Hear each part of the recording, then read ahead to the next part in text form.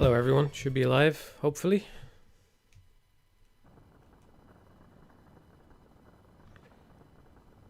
Just gonna start under the assumption that it's okay.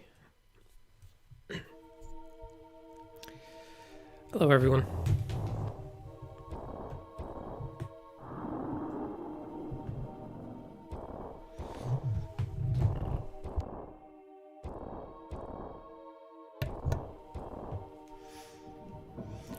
Hello.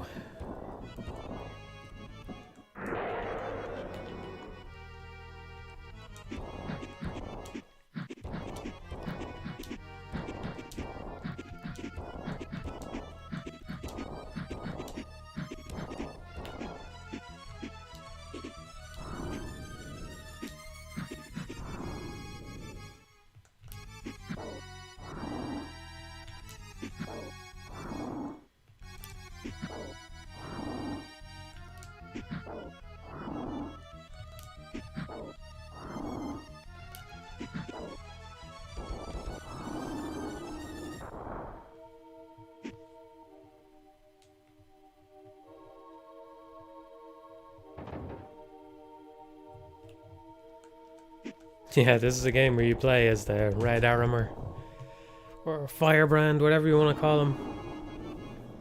You've seen him swoop down on me enough. Thought this might make for a nice change of pace.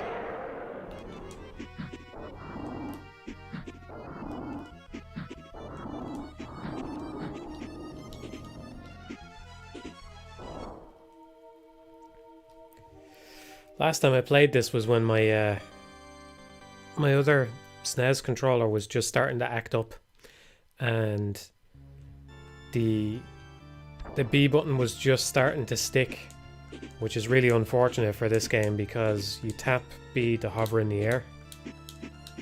So it's much better.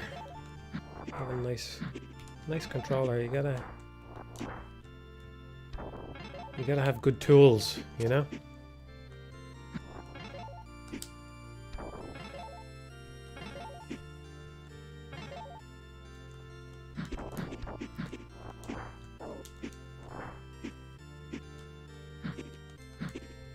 Ever play the other two Gargoyles Quest games? No, I didn't. Are they Game Boy games by any chance? I forget.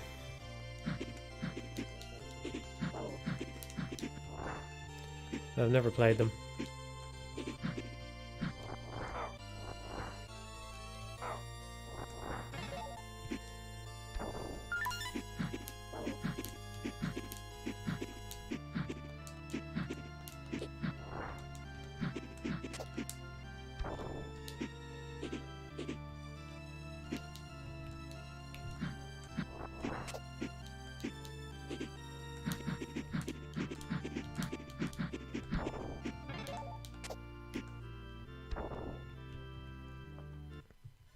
Game Boy and NES. No, I've never played them.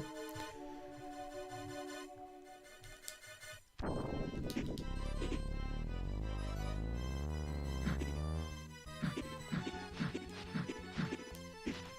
might give them a go, yeah, because I like this game.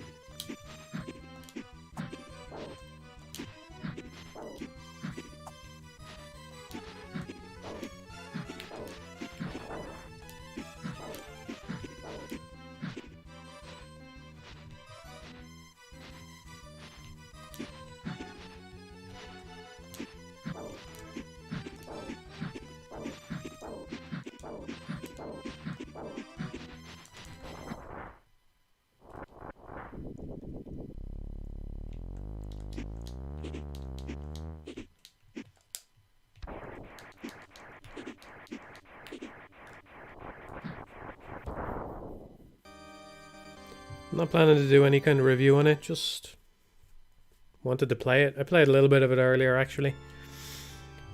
I just thought I might as well stream while I'm playing it, you know?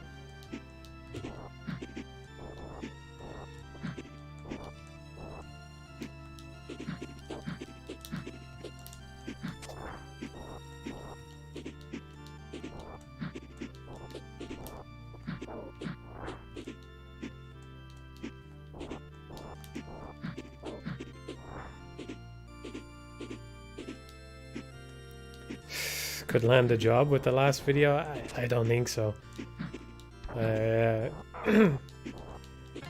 appreciate you saying that, though. Like I said, I think Game Maker's doing a lot of heavy lifting there, you know? I don't want to take too much credit for the emitter stuff. It's funny that there was somebody on both the YouTube video and the Patreon suggested the idea of warming the things up, but it hadn't even really occurred to me. It was kind of in the back of my mind, you know, okay, this doesn't work if we have something when we enter the room, you know? But I'm thinking, I don't know, there's always like, for programmers, I think there's always some part of you that's tempted to say, oh, that'll just never come up. You know? You do something and you realize it has a limitation and you kind of just want to put the blinkers on and say, well, that'll never happen. You know? So it's no problem. But that's the difference between, you know, just programming in a vacuum and actually making something that somebody is going to use, because people, as soon as it's in an environment where somebody is going to use it, the thing that you didn't want to happen is going to happen almost immediately, you know? And in that case, it's going to be like, oh yeah, of course I want to have a particle right when you enter a room for some kind of striking effect or something, you know? But I never really, like, I kind of thought, yeah, this is a problem, but I never thought, oh, I should solve that problem, you know? So, I'll get that in there, though, soon. Been taking a little break. I was working on it all month, so I've taken the last 2 days off.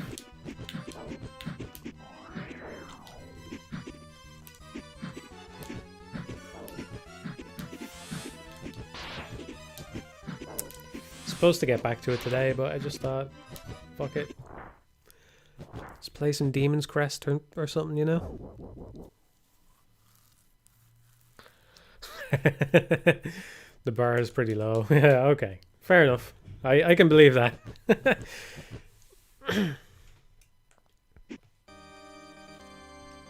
It would be nice to be able to go somewhere if it all falls through, you know? I do think that at least attempting to make something. I forget how many times I've said this. I was supposed to say it in the emitter video, and I don't know if I did, but basically going through all this without any kind of assistance, you know, I don't have another programmer teammate or somebody that I can talk to or anything like that, which would help, which would speed things up significantly. So, considering I was out of the programming game for a while, I'm pretty happy with how I'm doing overall. I know I've said this a few times now at this point, but I really think playing the Zachtronics games and hacking the Wonderful 101 they were a big deal. Like, they've helped a lot, both with just my mentality of, you know, what it is I'm doing. Like, can I do this? Yeah, I probably can, because it's all just one big Zachtronics game at the end of the day, you know? And just knowing good practice and stuff. I think I don't know, it's probably too early to say, because I don't think any of my stuff has really been put to the test in terms of efficiency or anything like that. There's definitely some things that could be better in that regard, but generally knowing how... It's very useful to have some sense of what you can get away with, you know? Like, oh, if I just put this thing into a switch statement, then the compiler will probably generate a jump table, which means that it costs practically nothing to, you know, have all these different options or whatever. Stuff like that, you know?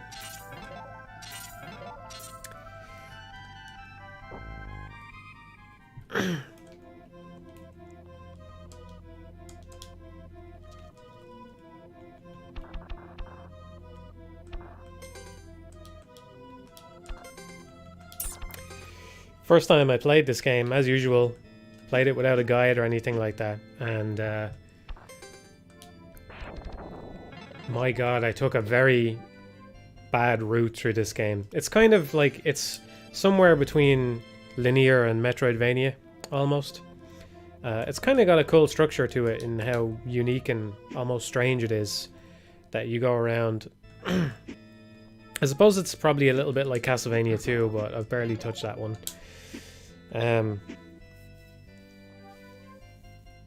I thought there was like a mini game guy here. He must be out on the world map. I'm gonna try it because I don't know what you get if you win the mini game, and we're not in any rush here. But yeah,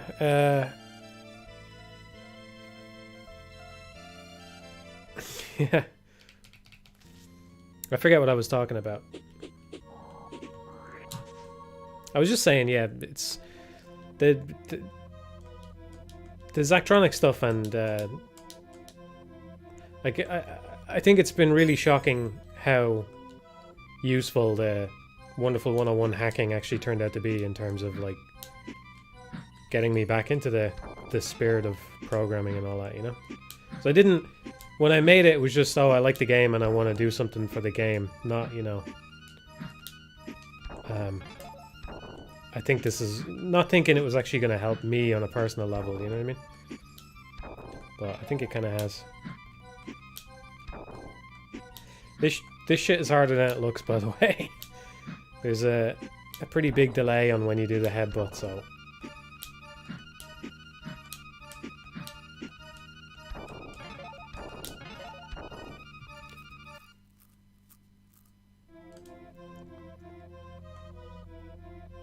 Just money? Fuck off.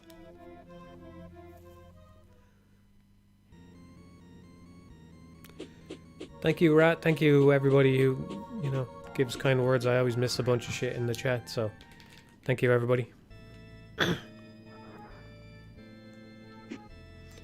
The game is going to be a blast, I can tell. I don't think you can tell that from the emitters and shaders video, but yeah. There was a lot of other changes as well with the state machine and stuff like that. So, I think it's coming together well. Hopefully, I don't know. It feels like it's very hard to. It's very hard to tell when you're fucking up and when, like, I think a lot of advice out there just isn't very good. You know what I mean? When it comes to programming or whatever else, because I think sometimes the amateur way of doing something and the professional way of doing something are kind of similar, or they're more similar than people would say. Like, I think the advice would be that I'm wasting too much time trying to get set up, you know, with the state machine and all that. Like, I think there's a very valid argument to be made that the emitters and the shaders are like, I'm wasting time. I don't want to say wasting time. Like, if a game comes to fruition, that stuff would be useful. But like, that maybe now wasn't the right time to do them, because they're the kind of thing that you get when you have a game further along and you actually know you're going to be able to finish something. You know what I mean? So that I can buy, but I think a large part of the reason why I did them was just I wanted a break from under the hood stuff, and I wanted to do something that had a nice visual feedback on it, you know, and feels like, oh, you're actually, you know, you're making something. So I don't know. I think in some cases maybe I'm just falling into a typical trap, but I don't know. I just wonder. I wonder. Is it?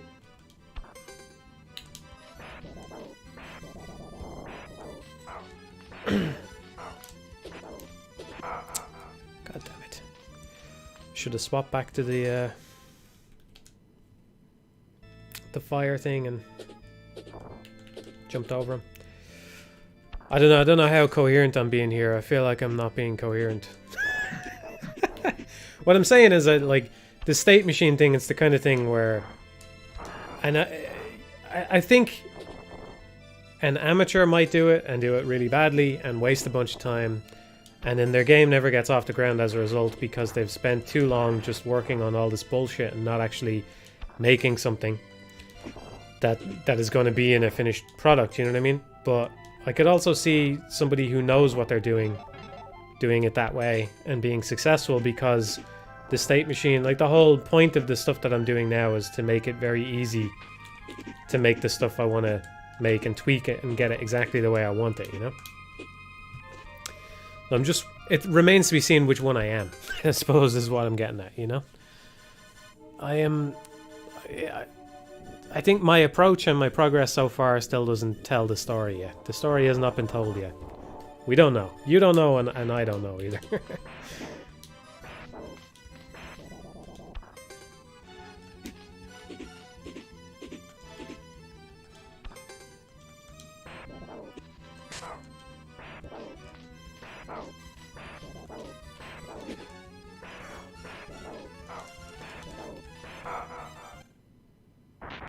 Oh, look at that! Double KO!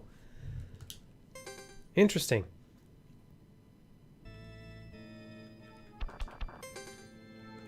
So the worst part of the bosses in this game is just when they get you in the corner. That's it. That's when the threat level reaches maximum. They just get you in the corner.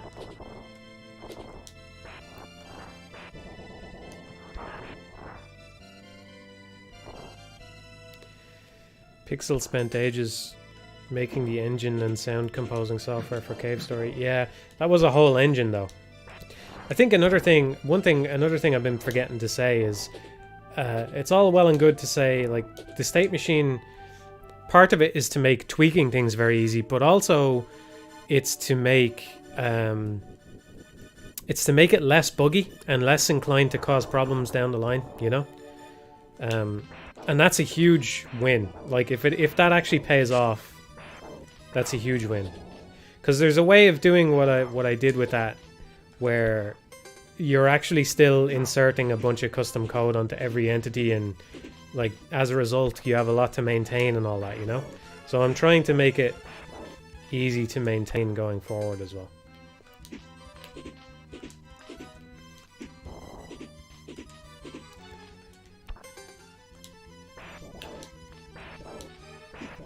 And another thing, because there's so many things I always forget to say.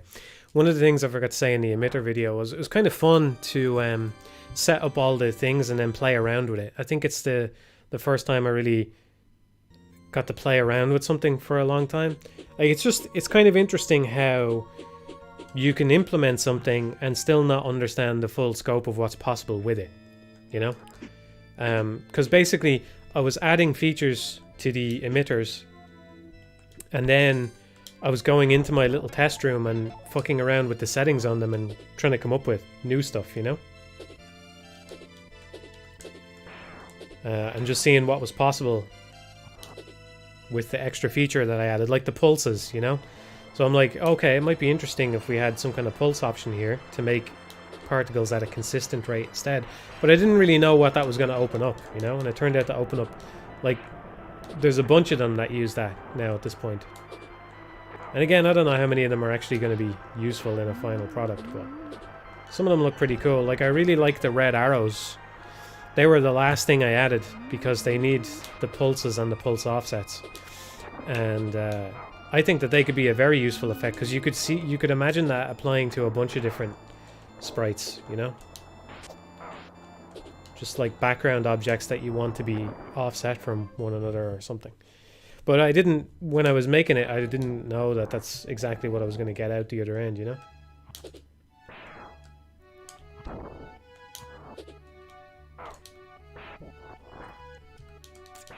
can't break that yet.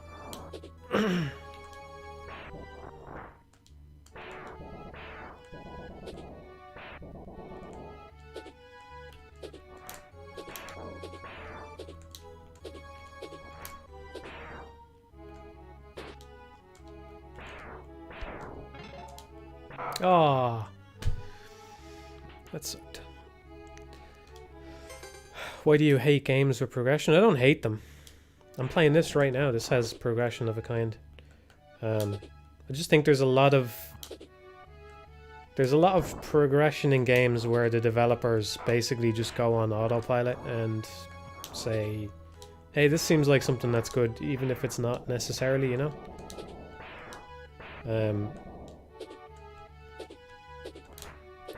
You get all kinds of moments.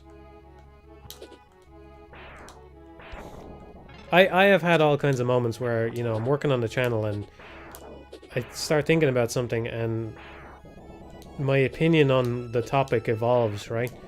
And I think one of those was definitely, like, I was already not a huge fan of progression systems, but one of those was definitely on the Beautiful Joe video, when, and not even the Devil May Cry video, so it slipped past me on the Devil May Cry video, although it's partly because I was doing a New Game Plus run in that game, so the shop wasn't actually very consequential to the run that I did in that game. But anyway, I was doing it and I started thinking about it, the shop, and I realized that it's actually, like, nowadays, that shop, if you get a fresh developer comes along, that shop is almost certainly a skill tree, you know? But when you think about it, the shop, the way it is, even though it looks very simple, it's actually more complicated when you're playing it. Because if you go and start up a fresh run on Beautiful Joe, you have to really think about what you're going to spend your money on, because there's a lot of choices, you know? And it matters. And when I was doing that run, there was a time at the very start where I'm like, what do I actually want to buy with the money? Because it depends on how much I can get out of the first stage and all that. And there's different things that have a lot of different value, you know? Like, you can make one big purchase or two small purchases. That kind of stuff. So I forget exactly what all the items are in the shop in that game. But it just seems to me like in a lot of games, the designers go on autopilot with what they're putting in terms of progression, and it doesn't actually end up adding that much to the game, you know? And it's just kind of a way of keeping you playing.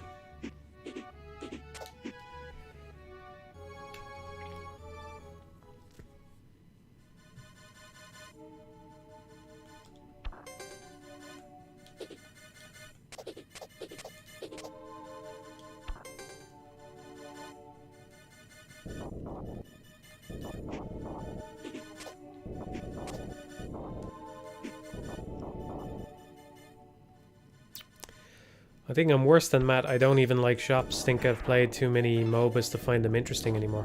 Yeah, I mean, I don't blame you. And I'm not even saying that the shop is perfect or ideal or whatever either, you know?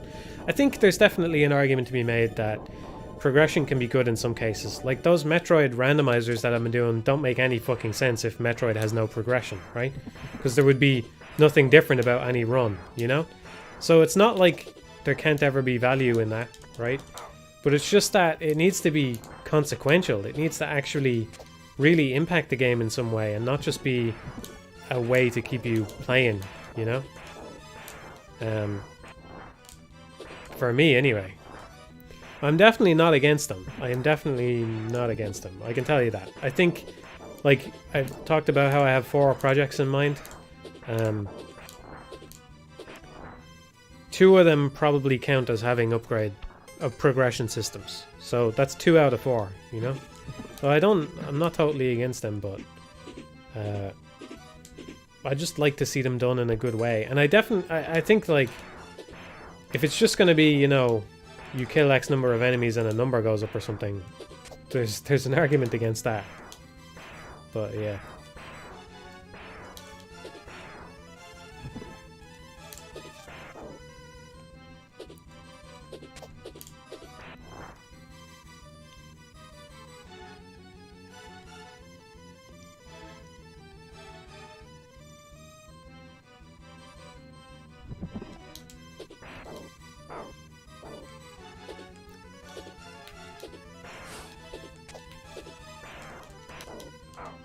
I think the attack that you do on this guy,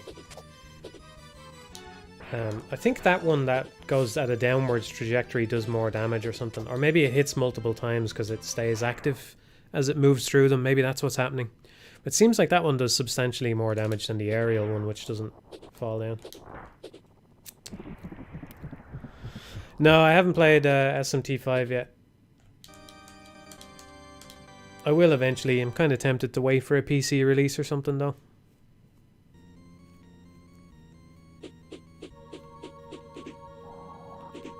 And to say, as a positive of progression systems, right? So it doesn't necessarily have to be a shop or something like that.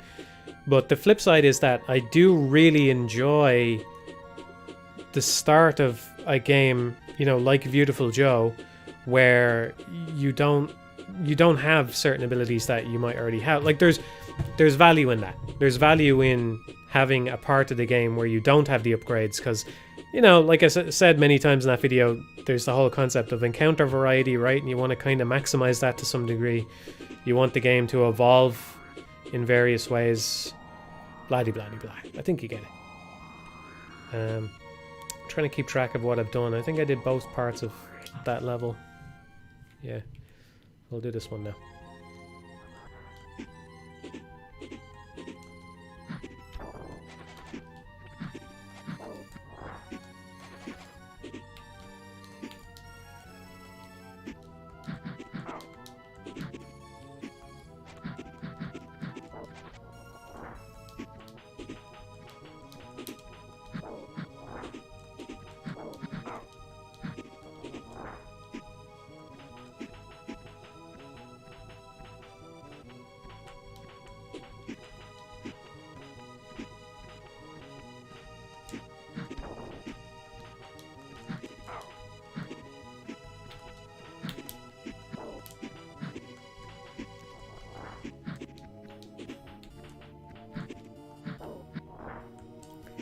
Do I have to? Oh, I do.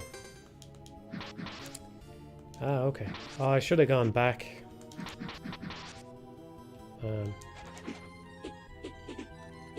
Is this the way? Yeah, it is. I should have gone back to the first level once I got this thing.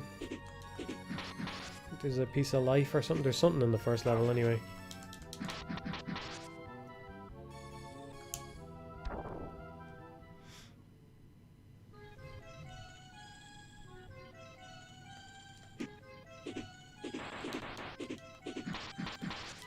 Modal key changes in video game music. I wish I knew what you meant by that. I have no idea.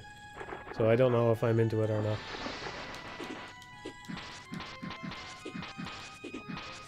Gonna give me like a layman explanation of what that is? I'll probably miss it. Fuck.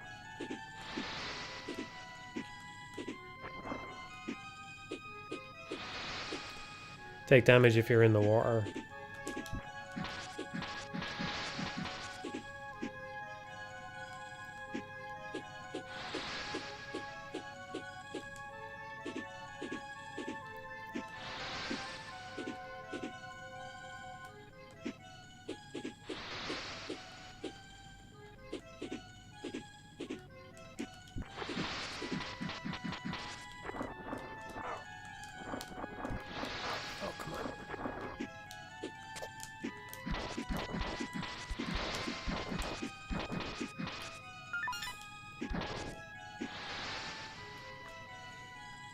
I'm doing alright. Hope you're well as well. Hope everybody's okay. No complaints.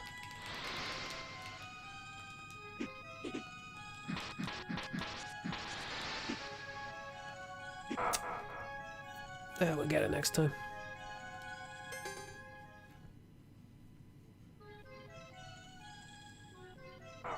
No, I was reading the chat. Yeah, well, I'm glad I'm not the only one who has takes a bit of an issue with the RPG stuff.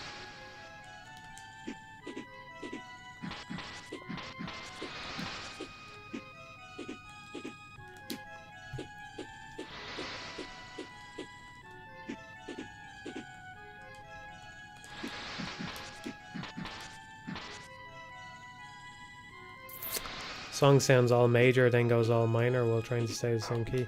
It sounds like something I like, yeah, but I can't. I'm having a hard time imagining it with my ear.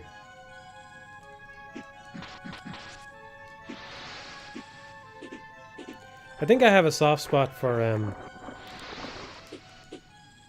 kind of like detuned music or something, almost, you know?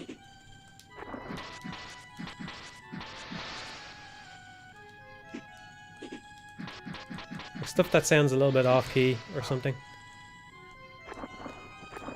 Something about that I'm quite fond of, I think.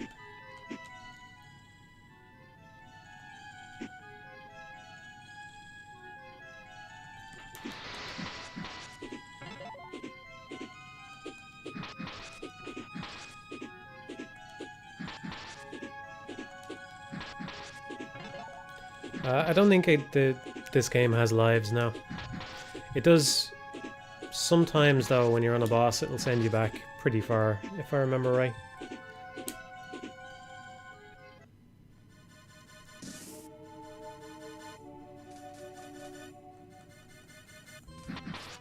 Yeah, going through the menu, it's pretty clunky to change abilities.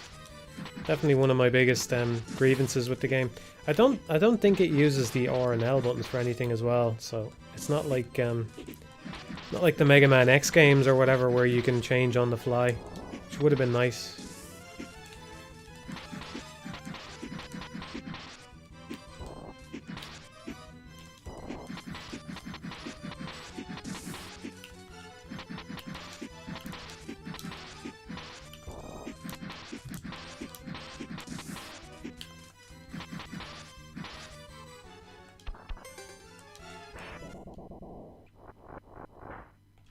You can, yeah, you can float infinitely with the red form anyway.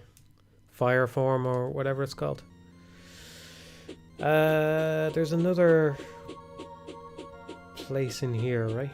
Oh, I didn't go back to the first level, I should do that.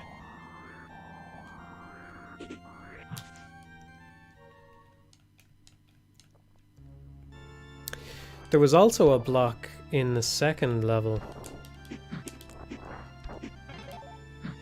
Some blocks in that underwater place. Maybe that has a health upgrade in it. Probably worth checking out. I'll be kind of annoyed if it turns out to be nothing, but I suppose it's worth checking.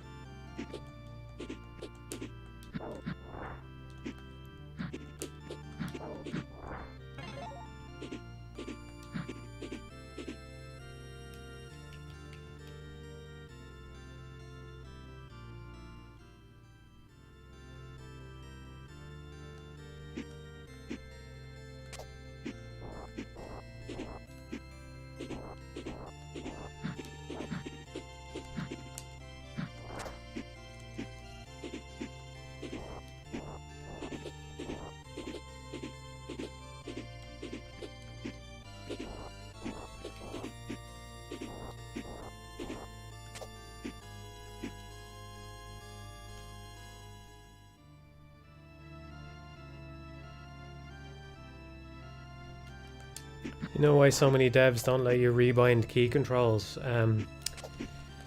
Yeah, because it introduces another layer of testing to be done, basically.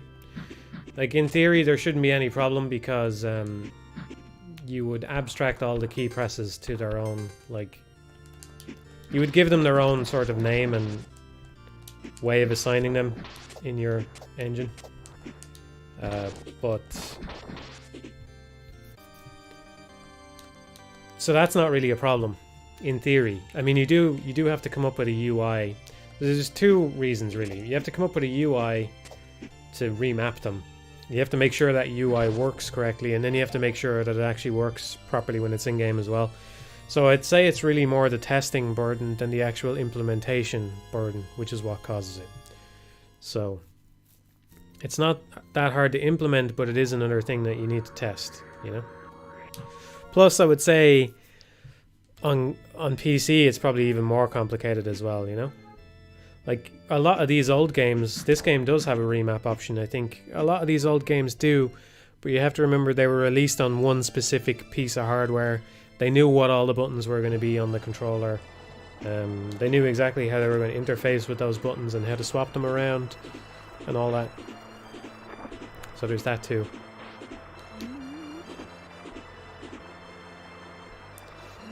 I do think it should be more common, but I'm not gonna say that I'm going to put it in my thing. I think as well, like, here's another disincentive, right? Let's say I'm weighing up whether I should do it for my games. First of all, I think my games are gonna have simple enough controls. I shouldn't say that. I think Beetlejuice is going to have simple enough controls. I think... what is it I want to say here? I don't think it's going to be a thing where a lot of people would play them and go, oh, this shit needs to be remapped, because he clearly didn't think it through, right? I would hope that that's not going to be the case. Is there a way to quit out of levels? Does anybody know? Press and select there, that doesn't do it. Press select here, that doesn't do anything. Start and select doesn't do anything. Maybe I can just leave up this way. Oh, you can't leave there?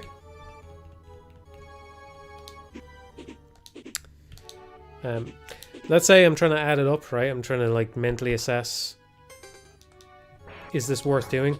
Well, now I have to also factor in stuff like Steam input, you know?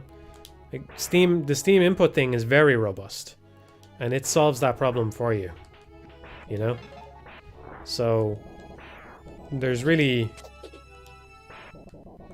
you know, I know that if it releases on Steam, then anybody who buys it is going to have the option to do that very, very easily already anyway, without me having to implement it. So there's that as well. So in a way, even though that's a good thing, it kind of is a disincentive for people to implement that within their game. And you know, Steam is probably fine with that. Valve's probably fine with that. Like, I don't blame them because it's a nice feature. But I'm sure Valve is fine with that, because then it's like, well, if developers don't implement it, then, you know, people need to use Steam to get this option. So it's kind of like a win for them if developers start getting lazy and not implementing that stuff as a result. So yeah, I agree, it would be nice to see it more often, but I'm not going to commit to anything myself. You should all remind me not to commit to a release date ever, either, until it's actually out. It's in a state of released or unreleased. It never has a release date.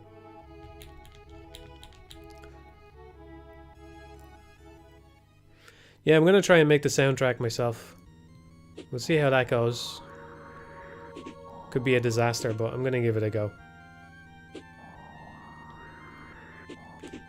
I'll give it a go.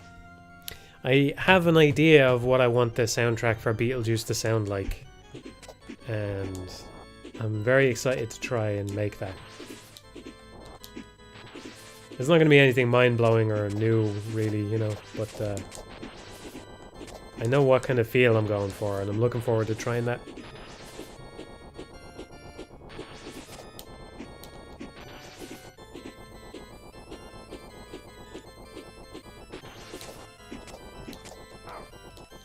I don't know how to get through that little gap there without taking damage.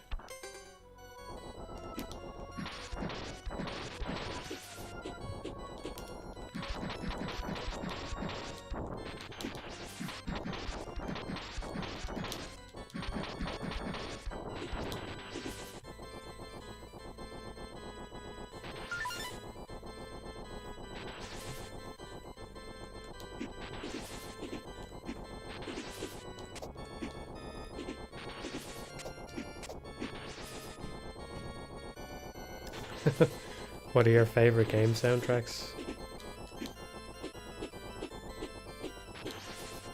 I'm not gonna go through them, but I have a playlist on this channel of assorted favorites. You can hear a lot of stuff that I like there.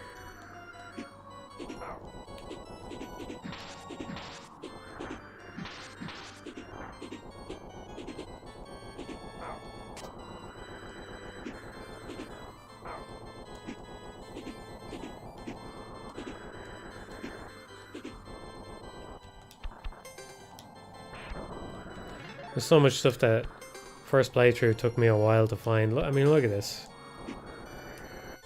Pretty big leap of faith there.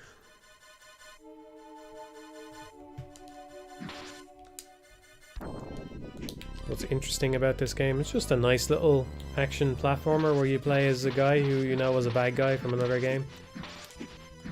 And you get power-ups.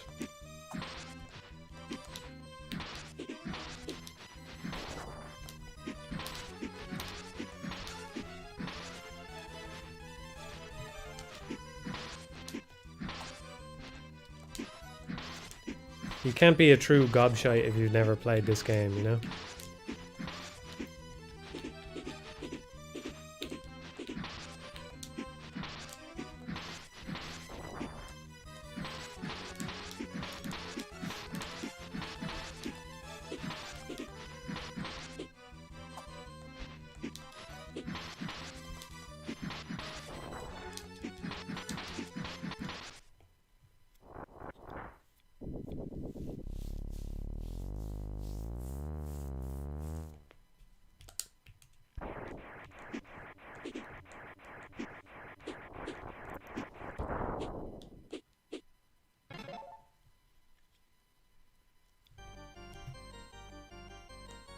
The soundtrack is great, yeah, you're right. I do like the soundtrack. It's one of the things that's on my playlist, actually, the graveyard music from the start. I don't have sound right now, but there's another track that I really like as well. I can't remember which one it is. There's at least one more track which I think is really good.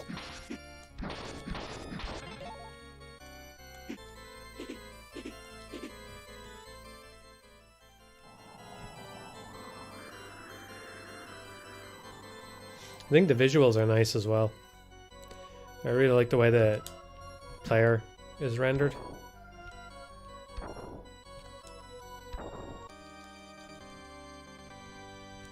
I don't know what these things do. I know they're power-ups of some kind, but I don't know what they do. How often do you intentionally sleep on a challenging part of a game? I'm not sure what you mean. You mean ignore a challenging part, then very rarely.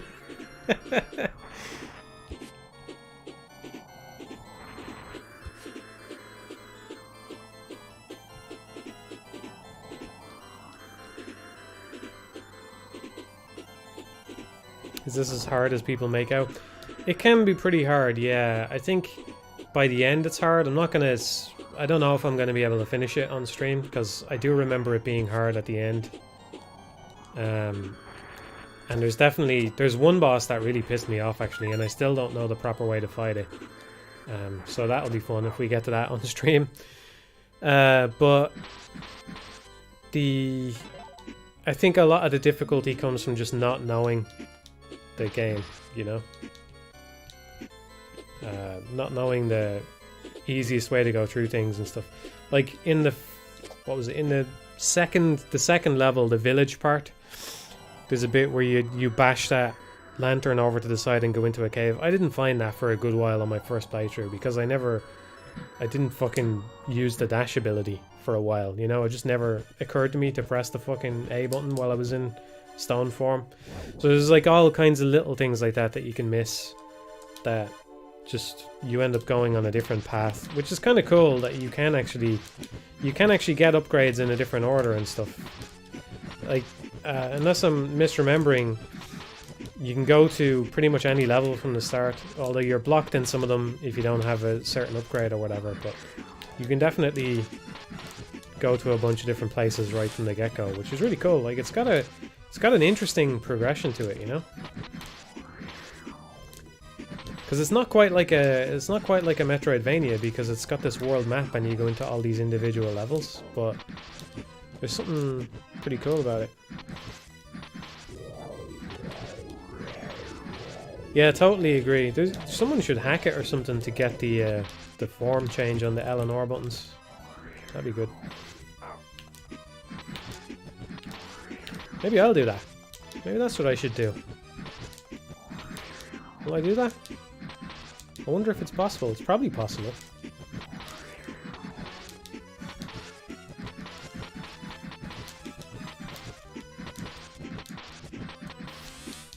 Actually, yeah, I think I can put in hex codes on this cart. If I could do that, then I could even just type it in. If I could figure it out.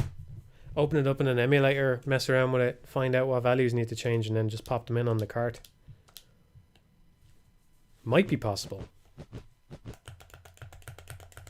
The game, it probably needs... well, yeah, it probably has hooks for the L and R button, because I think you can remap them. You can assign them on the remap screen. I don't know.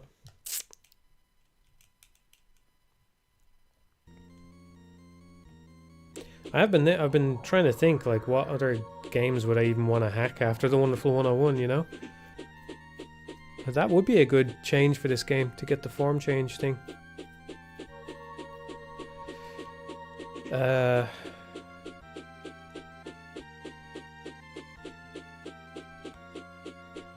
Did I... yeah, I still have to do this, okay.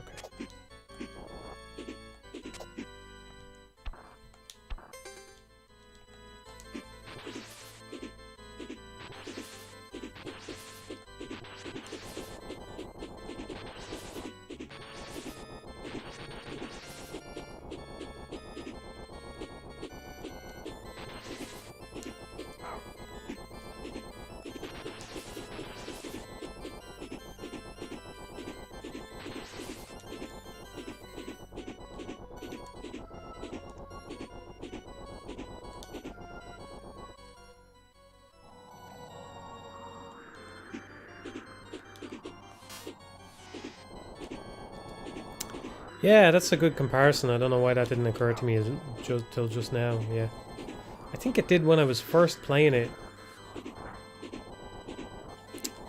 I don't know when that would have been, maybe a couple of years ago now. But yeah, it's a Mega Man kind of structure. So it's a little bit more camouflage than Mega Man, but it's basically a Mega Man kind of structure. I would say it's a bit more open than Mega Man though, and there's kind of like branching paths there and stuff like that, you know? But yeah, if you have to compare it to anything progression-wise, it's kind of like a Mega Man game.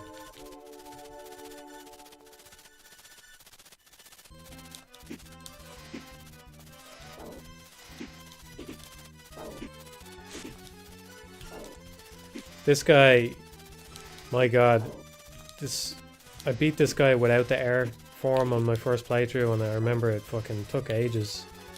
But this thing just shreds him. Completely shreds him. Hello there, music.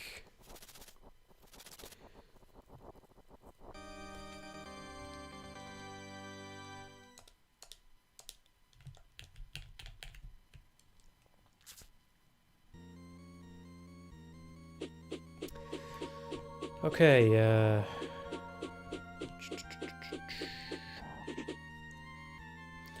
I have the flight power. I'm trying to think if there's anything I'm missing in an earlier level with it. I'm not sure that there is.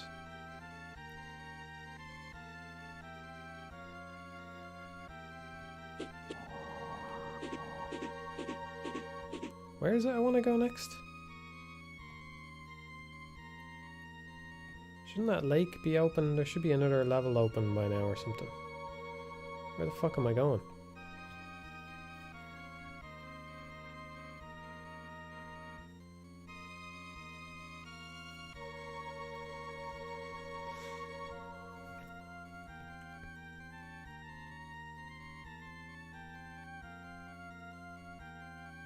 Oh yeah, over this way. Is this it? Is this the place I'm thinking of? I think so. I went into a cave here, but there's actually a whole level that I didn't do. Yeah.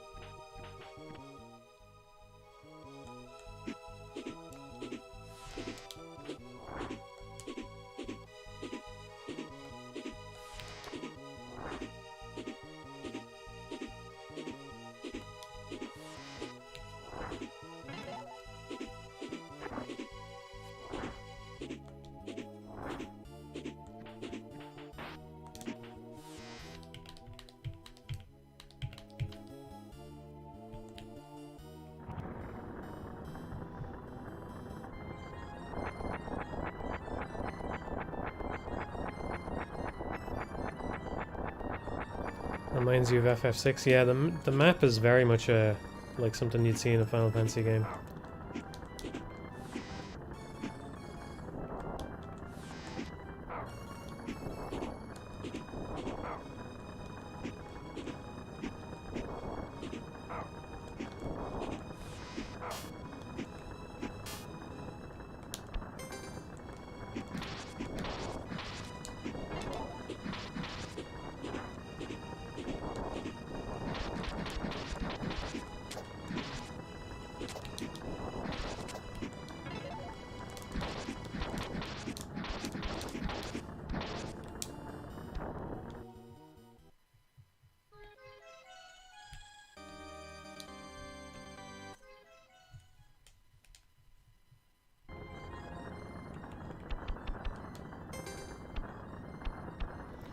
Is skull better than crown? I don't know. It seems more fitting though, right?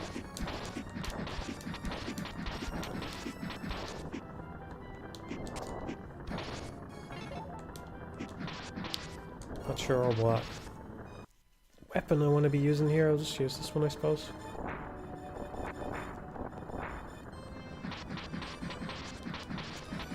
Yeah, I do think about doing videos. I've done a little bit of work here and there, but I'm still like very far away from doing a video, I would say. So I don't want to get anybody's hopes up.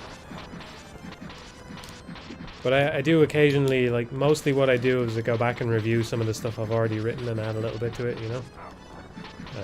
Like, unreleased stuff that I've written. Oh yeah, I remember this boss took me ages the first time around as well.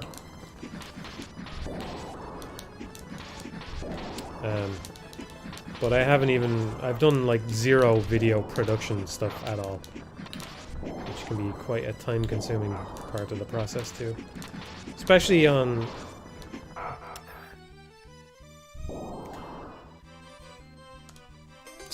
a video like the micro video stuff, for example, where I had to get footage of loads of different games.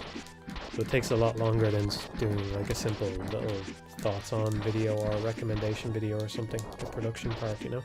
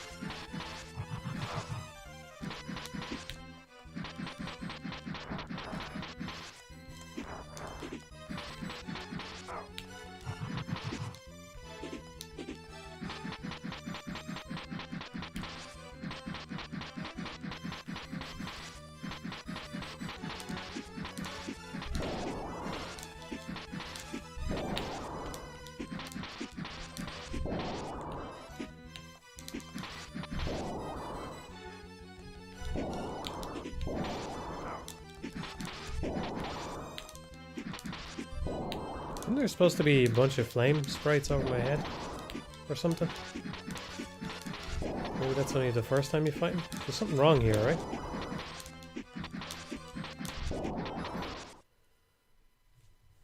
Battleground was different there or something. Hello Henry, thanks, I'm doing alright.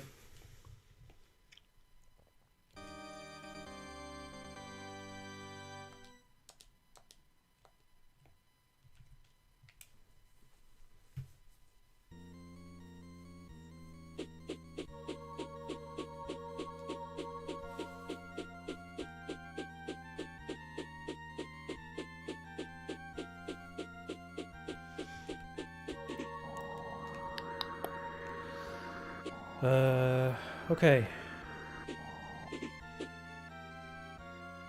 2 more levels now. Let's try this one.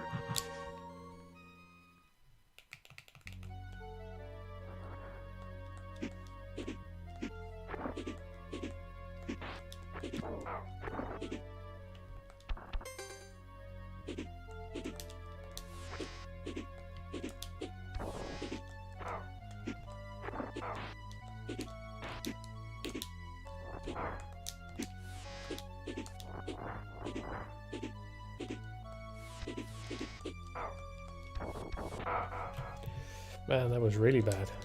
What the fuck was wrong with me there?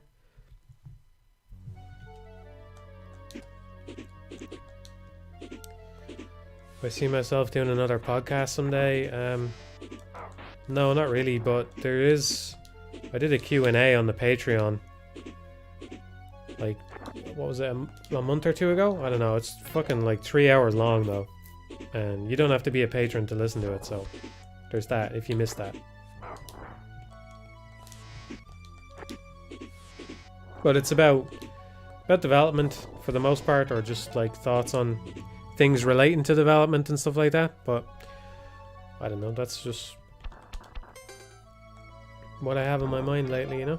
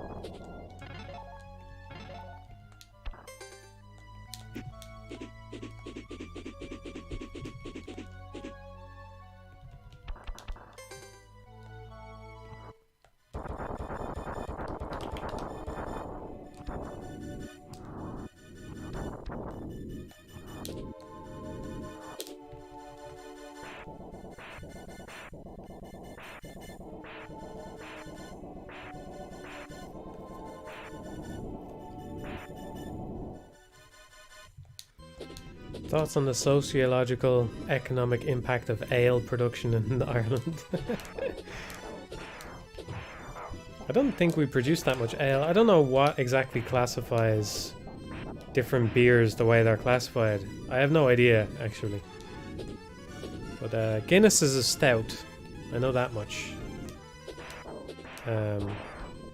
We have a bunch of different whiskies, right?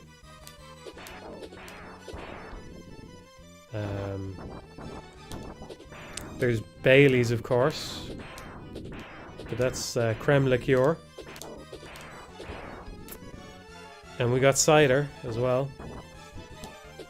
But I'd say that's the main thing. Ale would be low on the list. If ale is if there's much ale coming out of Ireland, it'd be low on the list unless I'm forgetting something.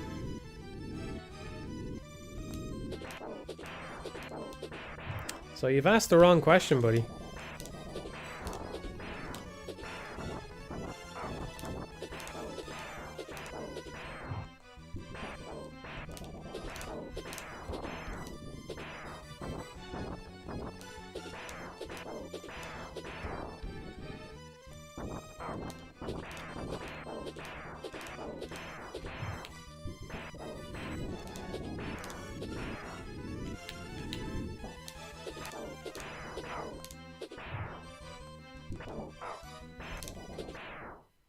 Barely got him there.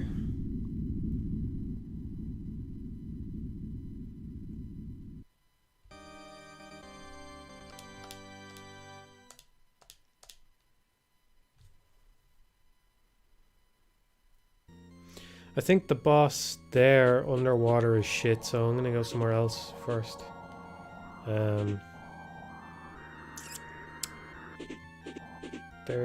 There's water in the village. Probably just a bit of health, but I'll pick that up first.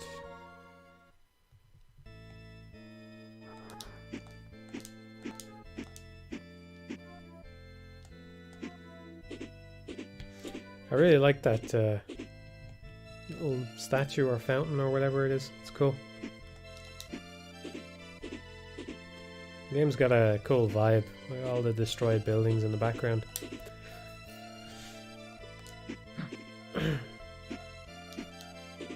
I don't know if it's true, I think it's true, but you get the sense that humanity is entirely dead in this game, which is cool. It's got a cool atmosphere for such a simple thing. It's got a pretty cool atmosphere to it.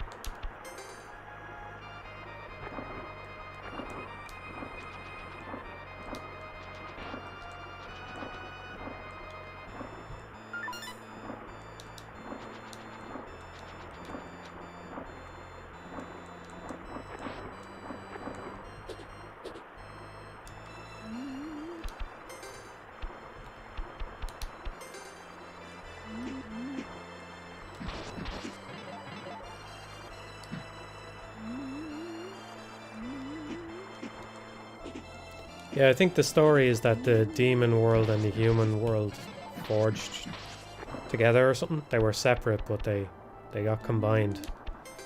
And all the humans died out.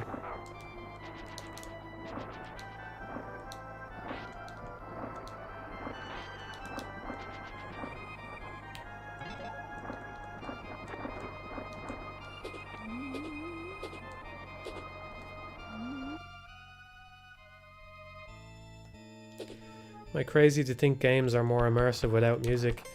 I can understand that point of view. Yeah, I can understand it. I mean, I quite like the way the Souls games don't have stuff outside of the... Yeah, they have mostly diegetic audio, you know? I think that was a cool choice. I don't think the game's really suffered for it.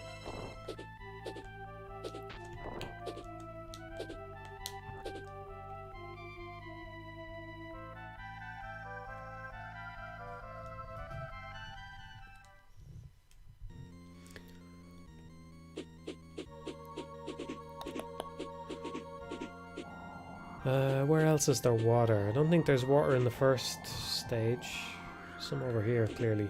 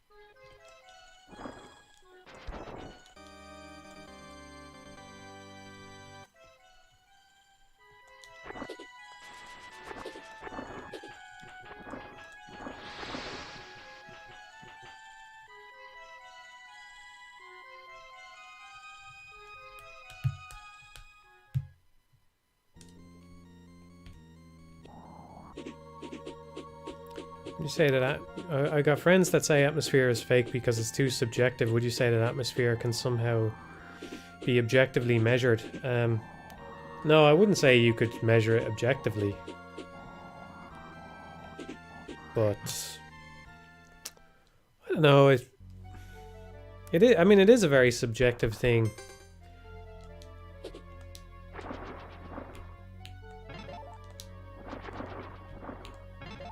I don't know. I think you either get it or you don't, you know?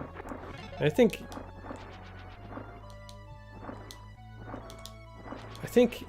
like people maybe use the word immersion too much when they mean other things like atmosphere or whatever like that. Like I think a game can be atmospheric without really being immersive, you know? I don't actually think I'm a demon fish monster or whatever. Or there's kind of like a different kind of immersion where it's not about... It's not that kind of papers, please kind of immersion, you know? Where like the thing I'm talking about with morality systems and how they kind of have that interesting element of somehow reflecting you or something, you know what I mean? Because you attempt to make decisions as though you were actually there in the thick of it yourself. But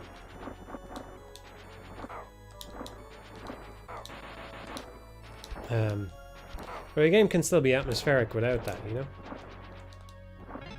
You don't have to really get into the headspace of fucking Samus to think that landing on the planet and the music kicks in and it's gloomy, you know, and oppressive. You don't have to... Like, it's its own thing, and I think it's pretty easy to see. I don't know. I know there's some people out there that just don't place any value on it and maybe don't get it or something, but to me it's a very easy thing to see, at least, you know? I think part of it for me anyway is the game kind of almost getting out of its own way, like the way I think modern games are more inclined to do with cutscenes and all that kind of stuff. Yeah, he's talking about it again. I just mean, like, it's easier to feel the atmosphere of a place when you're not cutting all over the place, and I don't know. So there's something about that to it, you know?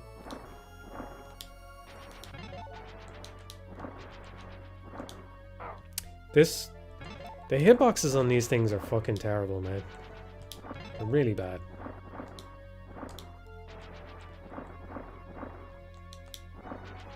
It's probably more the player character that's... I don't know. There's something about this that's not... How are you supposed to get through that? I don't know. I don't get it. Is there, like... Oh, I remember now. Okay. You can press a button to swim straight forward. Okay. It's actually easy then. Look at that. There we go.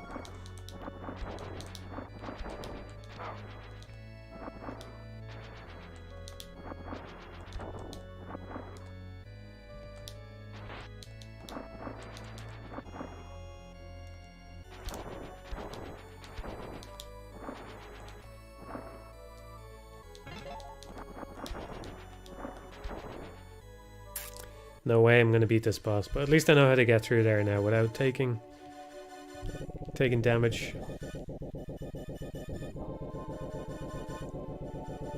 Yeah, you're right, Zenny. But you know, it goes to show like that is kind of how games work a lot of the time. Where like you need to.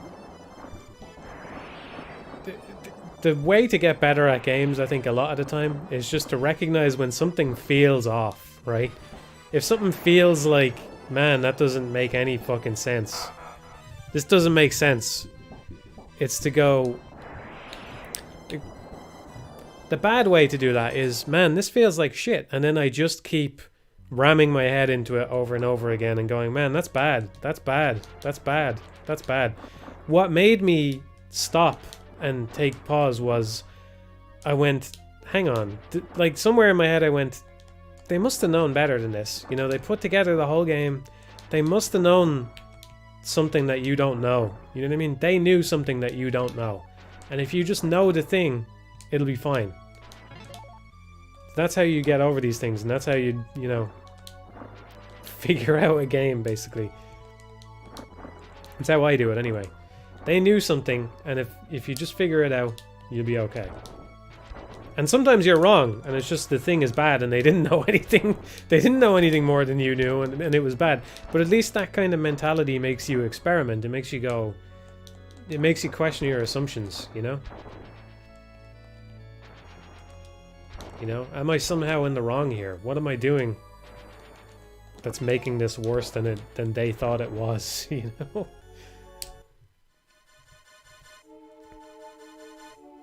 Well, you're amazed how far that mindset can get you when it comes to getting better at a game, you know? Or just unlocking the depth in it or whatever. You can discover a lot about a game just by repeating that process over and over again.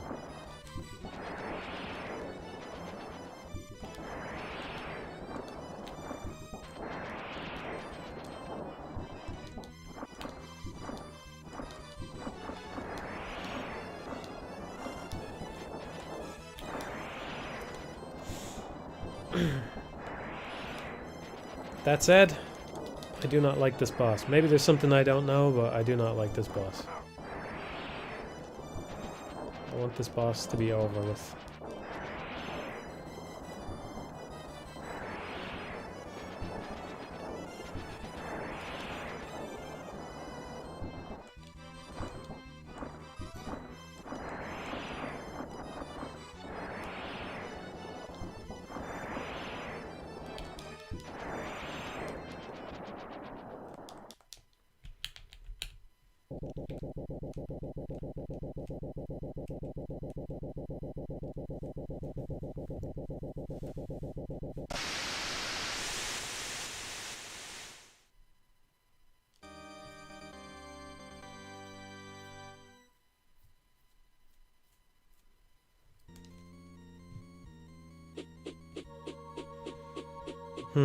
So, was there anything left in there? I don't think so. If I remember right, I think I got everything there.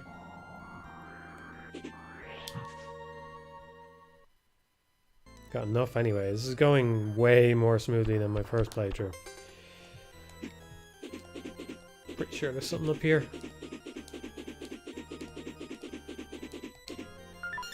Okay, not very useful, but I'll take it. Look at the stars there, they shimmer a little bit, it's nice.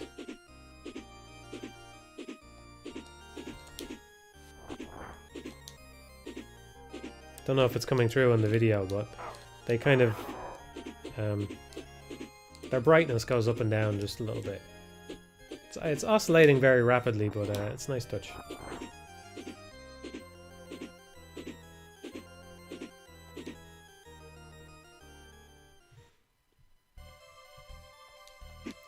With this thing.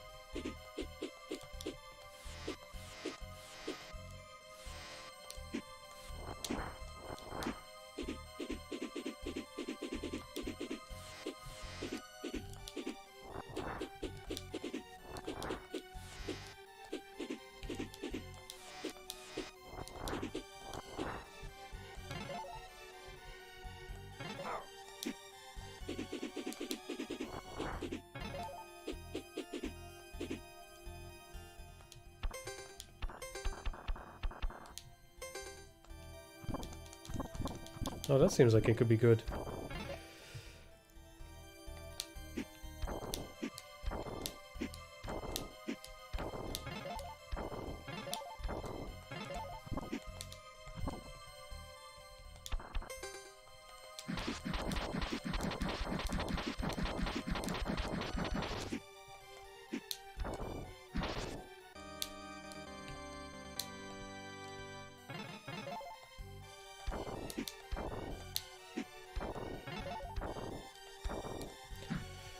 Suppose it couldn't hurt to have some money in case the final boss turns out to be a stumbling block.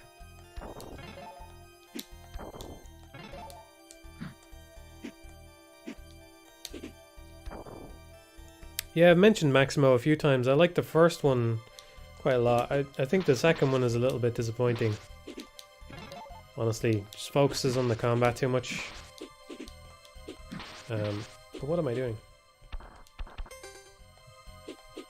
I think the bosses were better in the second one, if I remember right. The bosses in the first game are pretty bad. But I like the last boss in the first game, I think. Anyway, yeah, it's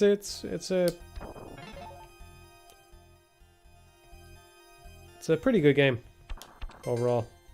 It's enjoyable enough, you know. It's such a small thing, but I really love... I'm not sure if this is in the second game either, actually. I really love the tilted camera. I love the tilted camera. It's such a cool thing. It's like... I don't know if I've ever seen another game do that. Certainly not to that extent, anyway. I'm sure games have done it like bit by bit, but every fucking moment of playing Maximo, the camera is tilted at this slightly awkward angle. And you know, I suppose I shouldn't say I love it, because I do know that it makes some things in the game harder than they need to be, you know? And I'm not about that when it comes to camera systems, right? But I think it's cool. It's cool that you just look at it and it's Maximo, you know? Just because the fucking camera is at this wonky angle. It's like what, yeah, a bunch of games do it actually. If you get drunk or something, you know, you get drunk in a GTA game or something and the camera starts wobbling all over the shop. It's like that, but instead of wobbling, it's just tilted a little bit at the side the whole time. And it's interesting. Like it's amazing how much it gives the game its own feeling without really doing anything.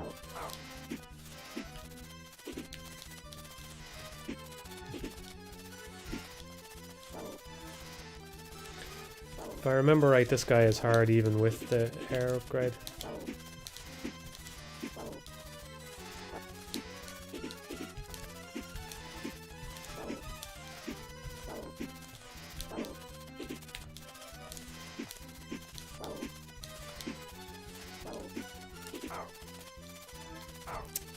That's stuck on him there.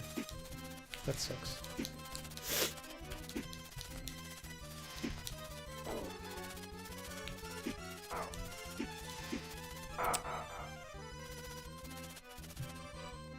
I think you respawn right next to this guy anyway.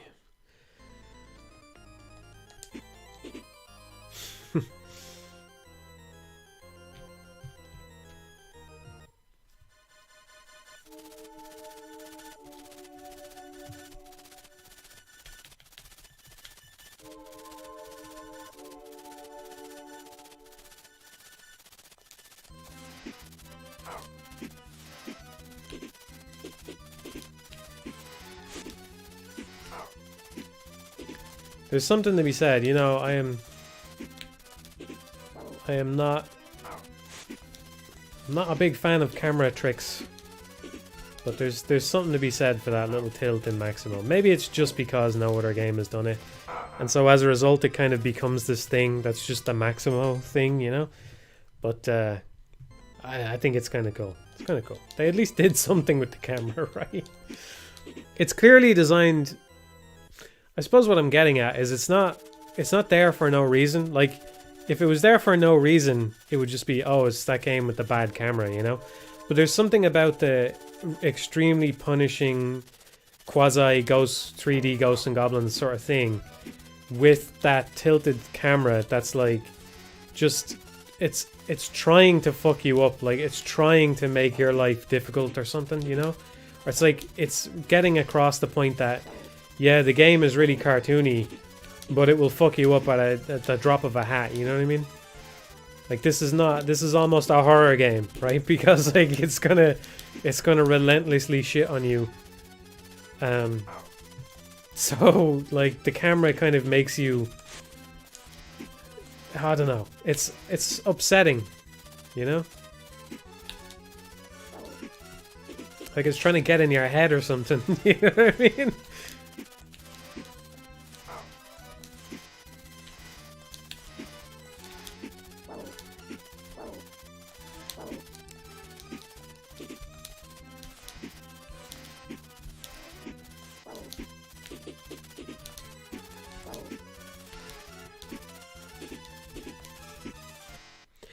Hey, we got him. We got him.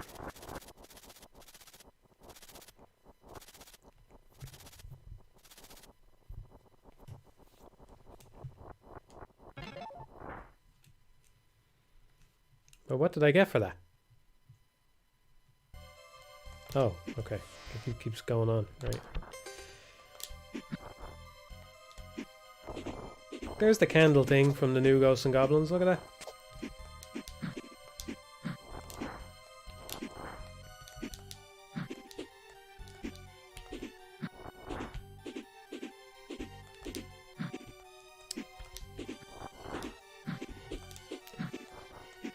Hitbox on these things is kind of awkward.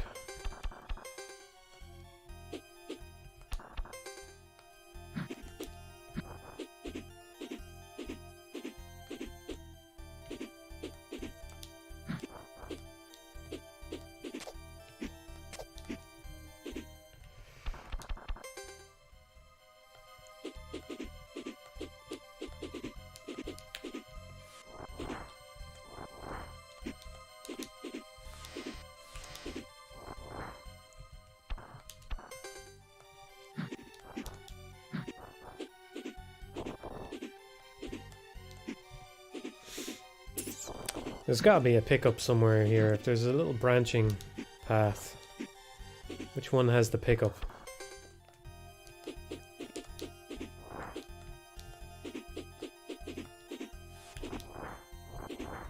Well, that's clearly just a dead end and nothing more. There's nothing more in there. Couldn't possibly be anything hiding in there. Oh, I tricked you all. Armor, well, we know what that does. Right. Cool.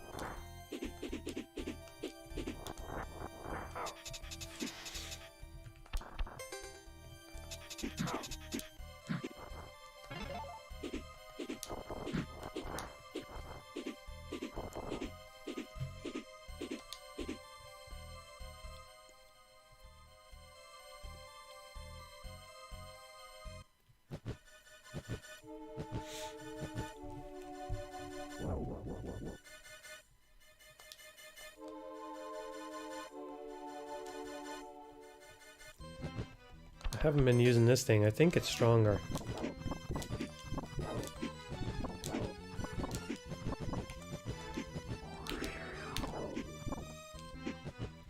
You could probably do really well in this game by swapping out a lot. It's kind of unfortunate.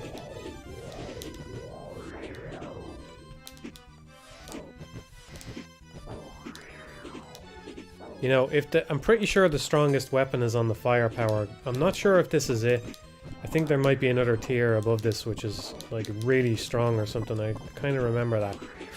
Because it helped me out with one of the bosses. I went somewhere else and I got it, and then it was really useful.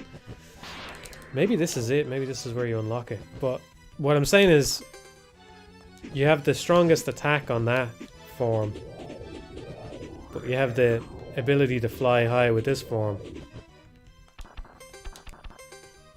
And obviously that means a lot of swapping if you want to play optimally. If you really wanted to do, like, I'm not... It's hard to say what I mean about optimally. Because I'm not even talking about a speedrunner kind of thing, because a speedrunner probably doesn't swap very much, because it would cost time, you know? But let's say you want this fight to be over as quickly as possible. You're trying to do a no damage run or something, and you want to do this the safest way you possibly can. Probably going to be abusing that menu a lot, which is kind of unfortunate.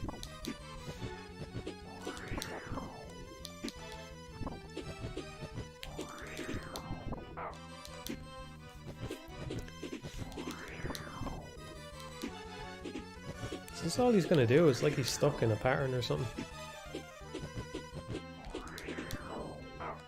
And yet I'm still getting hit anyway. Don't know if this weapon was the right choice. It's taking a while.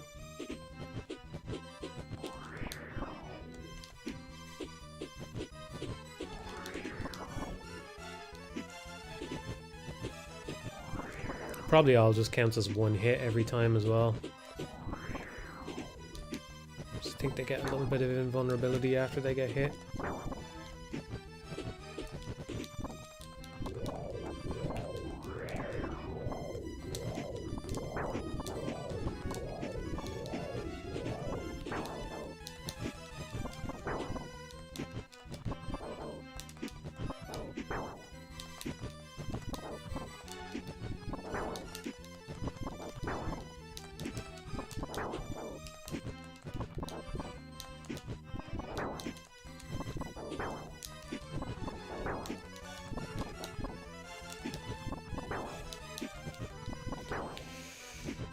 This can't have been the right choice of weapon for this.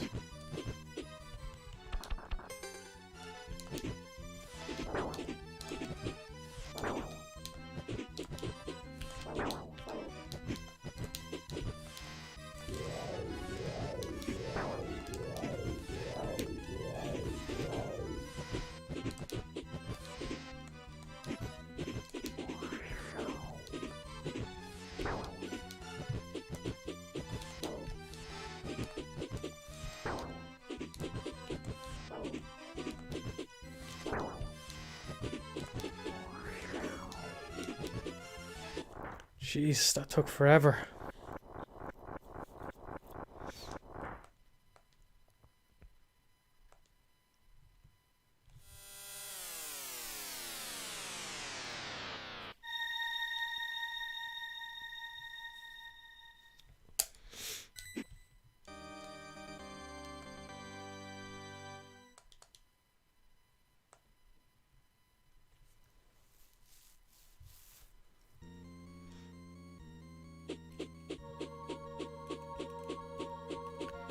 Seen videos on the possibilities of the engine in your project, but do you think you'll talk about the game design for your project?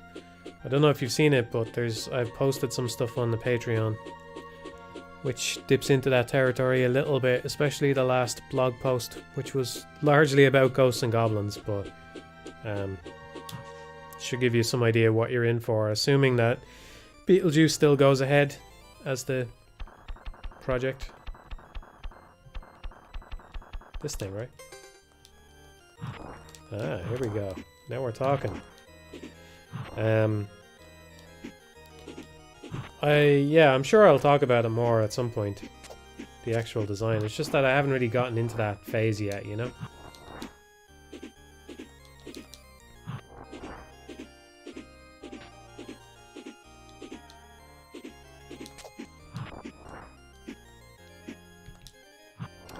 I could be missing a collectible somewhere down below here or something.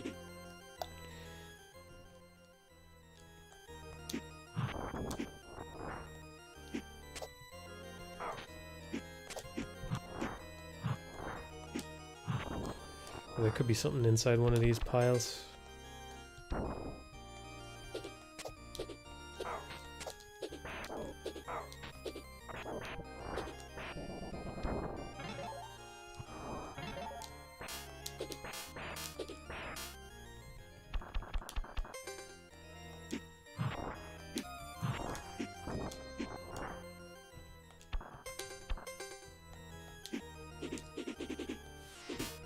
If the game reaches a point where it's definitely coming out, do you think you'll go dark till release? Maybe. I'm not sure what I'll do there, to be honest with you. I think it might be good. I'm of two minds about it, you know? I think it might be good to tell people that it's hit some kind of threshold where it's definitely gonna release. But even then, I think I can hit a point where I know it's gonna release, but I'm still not sure when, because I want to make sure that I do it right, you know? I kind of talked about this before, about how I want to go through like I want to have the thing done and then still give myself time to work on it, you know? By which I mean tweaking. Because it's just something that I think I picked up with the videos. Like, the videos kind of hit a point where they're done, but they're not done. You know what I mean? It's like, they hit a point where I could flip the switch and upload and go, yeah, okay, I could live with that. Like, if I uploaded that one the way it is now, I would be fine with it, you know? I would know the things that I would want to improve, but also I could be okay with it. So in that sense it's done, but in another sense it's not done, you know what I mean?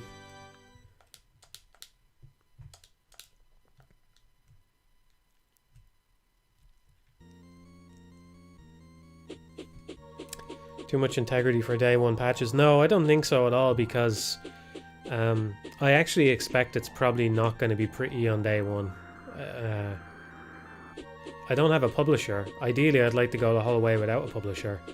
And even though I'm using a pre-existing engine, I don't know. I'm not sure. I could definitely see there being problems on day one. Let me put it that way.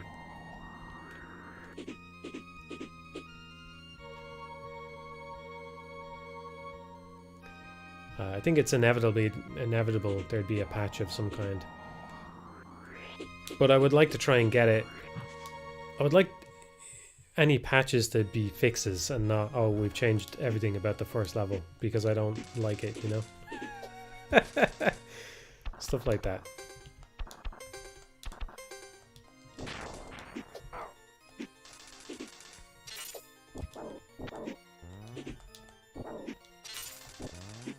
The fuck? I have this, like, fucking super weapon that's not even hurting them.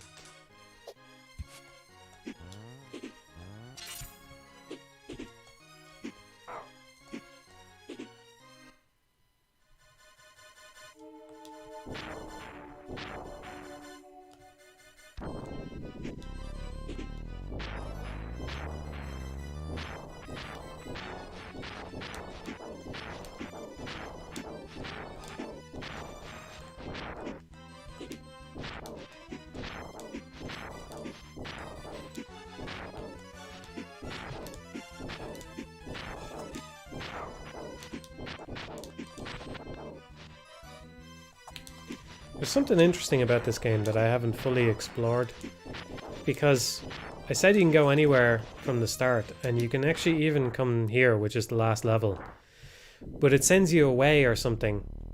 I forget exactly what happens, but it's interesting. It seems like the kind of thing where there's actually maybe a secret way to beat the game right at the beginning, or something like that. Just if you're good enough, you can do the last boss straight away, or something like that.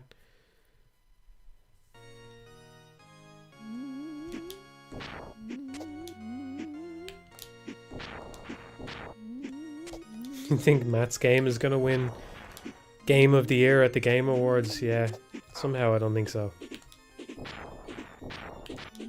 I got a question actually. Is Ghosts and Goblins Resurrection up for a single category? Despite clearly being the best game of the year.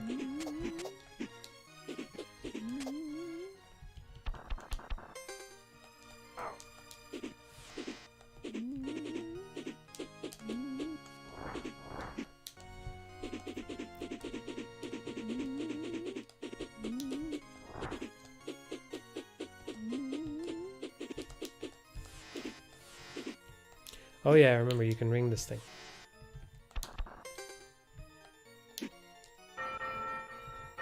You get a bit of health out of it or something. Health piece. There you go.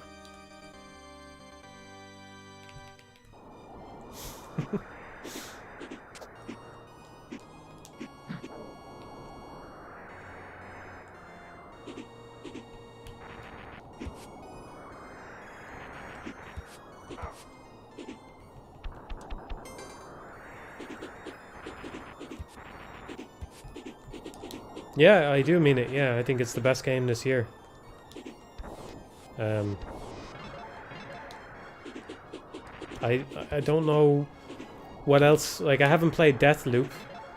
I could see that being very good. I haven't played it myself. I will someday. I'm looking forward to it, but my computer barely ran Dishonored 2, so I just don't see it handling Deathloop. What else came out? Dread. Ghosts and Goblins, I definitely prefer that to Dread. I mean, it's like an apples to oranges thing, eventually, you know, because, I mean, you're talking about comparing stuff like, even Dread to Ghosts and Goblins is a bit of a stretch, you know, but then you add in stuff like Deathloop or whatever else. Outer Wilds DLC was basically a full game. That's cool, I didn't know that. I haven't played that yet. Eastward, yeah, that could be good. Great Ace Attorney doesn't really count as this year. I mean, it kind of does and it kind of doesn't. But on a personal level, I would still put Ghosts and Goblins Resurrection over it. I think if the Great Ace Attorney 1 was a bit better, then you might have something on your hands. Because the second part of that is really fucking good. And I think it really benefits that it's all kind of one story. So I really enjoyed that. Village, I could see Village being Game of the Year. I haven't, for me, but I haven't played it. SMT5, I could see that being another contender, but I haven't played it. Psychonauts 2, I haven't played that either. There's a few games I could see, but I really think Ghosts and Goblins set a very high bar that would be very difficult to beat, for me on a personal level. Some things just click with you, you know? And that game clicked with me. It just fucking... I don't know, man. Do I need to sing its praises anymore? Like, I think I already did it enough in that blog post, but I think it's like I said, I was already thinking about this with the prior Ghosts and Goblins games, that there's something to those games which the whole action platformer genre has not really been getting. You know what I mean? And then Ghosts and Goblins Resurrection comes along and it's just like, yeah. Yeah.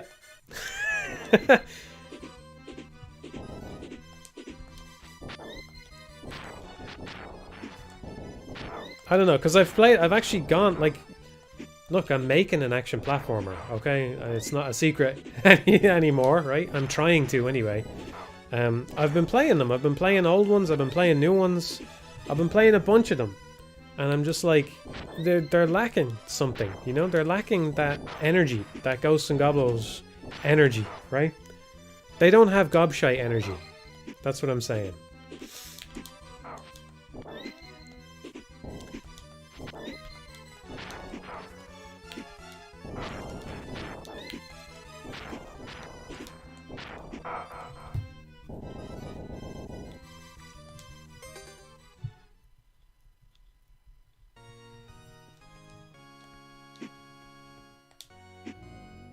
I think it's interesting. Here's what I think is the most interesting thing about it to me, personally, is... Here's my argument for Ghosts and Goblins Resurrection as Game of the Year, even if I step outside of myself, right? So, can you define gobshite energy? Yeah, I can, but... It's a serious thing and an unserious thing, you know what I mean? Right? Yeah, I like Ghosts and Goblins more than Mega Man, especially the new one. I really like the new one, right? Here's the interesting thing. Here's my actual argument for it as Game of the Year, okay? And what I think is most interesting about it in an intellectual way and in a kind of detached way, forgetting how much that it resonated with me, right? I think you can see the contribution it has with the, you know, the meticulously placed but also heavily randomized enemy placements and behaviors and the pacing and all that, right? And the sheer energy that it has when you know how to play it and you go through it, compared to similar games, right? And what's really interesting about that is games have now been around long enough that a game can come along with a kind of wealth of forgotten knowledge. Because I don't think that Ghosts and Goblins Resurrection is anything new, right? I would not say that there's anything in it which is a particularly new idea, but it is an idea that it is a thing that the whole of its genre seemed to stray away from. And this one came back and leaned into the aspects which really make it special and executed them really well. And as a result, it's like a fucking beacon. It's a beacon. If I would say that there's probably a bunch of people right now making action platformers, right? Because the genre is actually around. It's doing okay, right?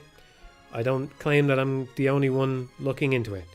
I think anybody making a game like that needs to play Ghosts and Goblins Resurrection, and they need to understand what makes it interesting, or they're going to be left in the dust. Maybe they won't be, because, like I said, it brought something back. But I think it's a beacon. I think it's a... And I think what's really interesting about it intellectually is it's not new. It is just something that was lost. And yet it came back in its original form, and it just happens to be... Like, this could have been any game, but it just happens to be the... You know, a really old entry in its genre. And it came back, and it's just... It blows the whole fucking door open on the genre again, to me. I don't know if maybe I'm overselling it. Maybe I'm not making any sense. Maybe there's some games I haven't played. I've played a lot of action platformers though. It's a genre I like. You know, I didn't decide to make one for no reason. It's a genre I like. I try to keep up with it to a reasonable extent as a genre.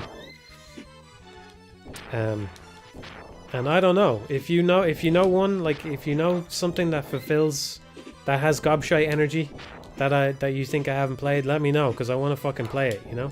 But as far as I can tell, this was just something that needed to happen, you know? It's like, yeah. I don't know. It's not the Rain World of platformers, because to me, Rain World is new, or it's new enough, you know, or it's like... I think you can sort of...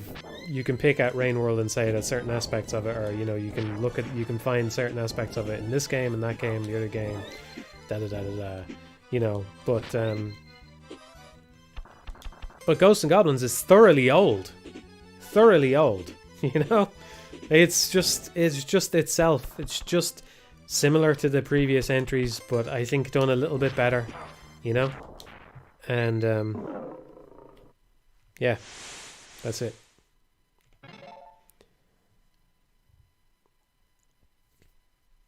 So it's not new, and you could go, well, it's Game of the Year, you know. Game of the Year should really go to something that brings something new to the table. But it's almost even better to bring something back, something important that I think a lot of the genre just didn't have, you know. Somebody asked earlier where you can find the blog post. It's on my Patreon. And if you read it, it'll get across what I think is special about the game, better than I can here. But like, it really relates to the thought process going on in your head as you play it. Because a lot of games, when you play them, you don't have to really think that much, you know? You don't actually have to process very much. You don't have to solve many problems, you know, as you're playing. But in Ghosts and Goblins, you are constantly solving a problem. Every single frame, you're solving a problem in your head just to stay alive, you know?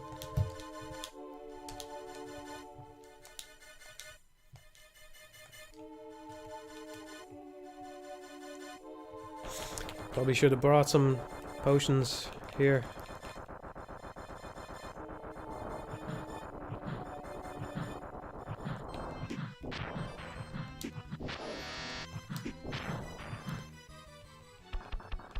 I think this is another case where, look, you're gonna get, if you want to do this all perfectly, you're gonna end up going into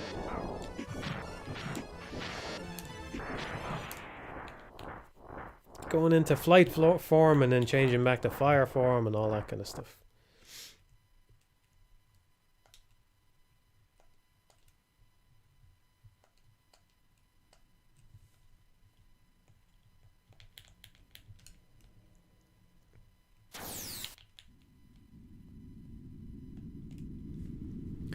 I believe many won't really experience this because that feeling really is only available on the highest possible difficulty, which the least people are going to play.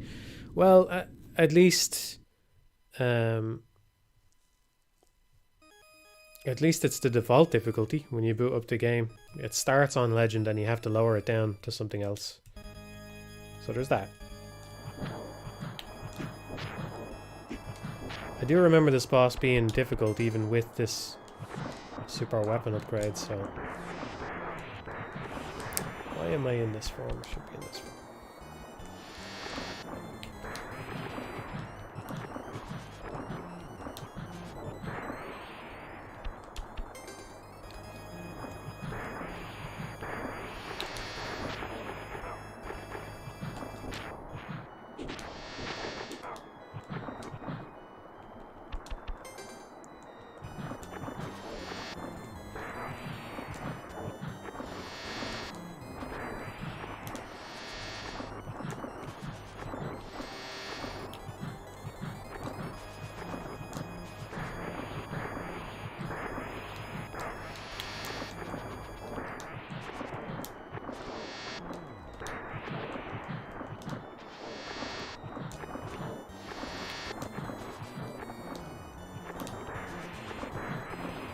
Definitely be metagaming this way harder like this. Look, I mean, come on.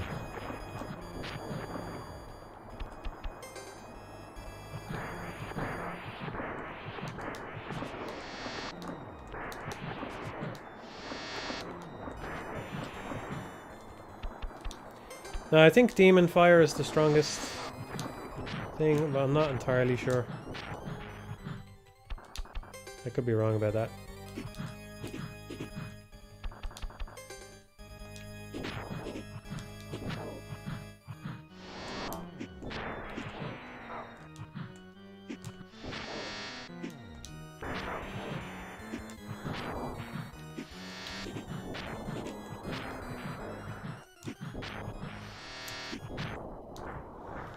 Hey, there we go.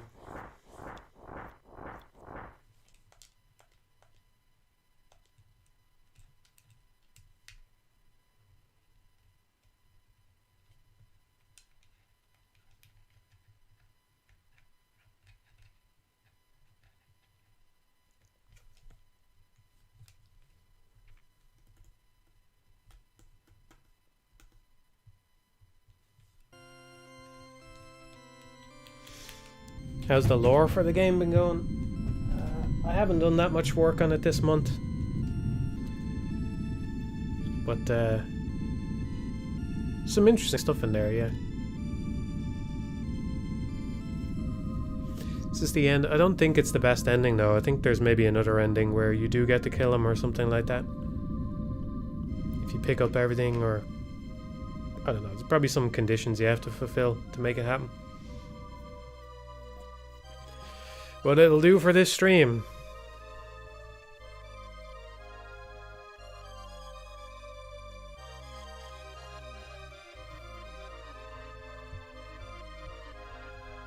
Doesn't the way weapons work in Ghosts and Goblins bug you? They feel like an active detriment most of the time. Yeah, it does bug me.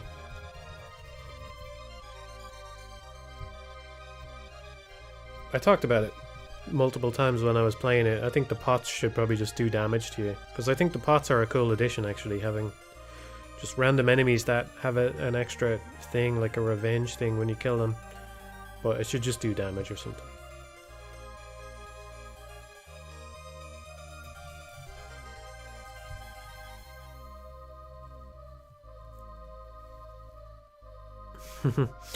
Just bought Ghosts and Goblins Resurrection on your recommendation, and I'm currently getting my ass handed to me on Legend difficulty. Fun time though. Yeah, it's good. It's good. It's definitely fun.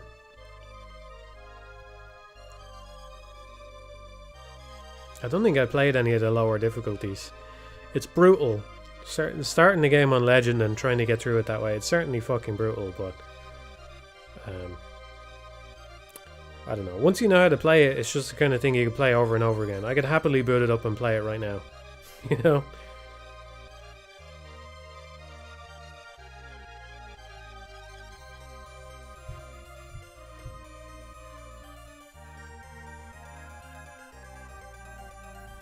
Are we not worth the best ending? No. I don't know how to get the best ending. Presumably you have to 100% the game or something like that. I don't know.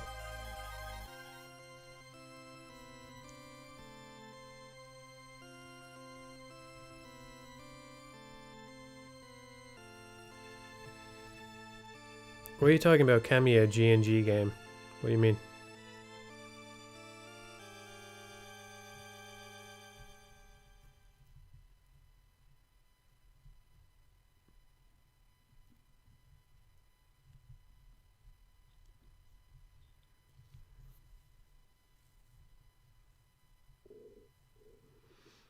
Need all the talismans. Oh yeah, I missed 2, didn't I? The end.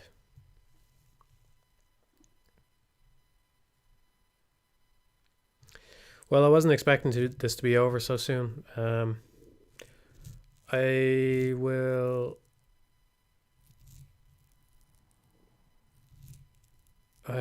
do a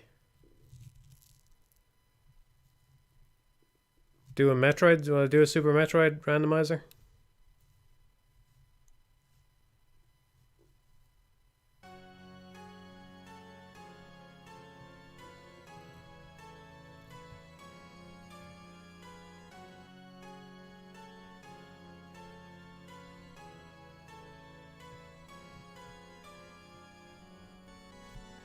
I'll boot up a Super Metroid randomizer and just give it a go.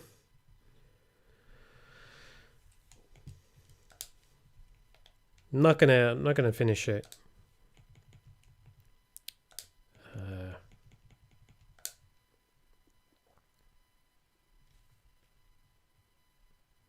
I would do Resurrection, but I'd have to swap out the cables and all that. I'm not doing that.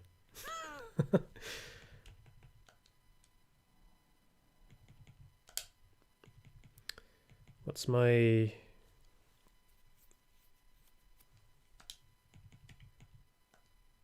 always forget what button I want to change. The item selecting.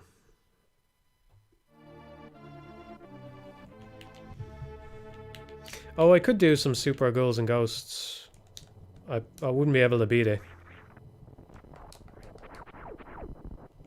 Yeah, okay, fuck it. Let's do that instead.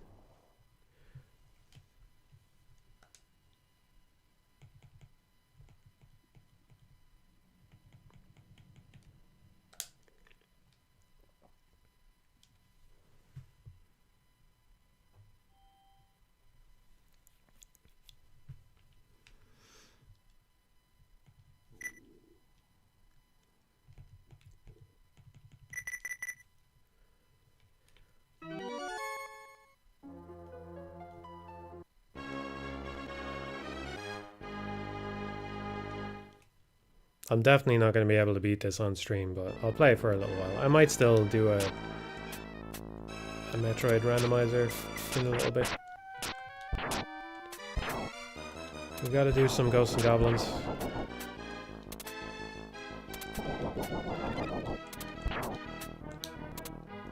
Yeah, I think this is something I kind of mentioned in the blog post. I don't know if I got it across entirely, but I think that there's parts of the older Ghosts and Goblins games where what's great about them kind of shines through more clearly, and I think this first level is one of the better parts with the coffins. You know, there are other parts of this game which are not so good. Like I really fucking hate the auto scroller in the second level. It plays the same way every time, and it takes something like 3 or 4 minutes to get through the whole thing, and then you have an annoying boss fight afterwards where it ends up shooting from off screen in patterns that are extremely difficult or maybe even impossible to avoid sometimes. So it's not a good combo. But when it's at its best, it's really no different from Resurrection though. Like this level right here. Just a bunch of shit just spawning. Nice little randomized behaviors. And it just means you have to be on your toes all the time, you know?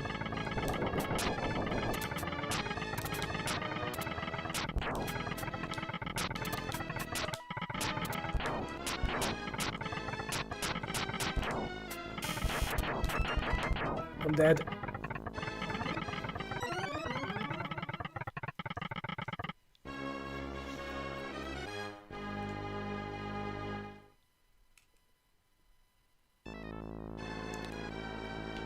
Oh, wrench. You must be mistaken about that.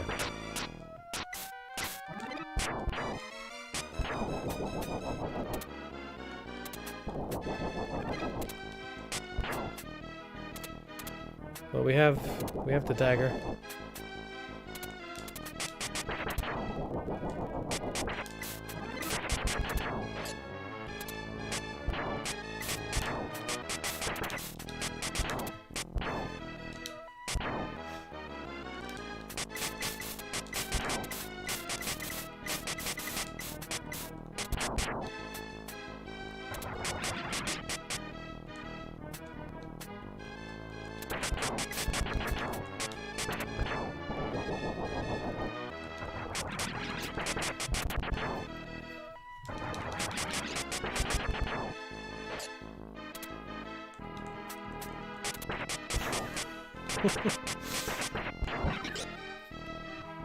I don't know, maybe there was something like that.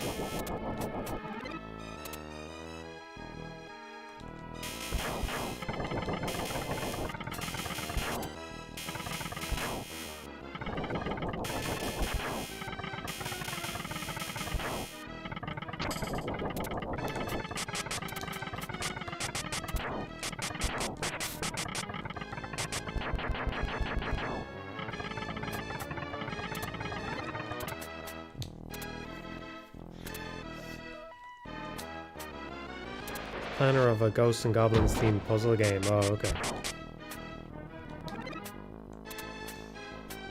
I can't say I'm very interested in that. Are the upgraded daggers worse than the... What was he said? Is the powered up knife worse than normal? No fucking way. I like the powered up knife. I do think some of them are worse than normal when you upgrade though. I think the spear changes from allowing 2 on screen to 1 on screen, which is a pretty big fucking downgrade. But the dagger, you get the same amount, they just cover a wider area, I think, anyway.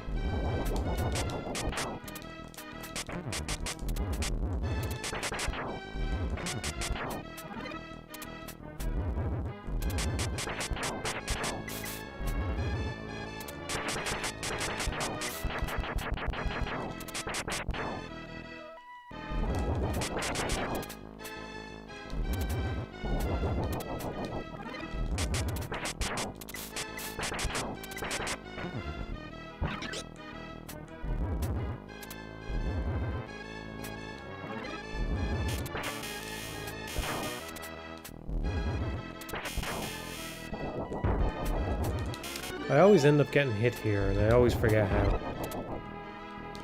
Yeah. Well, at least I called it in advance. That makes it okay.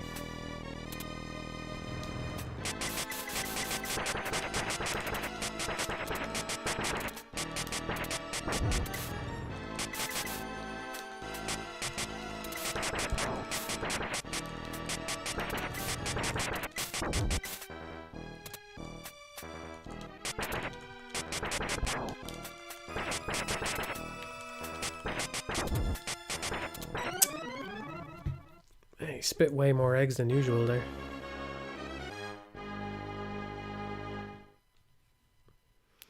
Go left and up to the platform, yeah. I know in the past I had some consistent way of avoiding it, but it's one of those things you just forget.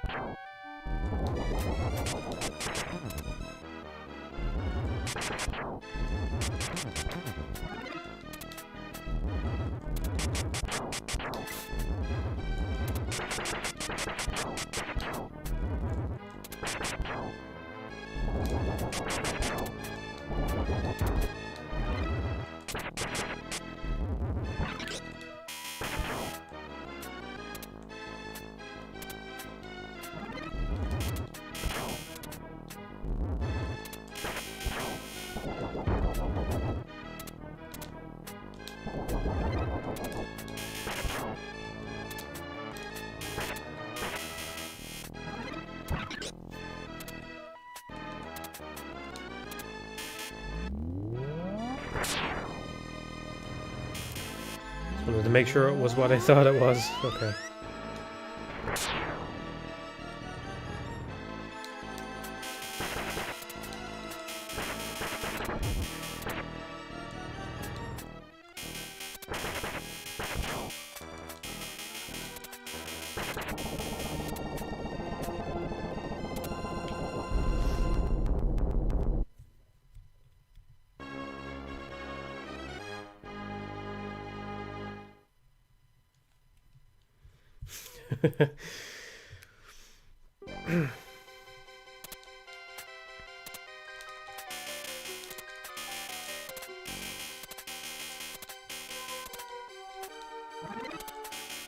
There's a jump in this level I always try to do that I really don't need to do it. Oh fuck. Not that one, I'd like to do that jump at the start. I'm fucked now. Yeah. I got distracted talking. Telling you about the jump I wasn't gonna do. Can't even remember where it is. It's not this one. That's a good one. That's good. See that? One of the best ways to one of the best ways to do this level is just keep moving, because then the ghosts barely have a chance to spawn. Or it's not that they don't have a chance to spawn. They spawn, but they don't. If they're not on screen, they can't chase you down. I think that's what happens anyway. There's something about this. You know, I only realized recently that these chests, I think they work the same way they do in Resurrection, more or less, where there's like, the more of them you break open, eventually you get some armor or something. God.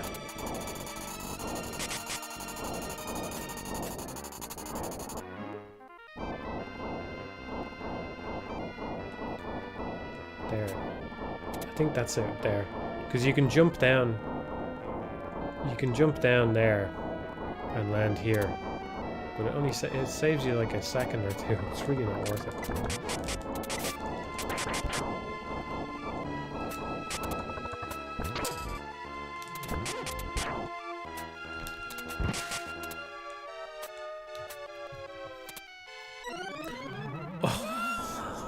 Oh.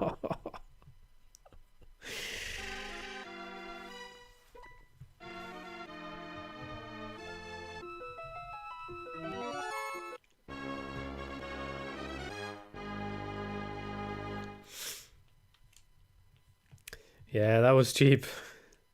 That was cheap. Oh, it counts anyway. Look at that. I took my eyes off the screen and everything, because I thought I was totally safe. It was a bit cheap.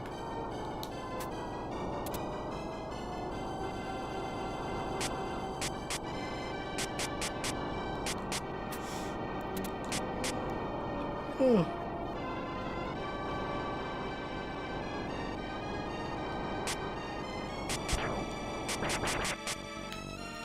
You want to try and push forward a little bit here to get the next chest to spawn, so you actually have enough time to break it open and get what's in it.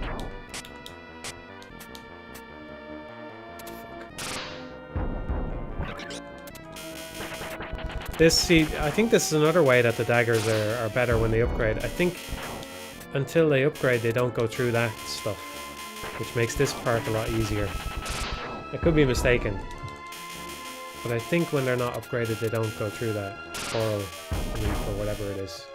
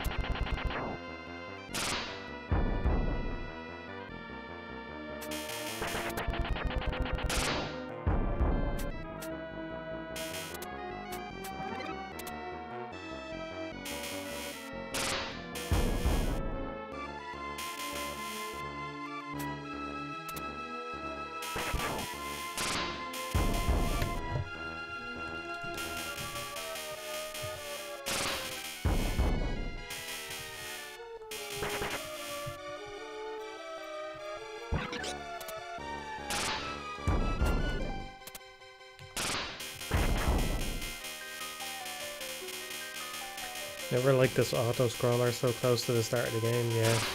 Well, it doesn't really matter where it happens, you know?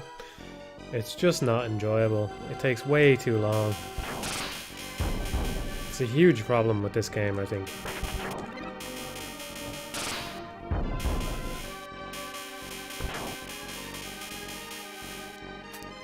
I think the other auto-scroller is pretty bad as well. The bit where all the... like, it starts tilting and all the steam jets come out at you. I don't know, I've never found a consistent strategy for getting through there.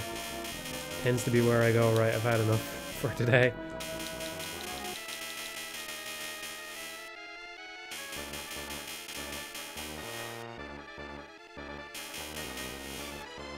And then you get this boss afterwards. I have no sound, which is going to make this even harder.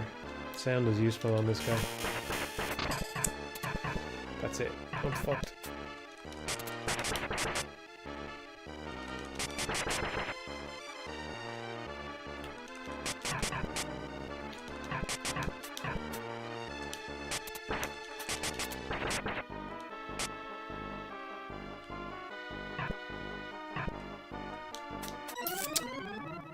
God damn it. Think auto-scrollers are always bad, or do they have their place? I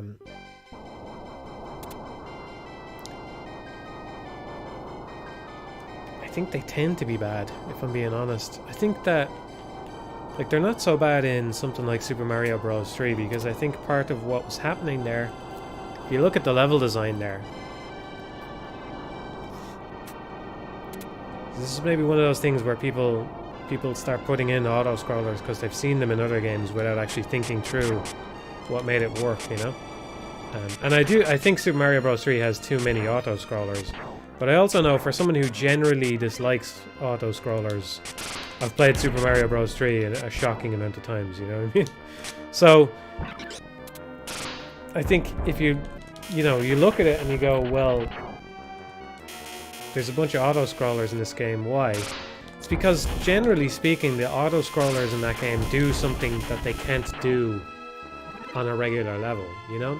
The auto-scroller is generally paired with the airship or the tanks and stuff, and they have cannons on them, and the cannons are way more threatening when they have time to be on screen and you're not just running past them, you know? So the game is somewhat modified when it's doing the auto-scroller thing. Whereas here, I don't know. How much mileage are they really getting out of this? Not enough for how slow it is, I would say.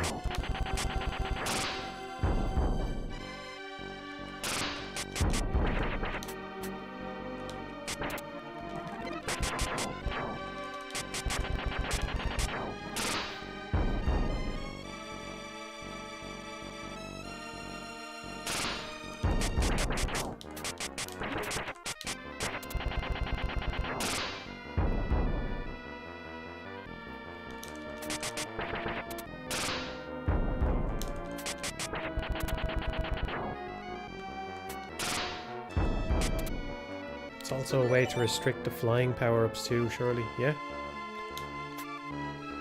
Yeah, you mean in Mario, yeah?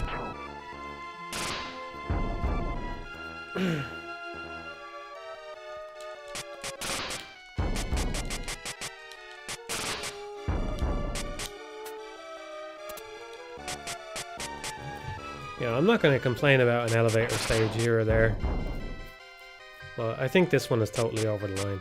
It's, what, 3 minutes or something? It's pretty fucking crazy how long it is.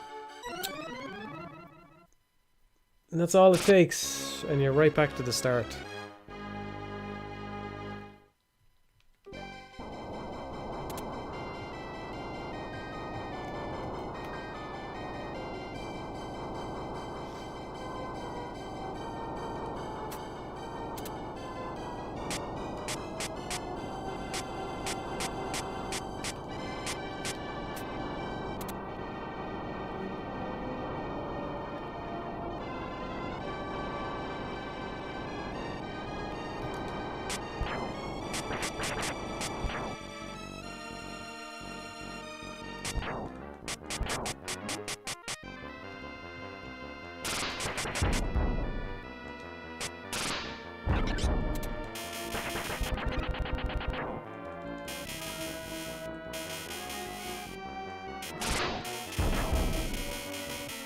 I don't have sound, but I really like the noise these things make.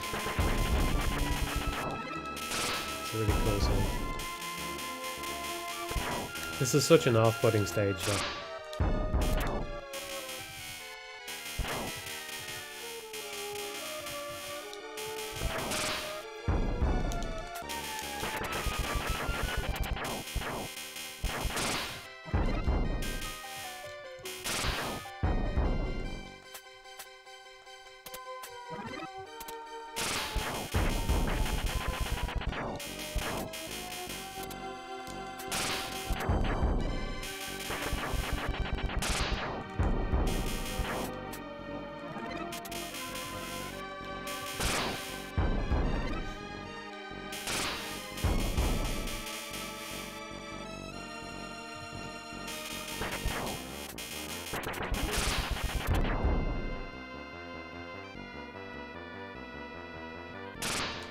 Is there a reason I've not gotten into shmups yet?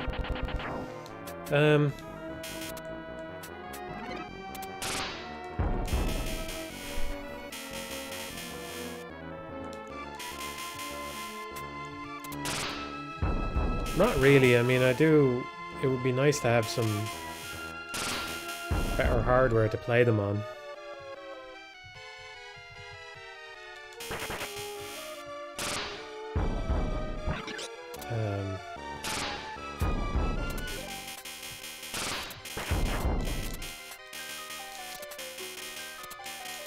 I don't mean anything crazy, like I mean maybe a mister or something, you know what I mean?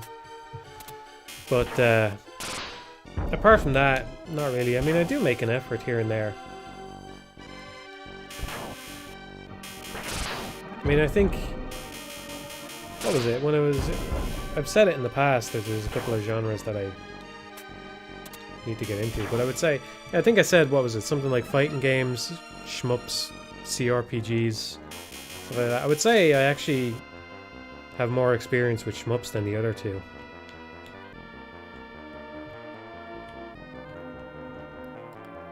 No, I make an effort.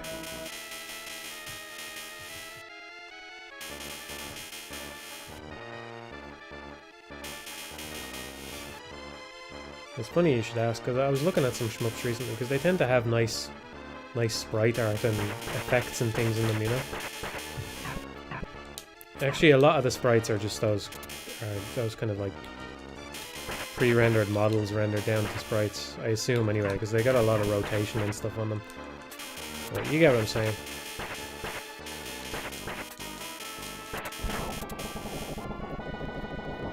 It looks simple when it goes well.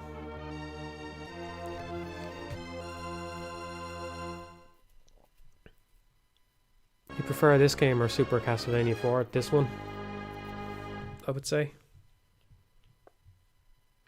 Oh, I just meant because you're not into auto-scrollers. Oh, well, that doesn't...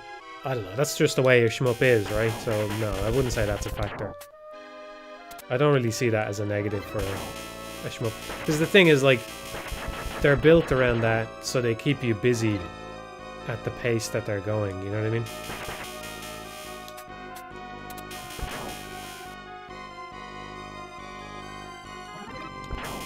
In a lot of them, you can't even...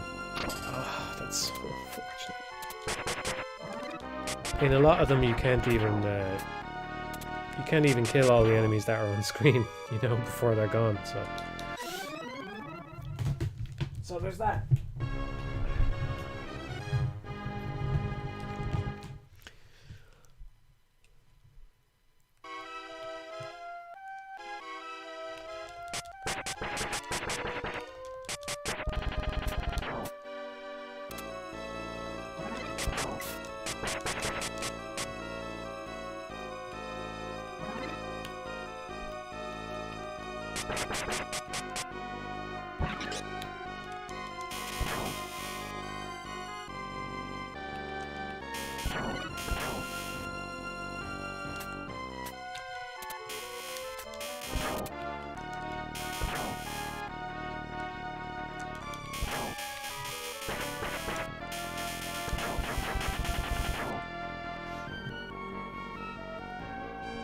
We talk about SMT5. Yeah, I'm not playing it myself. I mean, I'm looking forward to it, obviously, but I'm just thinking of waiting for the PC version. I'm weighing up the, you know, getting a physical cartridge versus having a better version of the game. I mean, I don't really think that the frame rate or even really the resolution matters all that much in a JRPG. So I am tempted to pull the trigger just to get a nice little cartridge, but I don't know. It would be nice to have something to get into. And I find it easier to relax when I have something new to play, you know?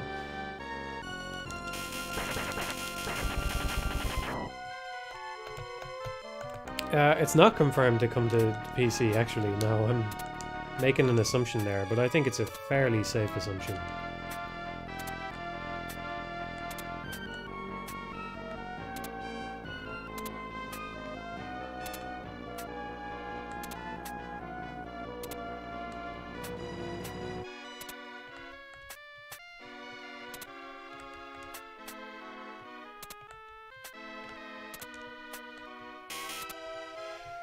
Oh, I don't know. I thought I had the gold armor there for a second.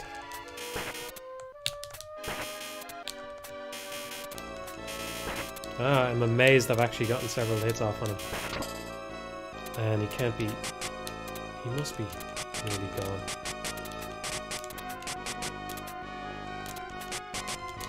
Oh, we actually killed him. Nice. You can just run past them and the next checkpoint is here. It's a little cheap, but...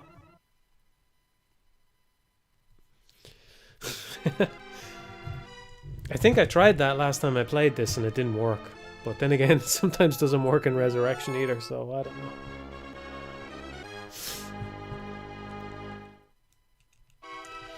You don't think SMT5 would get a PC port? Considering that was the thing. Yeah, I might just buy it. I am tempted to get the Switch version. So I'm in the mood to have something chunky to play, you know?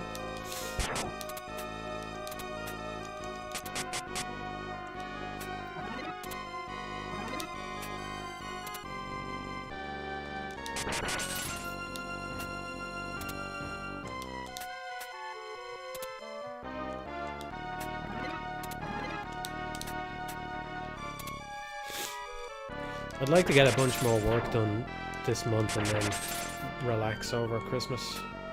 Take a nice little break and play a bunch of stuff. Because I couldn't really enjoy it last year. Probably not even the year before that either, you know. But I don't know. I was really hoping to get Meta Micro videos done before the end of the year and I didn't manage it. And It was kind of hanging over me then, you know?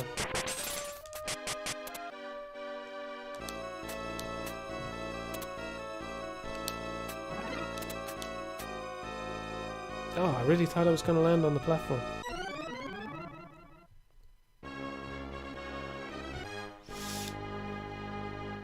What do you think of the UN Squadron shop? Yeah, it's interesting.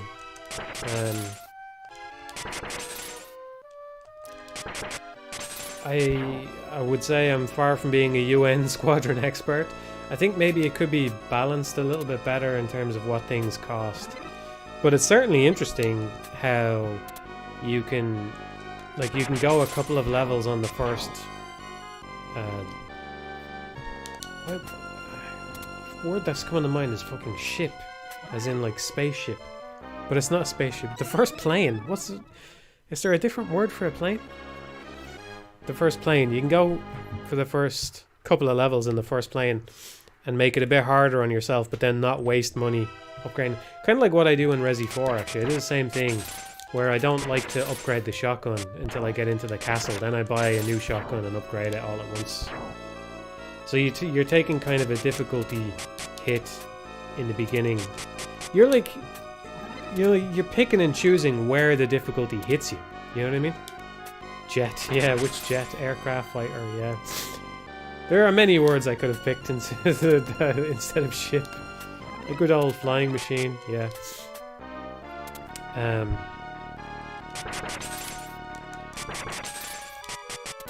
Yeah, you're kind of like, it kind of gives you the ability to pick and choose where you're going to suffer harder, you know? And that's kind of cool, because maybe there's certain encounters that you like and certain encounters you don't like, and all that kind of stuff. You know, like in Resi 4, I don't think this is an uncommon thing, but I always struggle with that water room. Like, especially on Professional, there's a lot of enemies there. There's like 2 snipers right when you walk in, and a whole bunch of shit. So it's nice to have the upgraded sniper rifle right there. And if I hold off a little bit on upgrades at the start, then I get to upgrade that sniper rifle all the way, and still not really worry about the money or anything like that, you know? So it's kind of like that.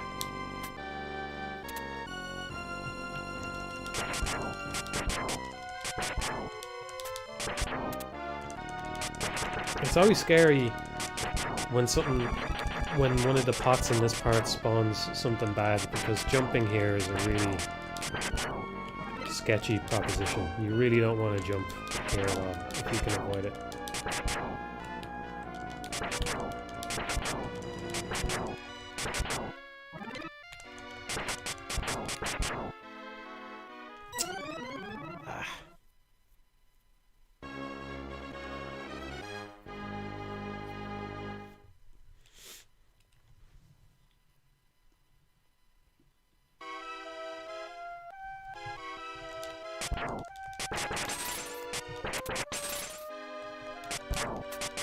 Someone said, do you think the new Metroid could benefit from having interconnected areas like Super or Zero Mission instead of the way it is in Samus Returns and Metroid Dread? Yeah, I think so, yeah.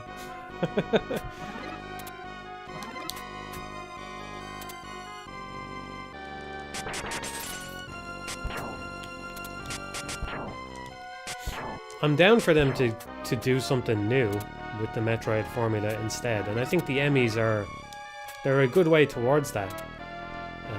So I can't begrudge the game too harshly, but the progression that it has is basically a lot like Fusion. And if it's gonna have a progression that's like an older Metroid, it should just be Super Metroid, you know? It's like, if you're gonna give me either Fusion or Super Metroid, I'm gonna want Super, you know? Yeah.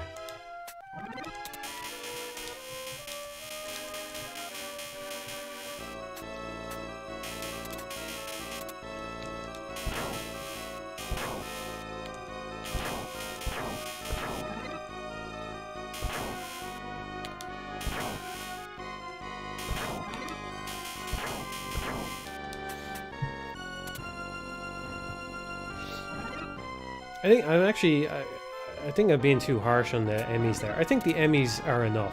They are enough by themselves. They're well implemented. They're pretty cool. I mean, obviously I don't like the way that they just send you back to the start of the room when you get caught. You know, I think that that's kind of toothless, right?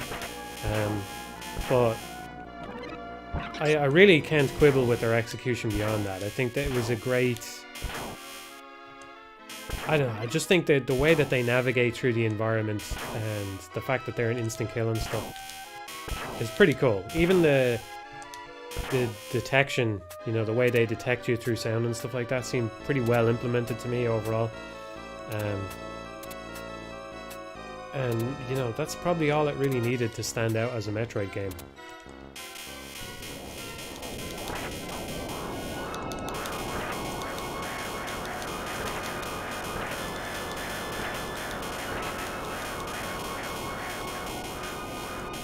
This boss is weird because I've tried to, like, get more clever about how you position. It basically just always seems to land directly on top of you, which means you really have no reason not to just stand here on this first platform and hit it as it spins around.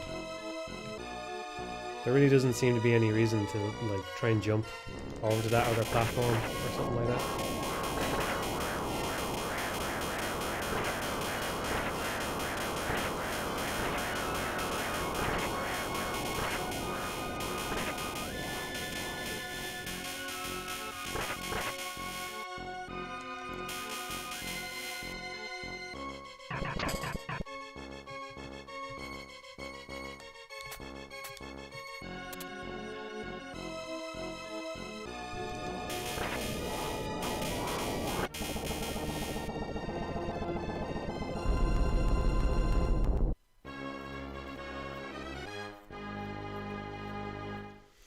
These are basically just the stealth mission in Zero with the concept of the SAX. Yeah, I can get behind that, but I think it's better than both of those things because it's actually integrated into the core of the game, you know? I don't think a Metroid game benefits all that much by having a stealth mission tacked on to the end of it. There's a whole bunch of upgrades. I've never done this before. We've gone back to this first platform.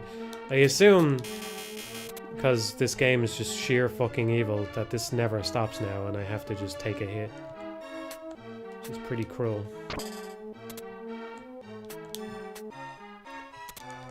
At least I lived through it.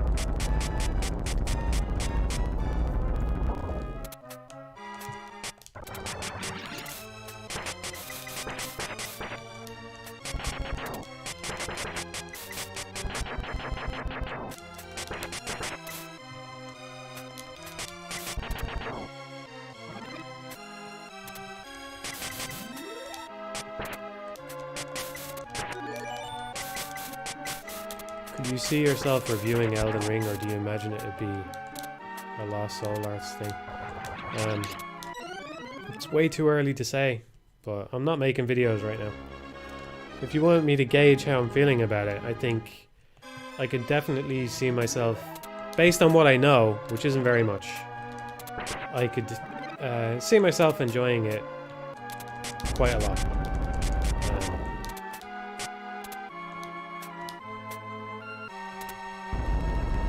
I could see myself enjoying it quite a lot while also not thinking that it does much to address the video, the Lost Soul Arts video, you know what I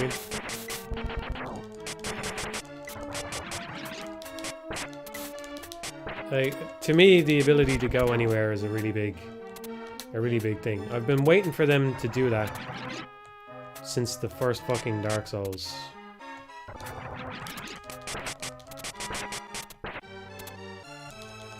So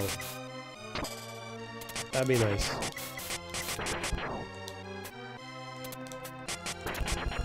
But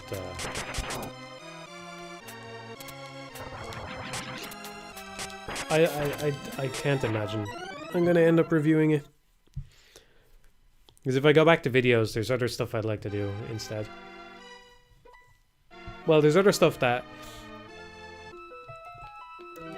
I still haven't done that I know I would want to do more than Elden Ring. Even if Elden Ring turned out to be really good.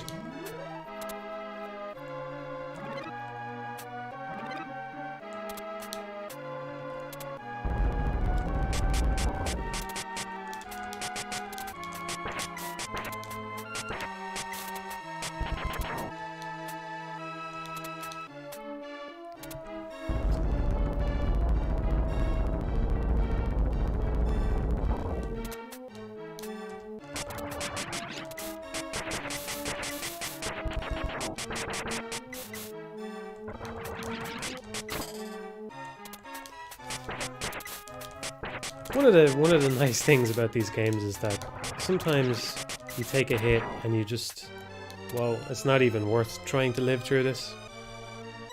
I'm not picking up either of those weapons. Did I say this? I read it a second ago. Would you ever consider doing film or TV reviews? I've definitely thought about it.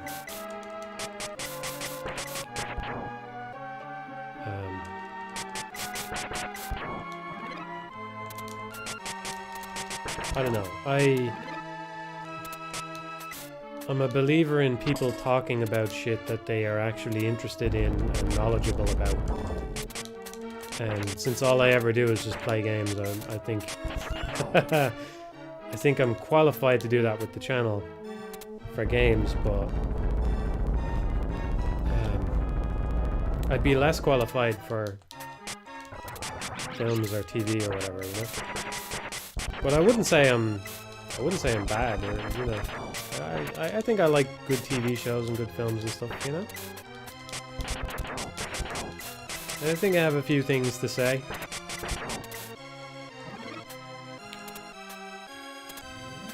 MGSV review. Yeah. Well, it's the least film-like of all Kojima's games, really, isn't it, you know?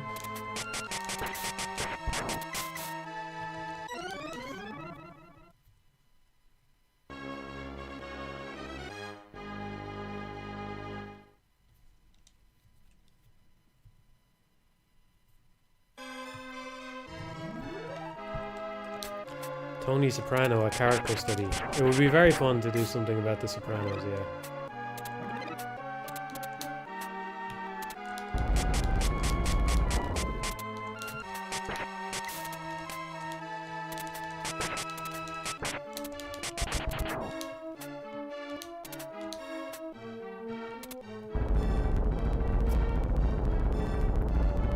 Everyone does Sopranos though. Yeah, that's true. That's true.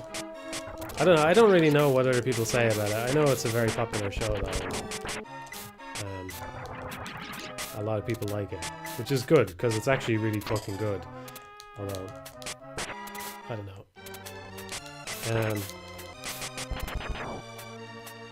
Let me attempt this whole thing right now. Would you seriously consider reviewing Girls' Last Tour? Yeah, I probably would. If I was going to review a manga, it would be the one I would pick. Although, I would probably... Yeah, it would be the one I would pick. I'll give it a shot. Talk about other media for a minute. And give it a shot.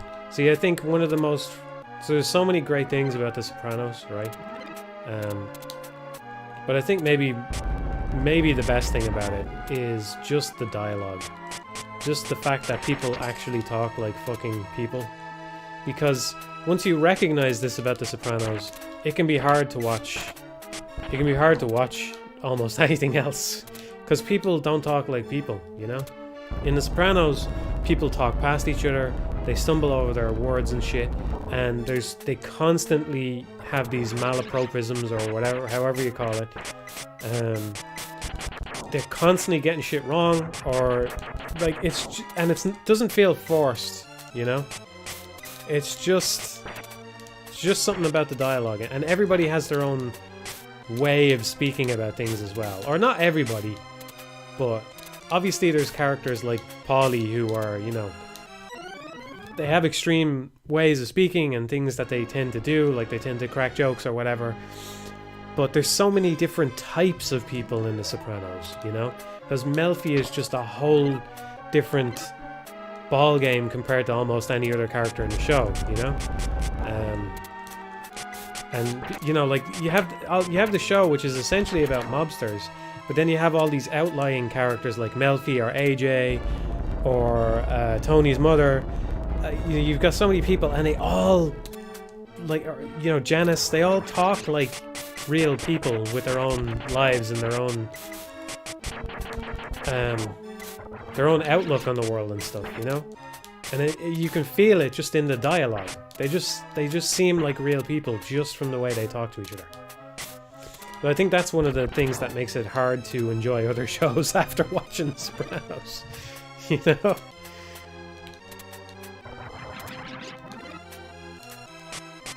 Jump too early.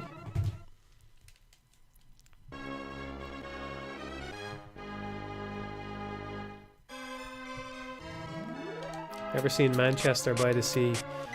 No. Same thing in Succession, but in a different way. I agree, actually. I agree. I think Succession is a little bit more exaggerated. It's not quite as... It's not as true to life as The Sopranos, but I do think it's probably the best dialogue on TV right now in terms of actually emulating how people speak to each other. It's a bit too snappy, but that's the kind of show it is. It still has that little bit of, like, I don't know, whiplash to it or something, where people are still a little bit too sharp, or like most people are too sharp, or, you know, you've got somebody like Kendall who he's, you know, half the time he's going, okay, you know, but that's kind of like a character trait of him. But I agree, I think that Succession has some of the best dialogue on TV right now anyway. And you know, a show can be great without that kind of realism to the dialogue. I think there's other shows that are great that way. But there's something about The Sopranos, just, it's the fact that they talk like real people. Which, you know, you could also credit something like The Wire or Succession or whatever. Like, a lot of shows have this to some degree. But I think there's also something remarkable about the way The Sopranos captures so many different types of people, you know? There's so many different types of people in that show. Even little bit characters can feel like they have... Their dialogue just feels really real, you know? There's a hell of a lot more to like about the show than that, but if I had to pick one thing that really sticks out, it's probably that, because it's the kind of thing where when I watch any other show, I'm like, man, it's just, you know, why is there not another show that has this? The Sopranos is still the only one that works this way, that feels this way constantly in every scene, you know?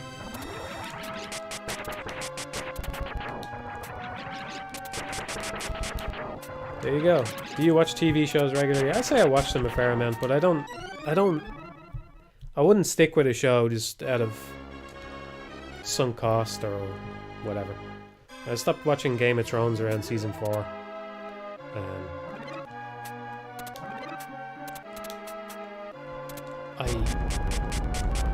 I like, if there's something good, I'll definitely be enthusiastic about watching it, you know? Convinced me to try The Sopranos. You should, but you should be aware that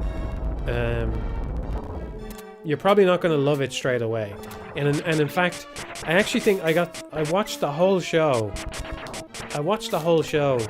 And I enjoyed it a lot, like, because I wouldn't have kept, like I said, I wouldn't have kept watching it if I wasn't enjoying it. And there's definitely stuff I really loved about it, even on the first watch. But there's actually something about rewatching the show that, for me, just made me realize how special it is. It's just endlessly rewatchable, I think, in a way that lots of other shows aren't. Because I think another thing that it has going for it, and it's a hard thing, definitely a hard thing to talk about here, because I'd have to find examples, but so much of the value of the show comes from really small things, for me at least. Things that are, like, very easy to forget about. Because it's not...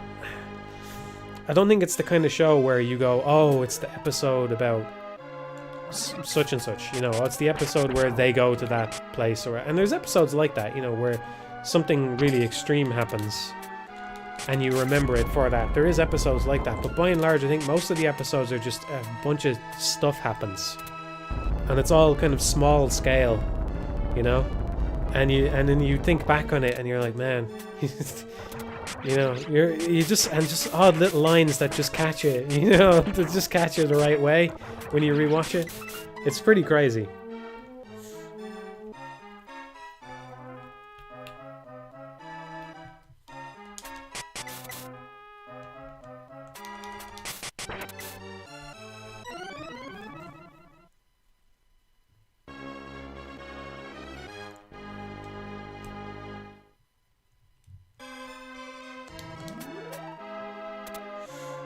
I've lost my focus here. I think I'm gonna I'm gonna turn on Super Metroid. Nobody's gonna object, right?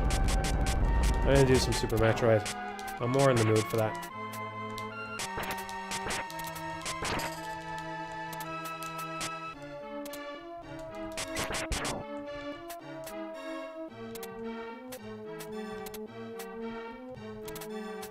I think the window on that MGS5 thing really closed with the Death Stranding review. Yeah, I'm gonna do some Metroid because I've lost focus. But I enjoy. In case you couldn't tell, I really enjoyed talking about The Sopranos.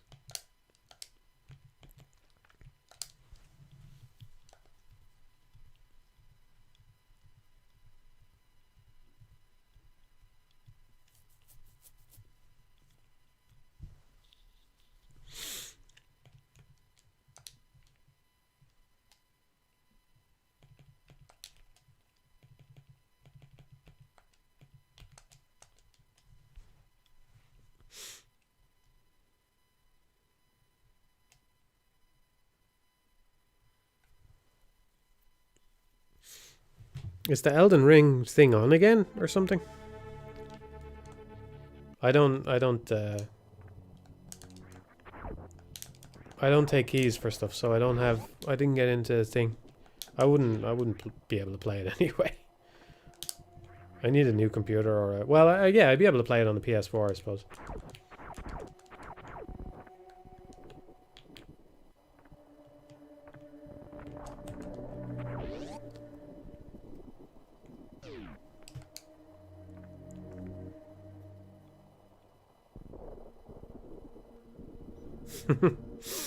Thank you, Lizard Boy. Well, it's a great show. I wouldn't say it's for everybody, but you know, I think it's funny that I tend not to give a shit about, like, I suppose I should probably change my attitude about this after The Sopranos, you know, after having watched The Sopranos and loved it so much, but I've never been interested in mob stuff. The Sopranos is my favorite TV show. I've never been interested in Sentai stuff. But The Wonderful 101 is my favorite game. It's just weird how things work out sometimes.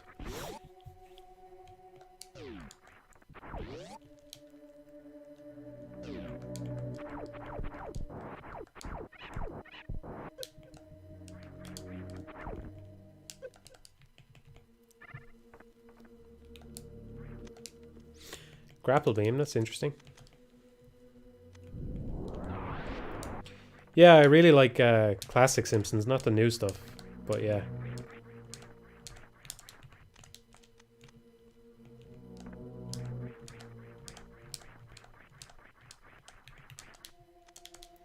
What am I doing? Why do I keep pressing the wrong button?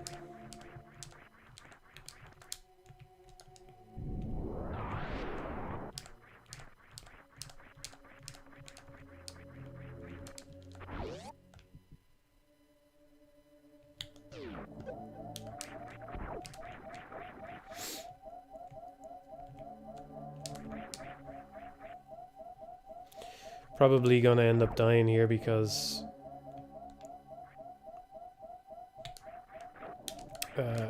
if those boulders touch me, I'm fucked.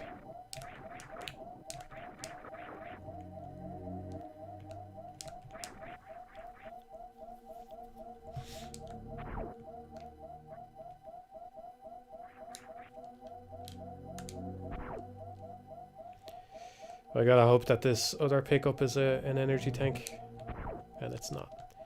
But at least I know it's nothing important, so if I die, I don't have to come back here.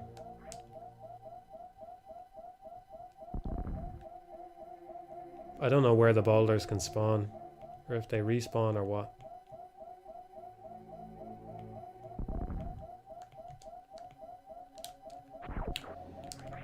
Alright. Not so bad.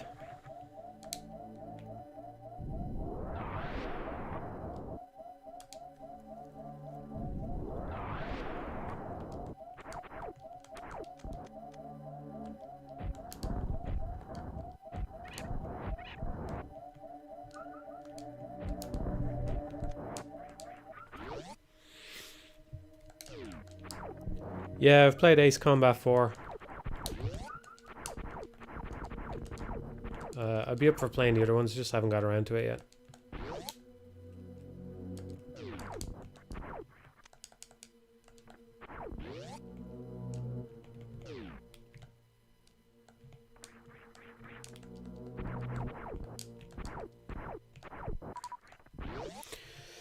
Got plenty of power bombs, so I can actually... I think this is the first time this has happened where I can actually check out this and get the mother brain thing on the way back up.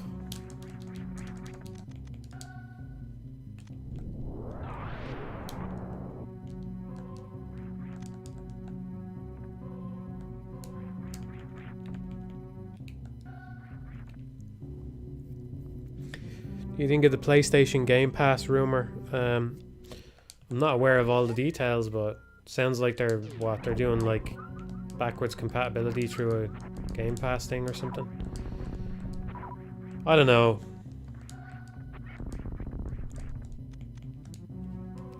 If the emulation is good and there's a good selection, maybe it's okay. You know me, I'd prefer to pay a flat fee and have the game on my account and be able to play it, but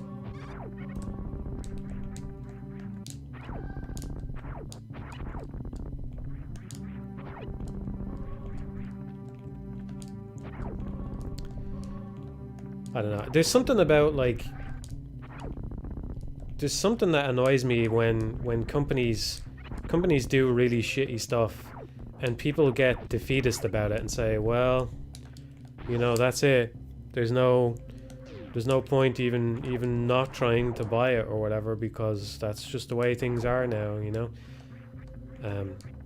And it's like it becomes a self-fulfilling prophecy. People go, oh well, that's just the way things are, and that's, you know, you go on to like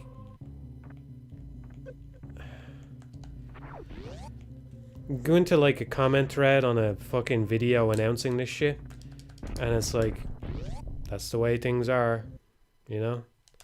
So everybody's like, this is shit, but that's the way things are, you know. And it becomes a self-fulfilling prophecy in a way. It's like everybody talks everybody else into believing that it's never going to be better than it is now, you know. So I don't want to be that guy. At the same time, I don't know what it would take for them to ever bring back the idea of just having backwards compatibility where you pay for an individual title, you know? I just don't know.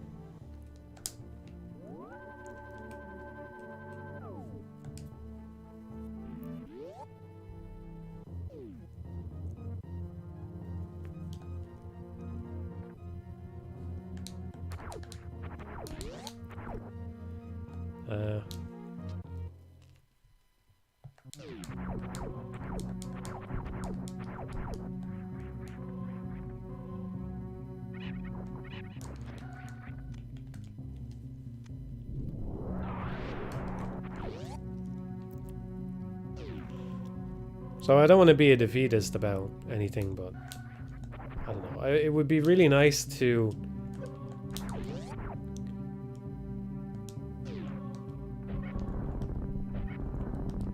Alright, here's my argument for it, right? If they do a subscription service, they'll never get everybody on board.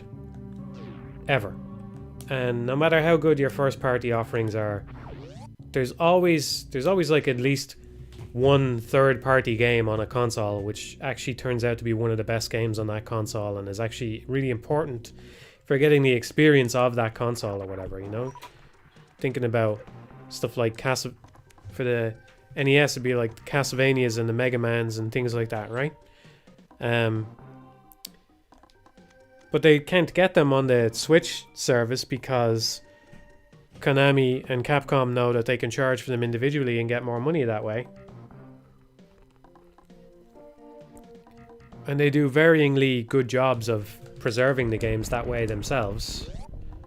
Like the Mega Man collection seems to be pretty fucking good. But...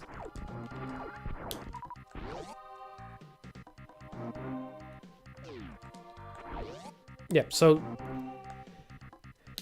the only way to get them on board is to give them a platform like the Virtual Console where they can sell and get a cut dependent on how much their game gets played, you know? And make it to the point where they couldn't earn more money by going outside the system and doing their own thing. That's really what it has to be. It has to be that they are going to earn so much money by that. And you know, really, I would think if Sony and Nintendo have their thinking caps on, right? They're thinking about this properly. That should be an acceptable loss for them, because it's not even really a loss, right? Presumably they still make some profit on anything that's bought through the system. So you're making slightly less per game, but you're going to have more games on the system, you know what I mean?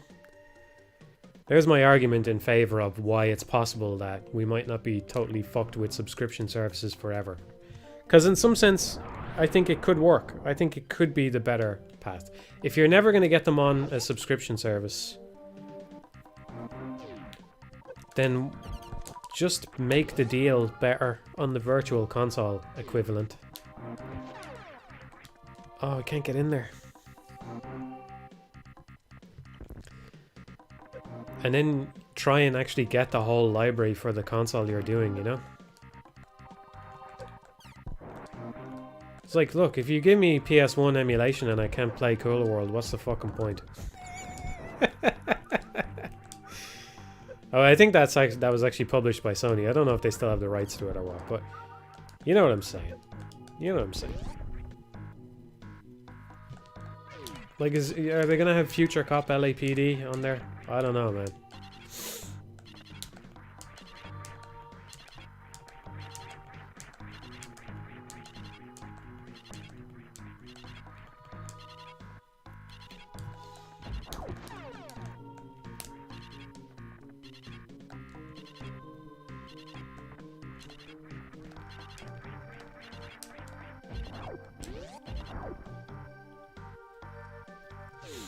Yeah, I know Future Cop has a PC version, I know.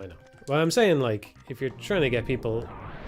If you're trying to say, here's the PS1 library, go nuts. There's certain games you can't leave off there. Like what? Well, like, there, Final Fantasy 7, 8 and 9, right? Need to have them. The Resident Evil games. Dino Crisis as well. The Tomb Raider games. Abe's Odyssey, Abe's Exodus.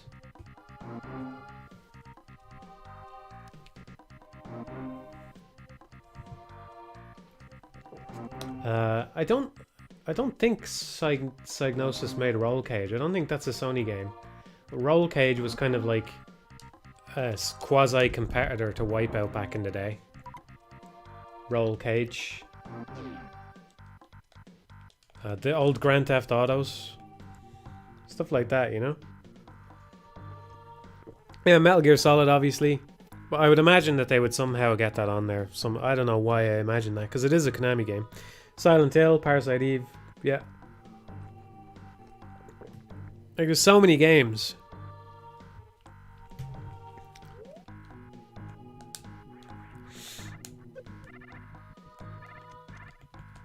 Interesting that I don't have supers yet.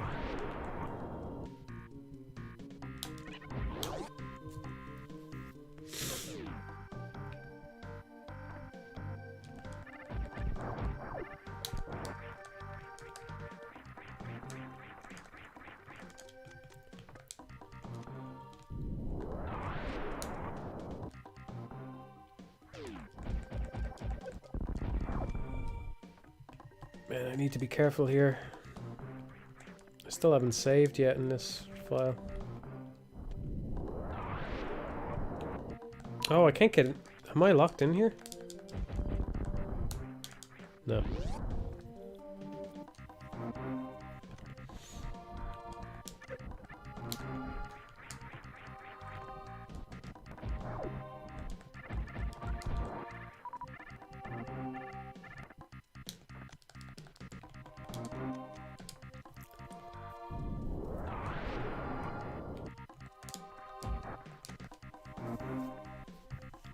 What's your favorite console library? It's probably the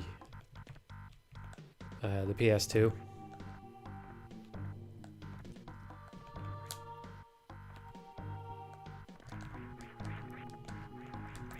I think I have to go kill Spore Spawn, right?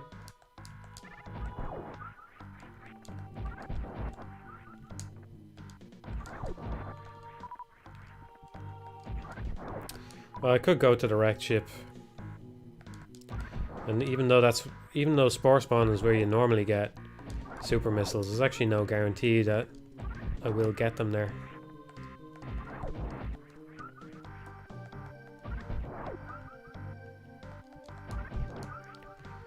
Would you say you were a Sony kid growing up? Yeah, probably. I would say that's not uncommon in Europe. There's quite a lot of PlayStations here.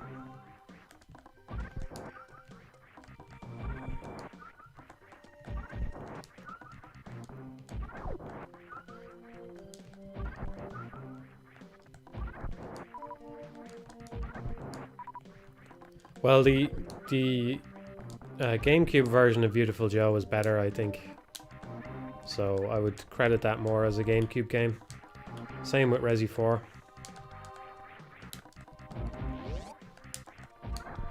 But it's a great library nonetheless, you know. MGS 2 and 3 alone are some pretty big hitters there. And you add in your Silent Hill 2s.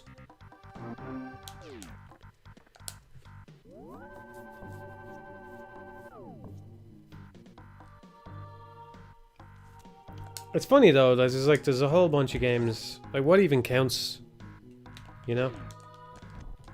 Because up until maybe a couple of months ago,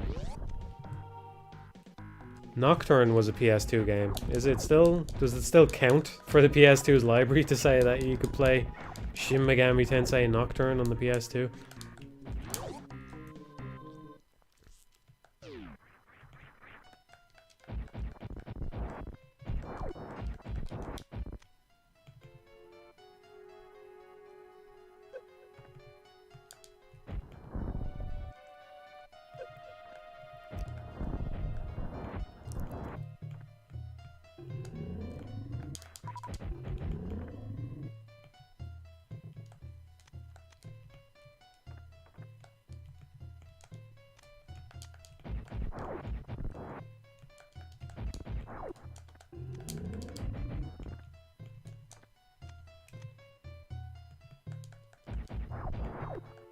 This is randomized, yeah.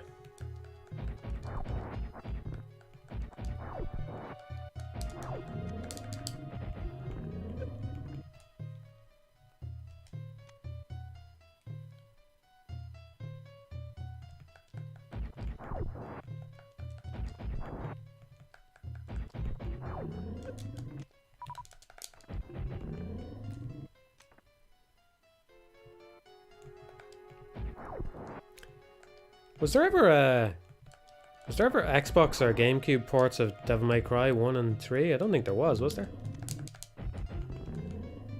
But likewise, you can't really call them PS2 games anymore, can you?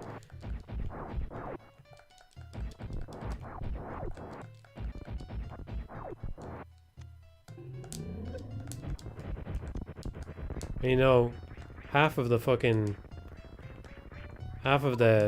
SNES and Mega Drive library is, or more than half, is on the Switch and other consoles and stuff, you know?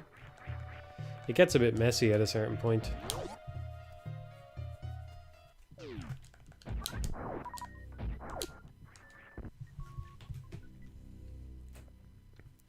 What's your favorite Wii game? Is it Sin and Punishment 2?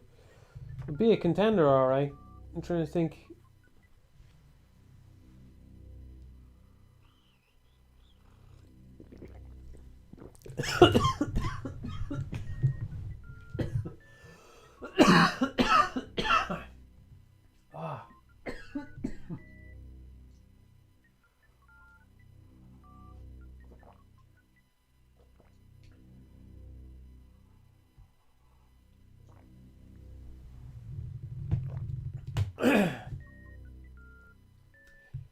You know, it might actually be Sin and Punishment 2, yeah, you might be right.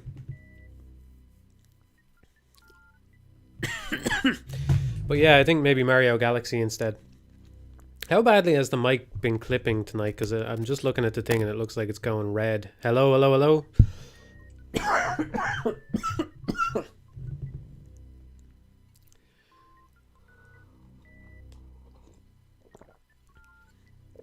I just fucked up drinking my tea, that's all. That's all.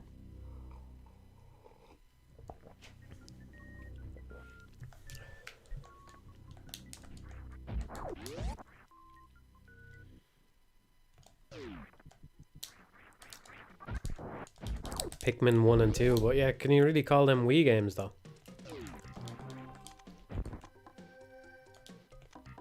I'm declaring the question dumb. It's a dumb question.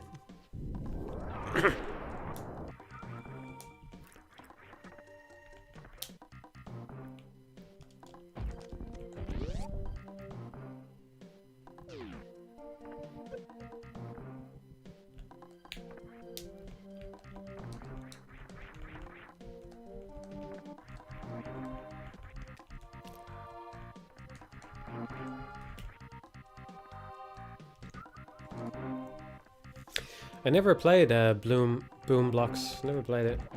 I think I heard good things about it though. It actually turned out to be surprisingly good, did it?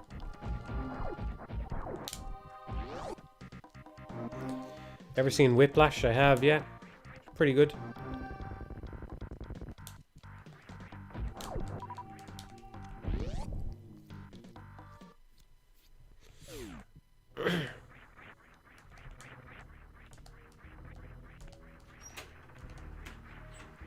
Okay.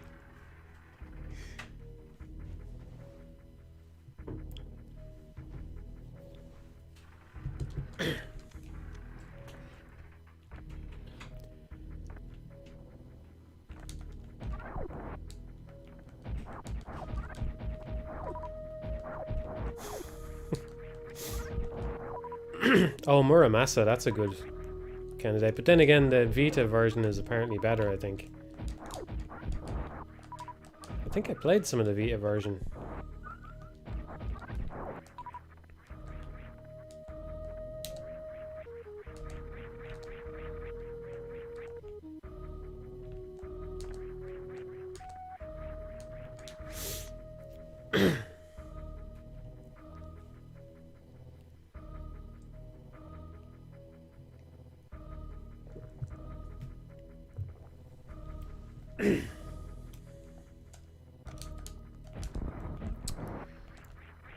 Oh, I can't miss now.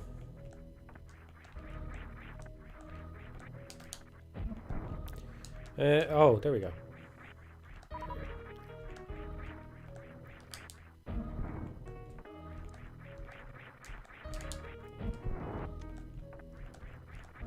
I always forget if you have to use a missile on this. I don't think you do.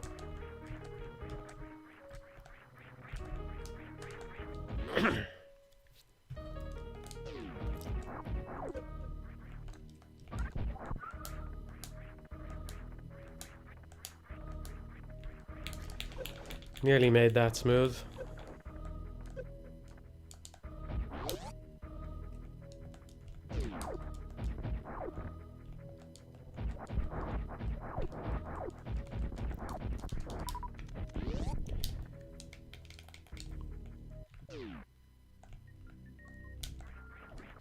I want to do the damage boost here because it's, if you get it, it's way easier than trying to jump across this thing. You have to, like, I think you have to release A and then press. I forget how it works.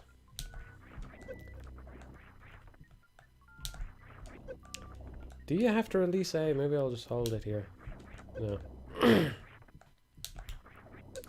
There, I got it. I don't quite know how I got it though.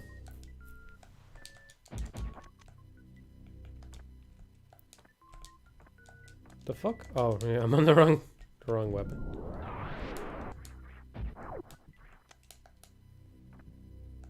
I'm gonna try it again.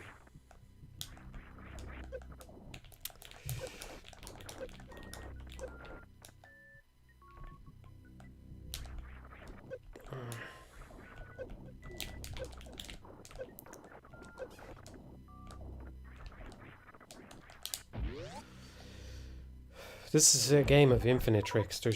You just never run out of stuff to try and learn with this thing.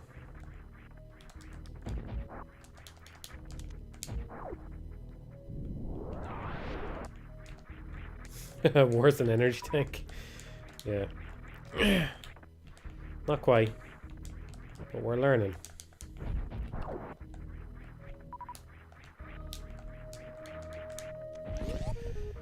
Could die in there with the health that I have right now. I'm better off doing the wrecked ship now, even though Phantoon could kill me at this health. Because I'm up near it. But maybe I'll get an energy tank or two before I run into him.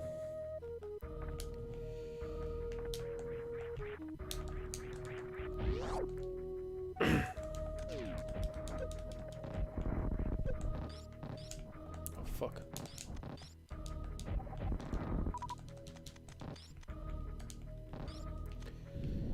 What's your control mapping? I have item select on Y. And item cancel on select. That's the only change I made.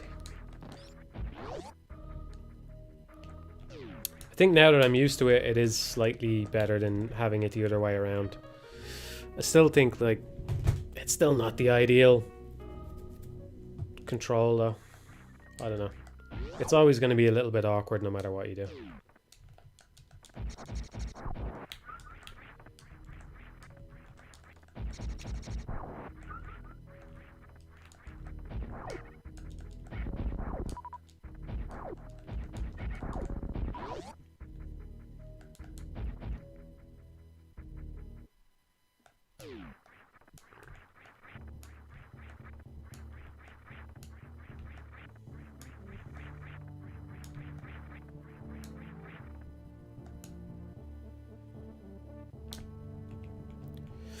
Glad to hear it, Johnny.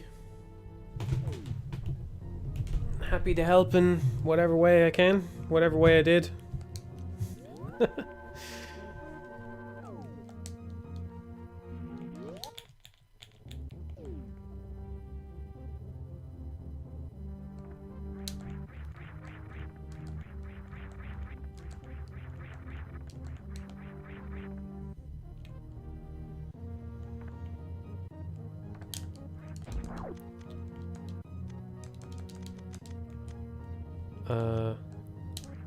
I don't have regular bombs.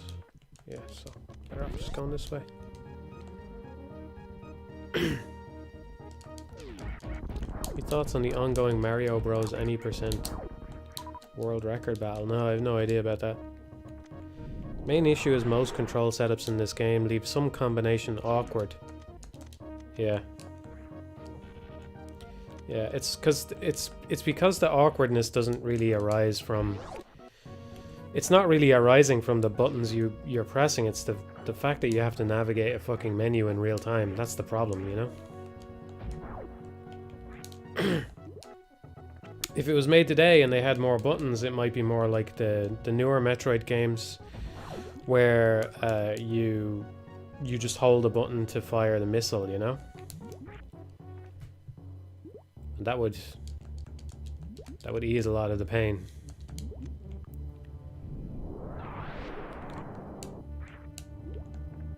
Did you check out Fight Night? No, I've heard of it though.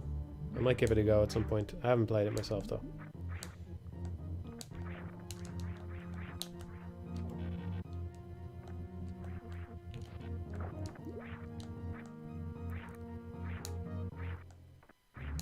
Do you have a favorite sitcom? I don't know.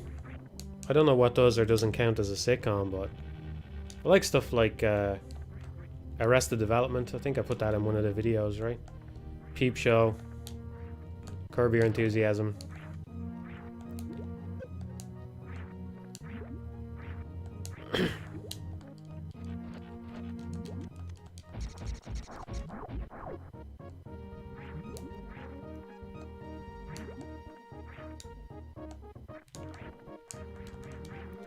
No, I've never seen Community. I've heard it's good. I never watched it though.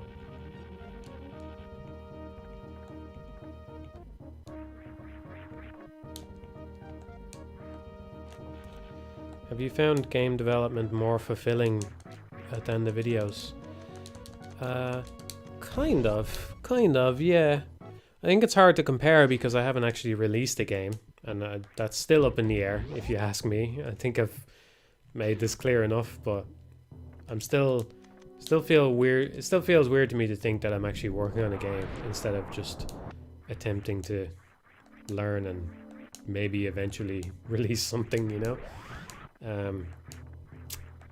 But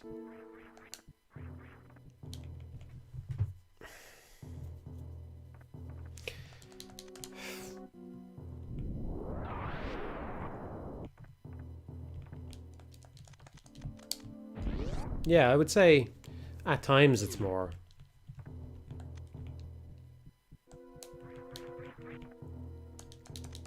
I don't know. Another thing that makes it hard to compare is that I had a long time to improve at the videos, you know?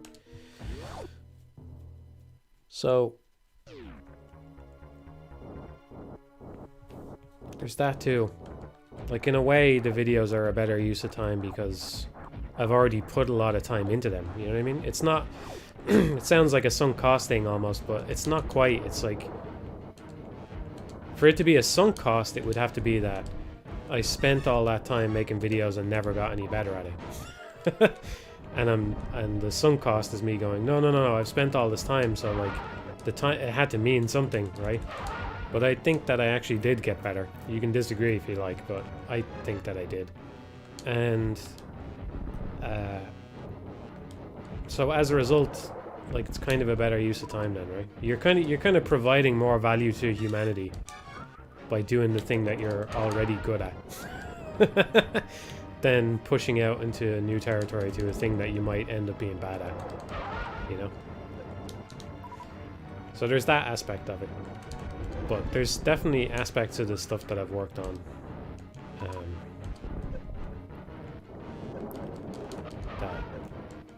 that I'm happy with. And also it's like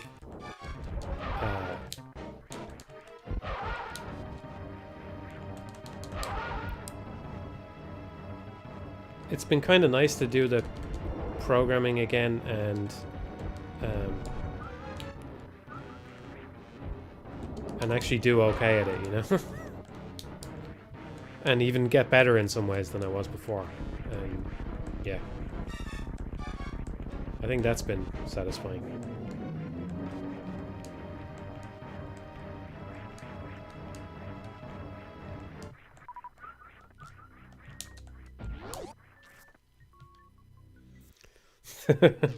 You didn't get better because you didn't review MGS 5, Bloodborne, Dark Souls 3, Devil May Cry 5, and Super Mario Odyssey. Yeah. They're joking, by the way. They put a /S on the end of that one.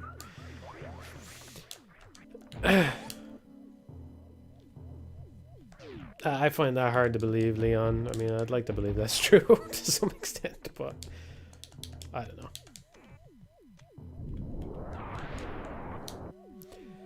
Still full-time on content creation in a sense. Yeah, I have the Patreon.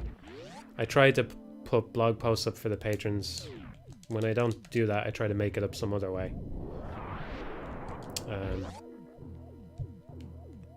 But mostly, I just work on the game now, for now anyway. I think it's going to be weird. It is like one of the things that's on my mind now is it's going to be a bit weird to have gone a whole year without uploading something. You know? Because I'm nearly there now. It's like in a month. I think Meta Micro Videos was like the 4th or maybe the 6th of January at the latest. So I'm only a little over a month away from being a year on upload, which is... it's a strange feeling.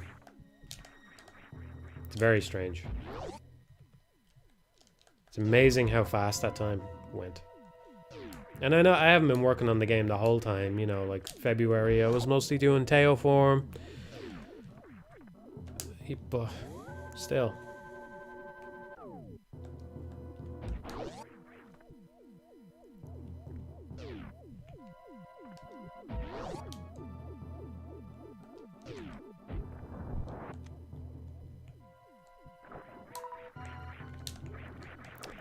Oh, I don't know if I can get out of here.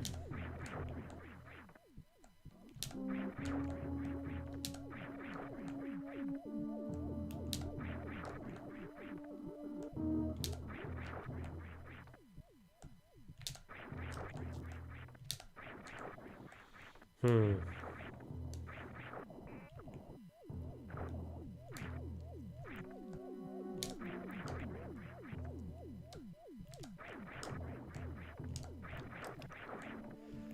Did you get more subs from your call to subscribe, by the way? I don't think I did, actually. The video got way more likes than usual, though. The Meta Micro videos. I think it got more comments than usual as well. I don't think it actually got many subscribers, though, because nobody wants to click on it.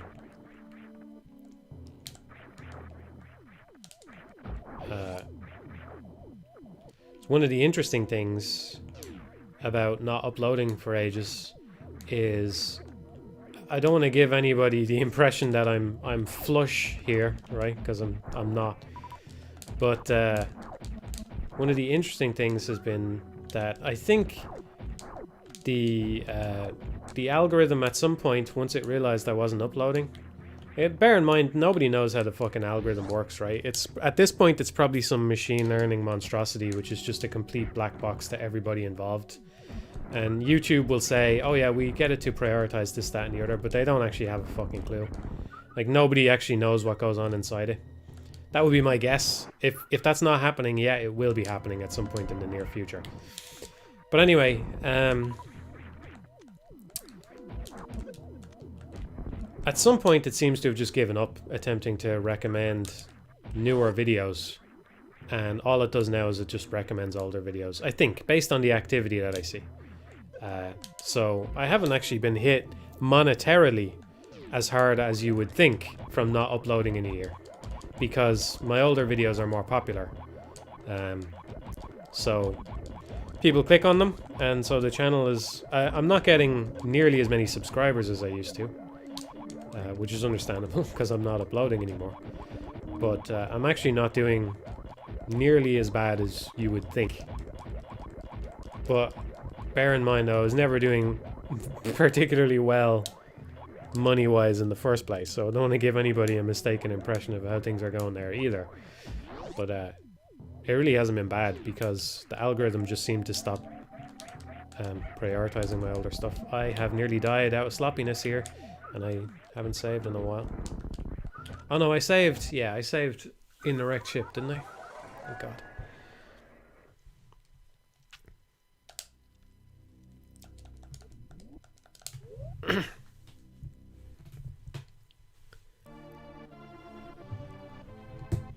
I was tempted to give it an ironic clickbait title because I thought it would be kind of, you know, it would be appropriate for the video that it was, but eh.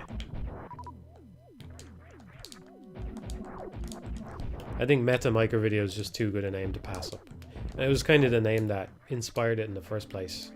I thought it was a subject I wanted to talk about, and then I realized all I have to do is just change one letter of Mega Micro Videos, and it's fun to do that, you know, to just change that one letter. Have the unexpected sequel. So...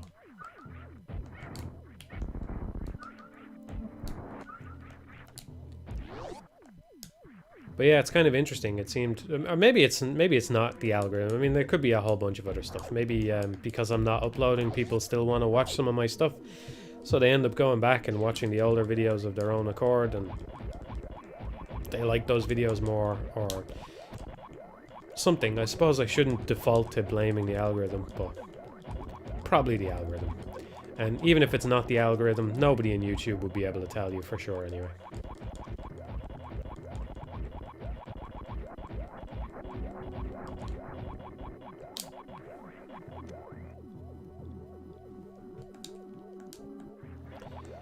My day job before the videos, I was a programmer.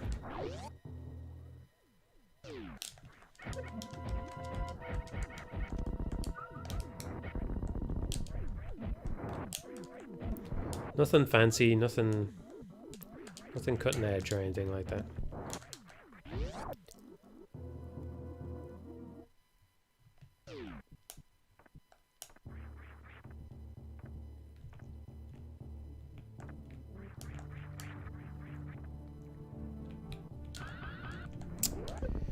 what I wanted to do.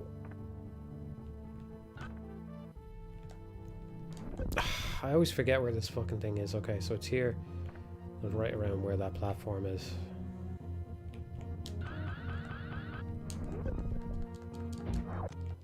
Alright. I think I need a super missile to break in here. That could be something worthwhile. Maybe I can farm one out of these guys.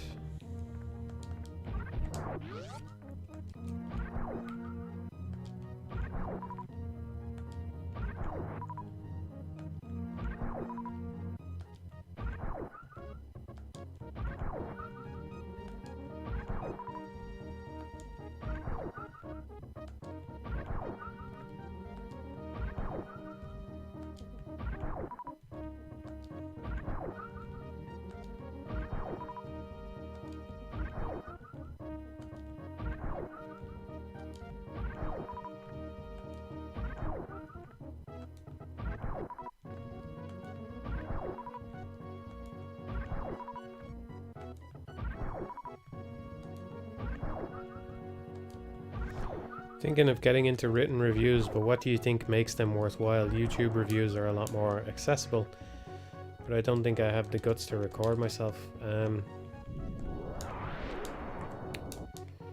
Well, in a written review, you can go at your own pace as a reader, you know. So a lot of people prefer that. Well, maybe not a lot of people, to be honest, but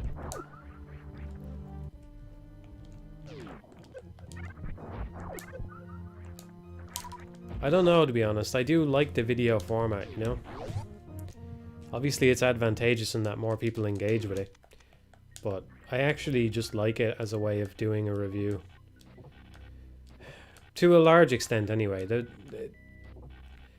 I think for me, it's all upside in terms of what it allows you to do presentation-wise. But there is a massive downside in that it's a lot more work, you know? Like, you look at something like the Breath of the Wild review, and that's many, many more hours added on just to get the video in there.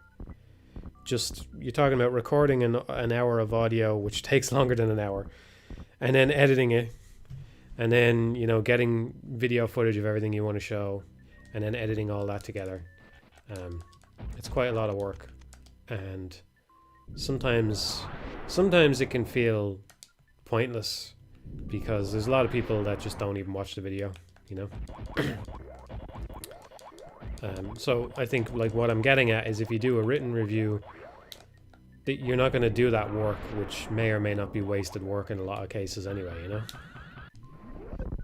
But I like that it allows you to illustrate stuff visually.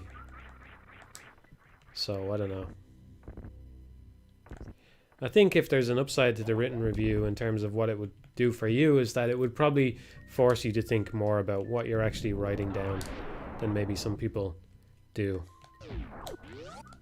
Which is important, because as much as I do like the visual element and try to utilize it, what you're saying is still ultimately of far more importance, you know?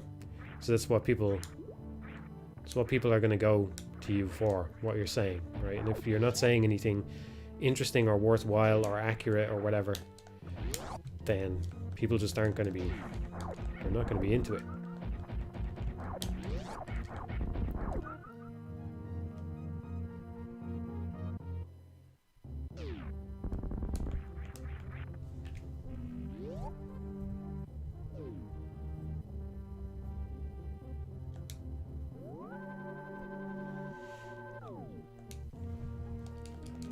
I'm not going to say you should make a video, because if you're not comfortable with that, then, you know, that's fine.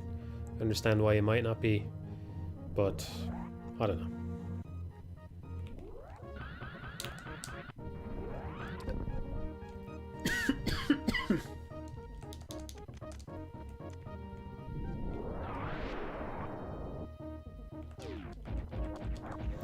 For me, I think the point is that if I was doing written reviews, it would mostly be a way of, like, doing the review without having to spend so much time on it, you know? or as a way of like quickly getting out more reviews so that I could improve at my craft with the view of ultimately doing what I did anyway, because it's just what I wanted to do. So but if it's different for you and you want to write stuff, that's okay. But I can't pretend that you're going to be successful that way, because I don't know that you would be. You know, I think that the script really flipped over the years. Like back when I started, there wasn't the appetite there is now for what I'm doing, you know? But it seems to be what people want now, so. I'm not gonna lie to you.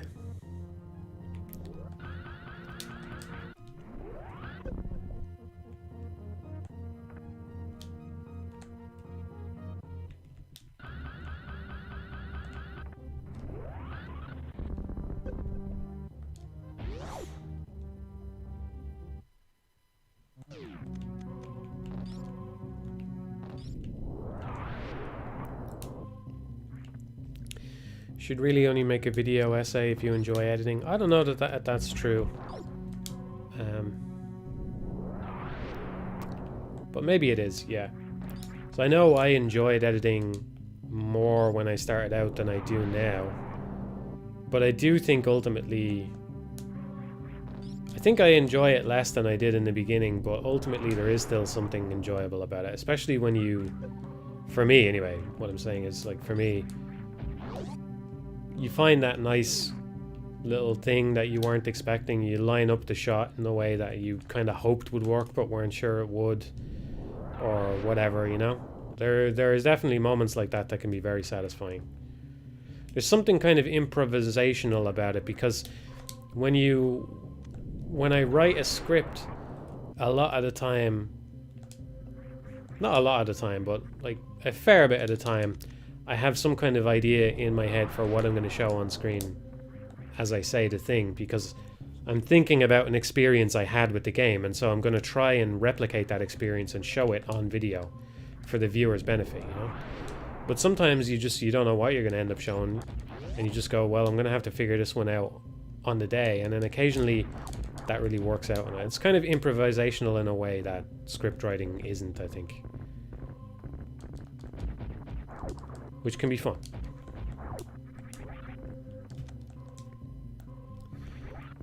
But I would also say that I enjoy that aspect less than I did in the beginning. It was more novel for me in the beginning. It was something I'd never, ever done before, you know? So even just getting one clip to play after another clip was like, wow, you can do this on a computer. Computers can do this thing where they put a video, you know, after another video, and the two videos become one video. Wow.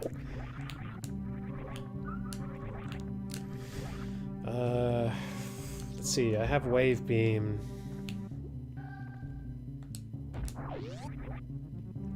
Yeah, I missed that. There's a super missile door down here and a wave beam thing that I didn't get.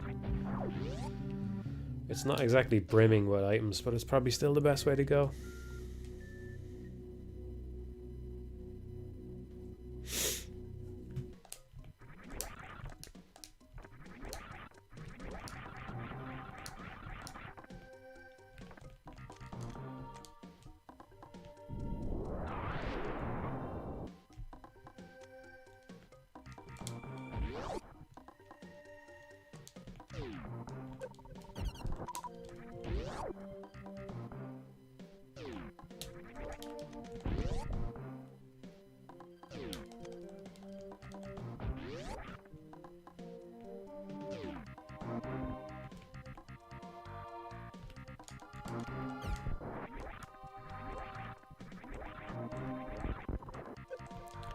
It's always strange to have screw attack without space jump. Thought I had space jump.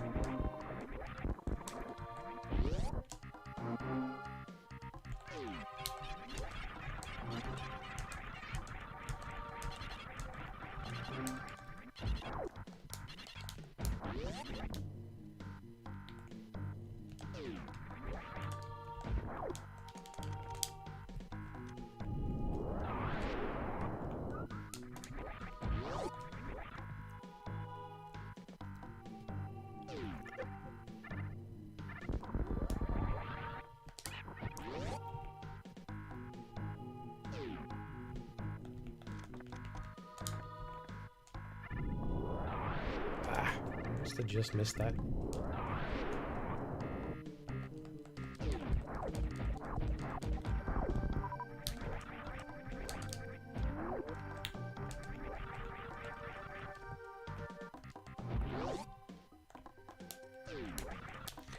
Why do you make videos if you don't watch them? Isn't that admitting you don't see value in them? Not at all, because there wasn't anybody making the videos I made when I started. Or at least not anybody that I was aware of. I think I'm pretty sure Super Bunny Hop, Noah, and Gaming Brit are all around the same time as me. They might even all be before me, I'm not sure. But I wasn't aware of any of them when I started.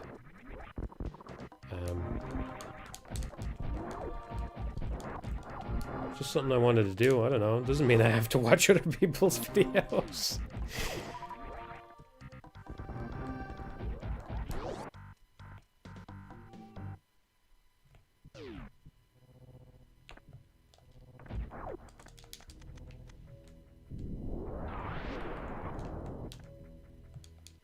What I'm getting at with that was just like, I wasn't even aware there was anybody to watch when I started, you know what I mean?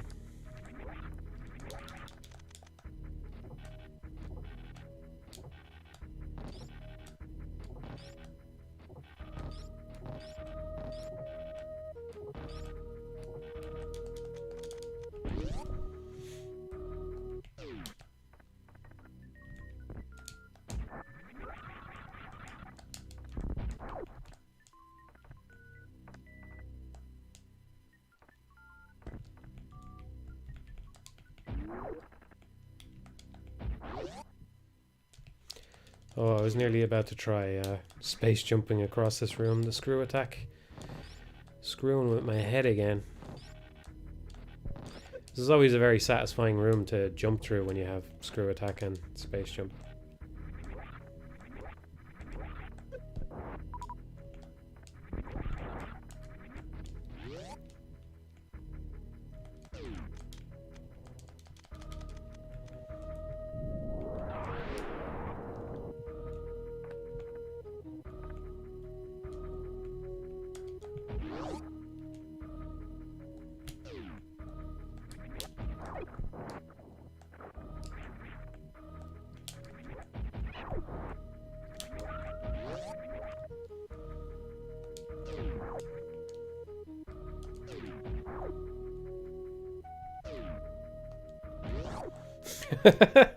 Did you think you were the first person to upload a game review to YouTube when you started? No, not at all. Not at all. Of course not. You know what I'm saying, though.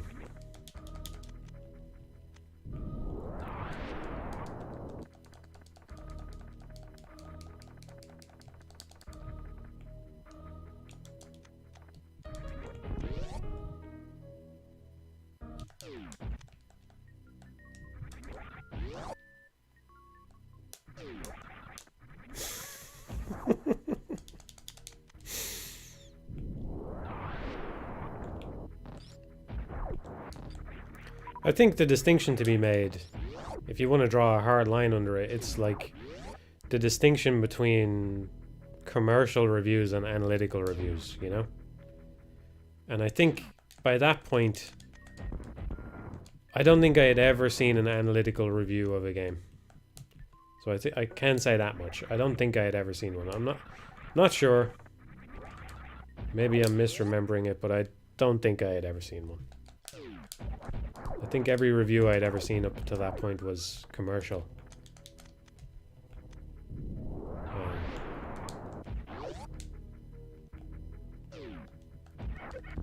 And you know, I used to read a bunch of reviews in magazines and stuff. So of course there was all that. But I just think they had a different purpose, you know? Like, the analytical stuff that you would see is always from developers themselves, you know? And even then, I don't know that developers are always the most forthcoming about Like, you can read a lot of interviews with developers where they don't even really say anything about the game that they just made. You know what I mean? And I don't think that's changed. I think that's still the same to this day. They don't really tell you anything interesting about the game. Just like, oh, this is what inspired it. You know, I had this thought about it this day, and when we worked on it, this was our hard problem. You know, it was hard to get the animations right. And then that's it. Oh, and the gimmick that we had in mind was this. You know, the thing that everybody knows from the trailer. So there you go. It's my way of saying that I think there's value in people talking analytically about games without them necessarily being developers. Or without them talking about their own game that they've made, you know what I mean? Not that I wouldn't love to see developers talk more about the actual intricacies of the shit that they've made. I think they very often don't get asked good questions is the problem, you know?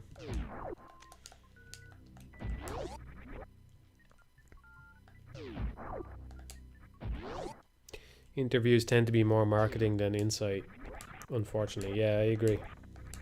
And I especially agree with the unfortunately part, because I think there's a lot of interesting stuff that can be said about many a game.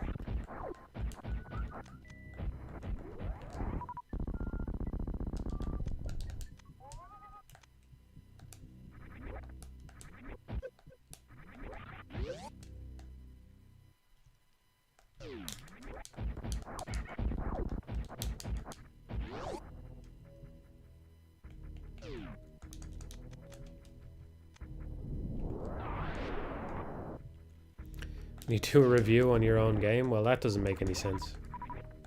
But assuming I actually release something, I'd be down for a developer commentary someday. Hopefully, I don't know.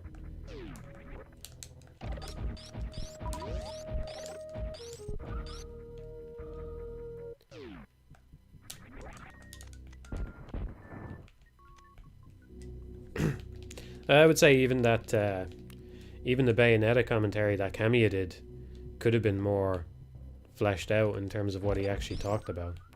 I don't know if it's just... I don't know. I don't know what it is, if it's just not wanting to get into the intricacies, like not wanting to tip your hand, or just not wanting to like talk about your own work too much when you know that there was a bunch of other people on the team. But I feel like he largely didn't talk about the gameplay, first of all, in the game, you know? Which is a bit of a problem. Like going, oh yeah, it's good to do dodge offset. That's not talking about the gameplay. You know? I'm not saying he didn't talk about it at all, because he did. But, yeah, I just... And even that's, like, that commentary is better than most of what you get out there, because at least it's the fucking director sitting down and playing his own game from start to finish, which is, like... is really cool. Really, really cool. Yeah, no?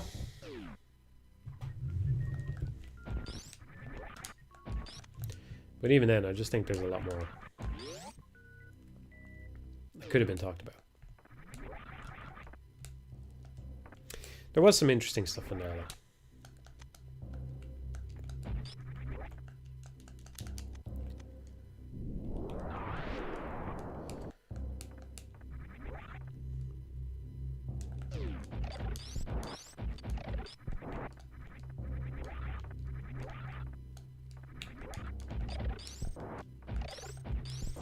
Got the Varia suit at just the right time. Need to get better at mock balls. There's a video of Kamiya playing Bayonetta. Yes, there is. It's on the Platinum Games YouTube page, I think. It's a whole developer commentary, start to finish. Plays the whole game. I can't believe these people didn't know this. Yeah, there's a whole commentary. Just look for it. Bayonetta director commentary. He did it. He did it in the evenings after work, I think. It's not like it seems like it wasn't really officially sanctioned by Platinum or Sega. Or I'm sure they had to give him a thumbs up to say it was okay, but it wasn't like some big production thing. He's just sitting at home or in a quiet office or something,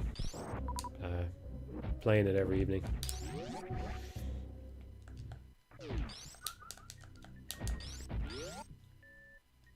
So it's been a fairly smooth randomizer so far. I don't think I'm missing anything apart from that fucking water room near the start of the game where you never get enough stuff for it to check it when you're actually there. You need gravity and speed booster for it.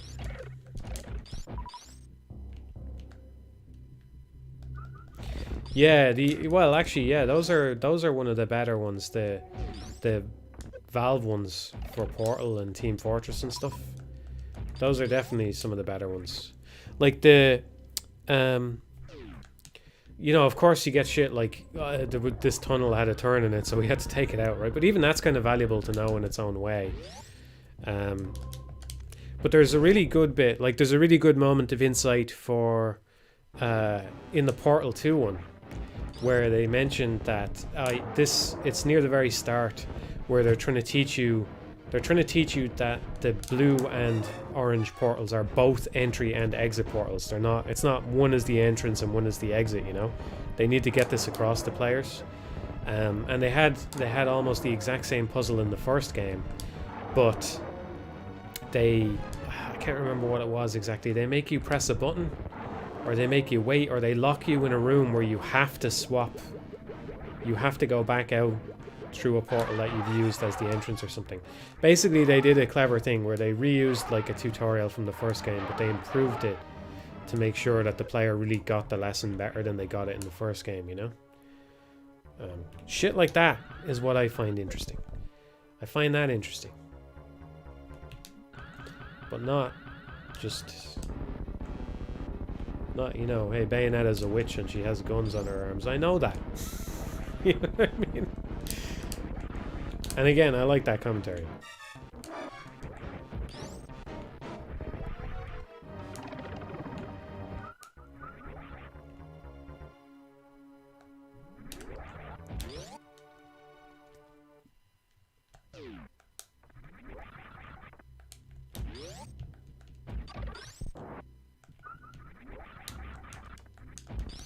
Amazing what a difference high jump makes.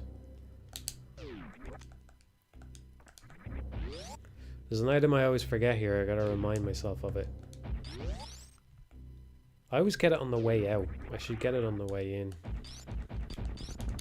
It could be useful anyway, whatever it is.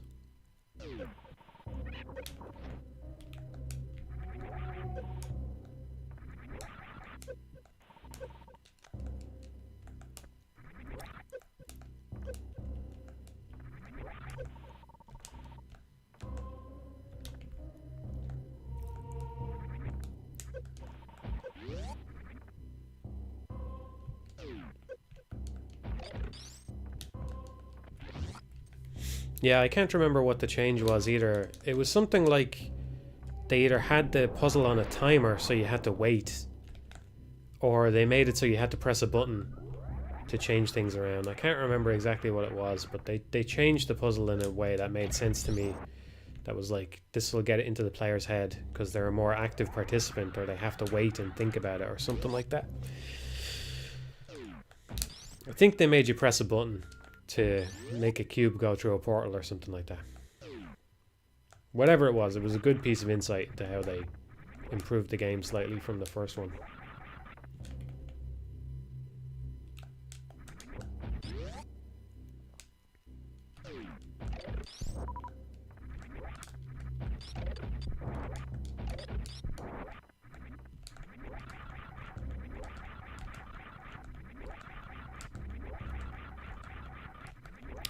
The fuck, I was doing really well on the wall jumps earlier. It was a button. Do you want Beetlejuice to be hoodless? Yeah, that's the plan right now, yeah. I'm not opposed to a hood where necessary. You know, I don't think the 2 projects after that, I don't think I could do without a HUD of to some degree, some amount of HUD. But I think if I do Beetlejuice right, it won't need a HUD.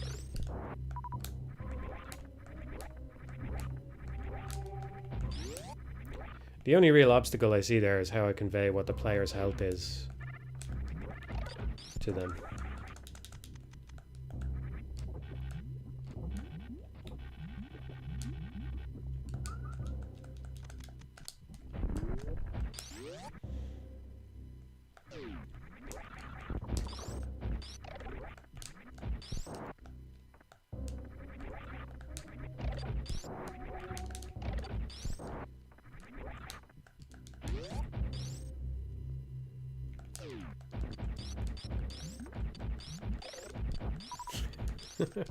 Well, I'm not planning to have a score either.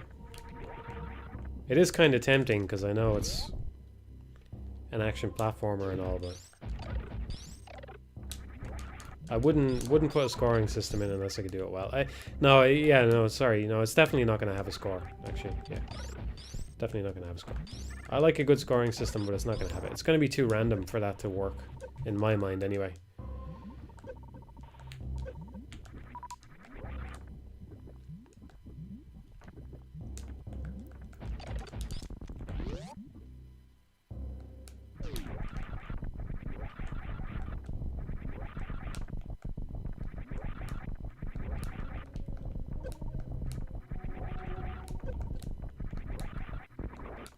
It's amazing how easy it is to forget stuff that you're dead set on.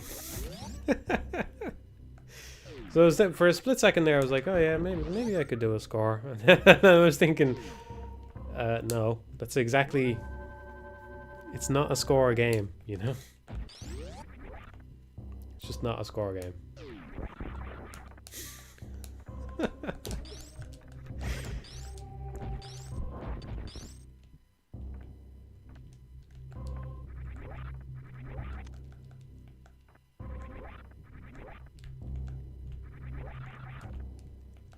Make some sort of effect come off the player. Yeah, maybe.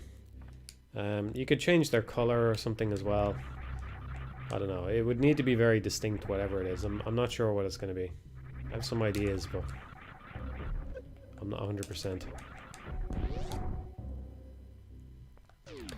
What do I mean by random? I mean the Ghosts and Goblins kind of random. This is what the blog post was getting at if you didn't read it. Again, it's on the Patreon. You don't have to be a patron to read it. So the levels are going to be fixed, and which enemies spawn where is going to be fixed, but the actual enemies spawning in is not going to be fixed. That's the idea anyway. That's what I'm going to go for.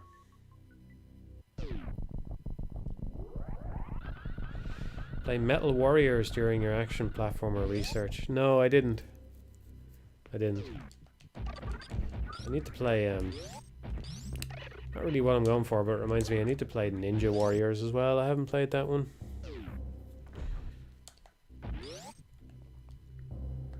Of course, I need to play Sparkster for the SNES. I'll get around to it one of these days.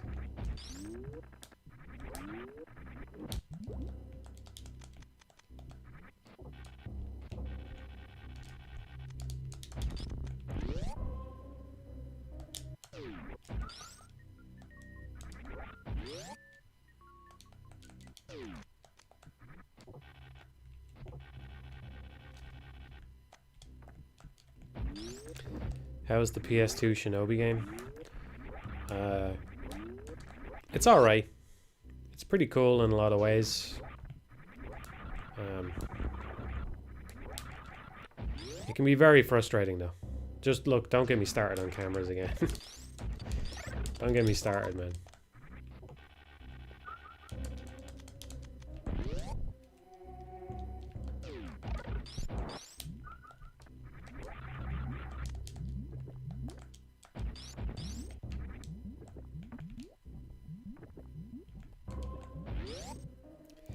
Played any of the old beat 'em up Marvel games on the SNES or Mega Drive? Yeah, I played some of an X-Men one I think I've played another one as well. I probably should play some more licensed old games. Like, I would have played a fair number of them when I was younger. Like, I think some of the Batman games are kind of decent, aren't they?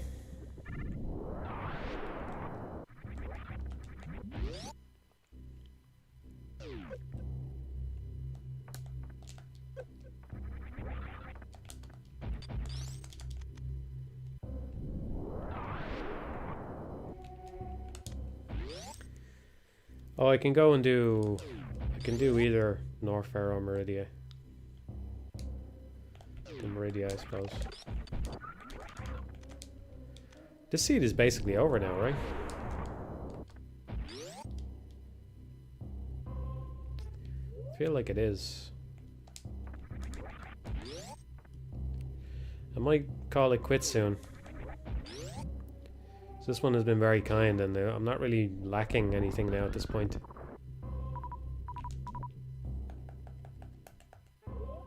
Yeah, wow. Wow. I even have ice. I don't have charge. And I don't have morph ball bombs. But I have everything else. On a scale of 1 to 10, how annoying are you as fans? I'd say...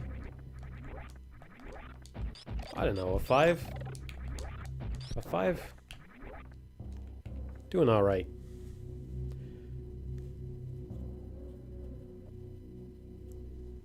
I don't have anything to compare it to, so I don't know. Middle of the road.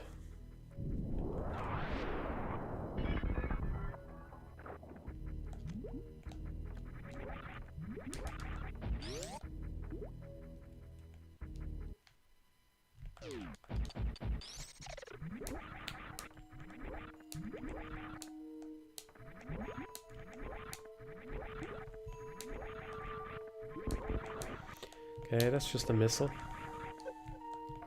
That's just a reserve tank.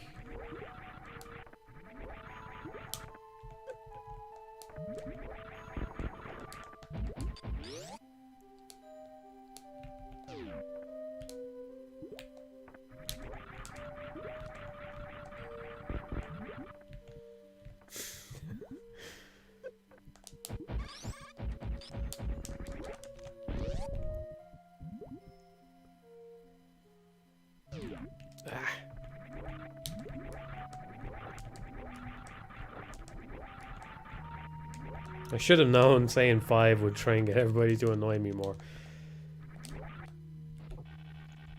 Yeah, okay, I'm bumping you up to a 6. Oh, plasma, nice.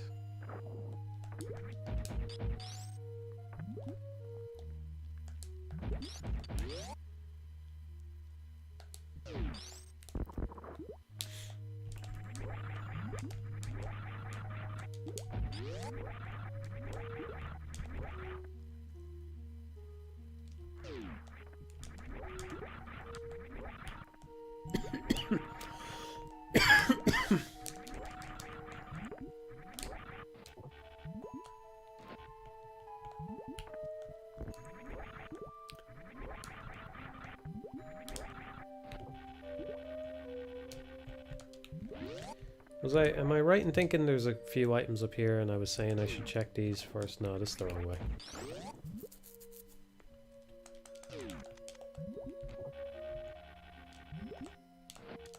God damn it. Can you do that with high jump? Maybe. It looks like it's maybe just about possible. I know I can gravity jump this, but... Oh, there we go. Nice.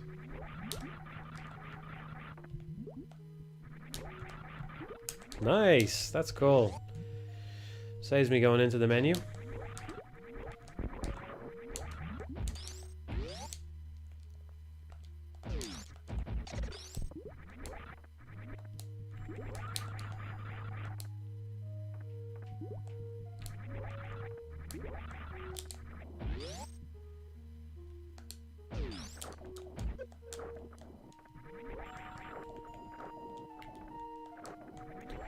Just mention cameras and we'll earn an instant 10. I think a camera is how I bump myself up to a 10. Surely that's me at my most annoying. Here he goes again.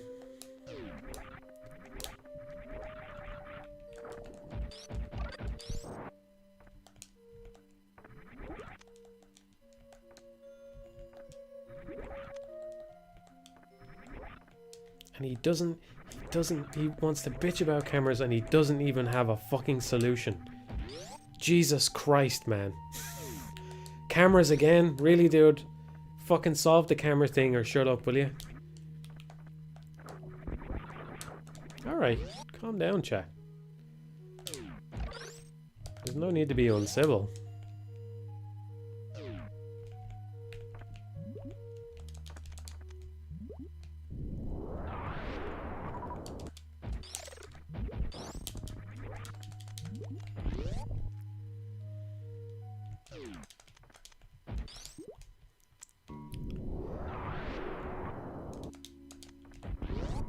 Might as well save here.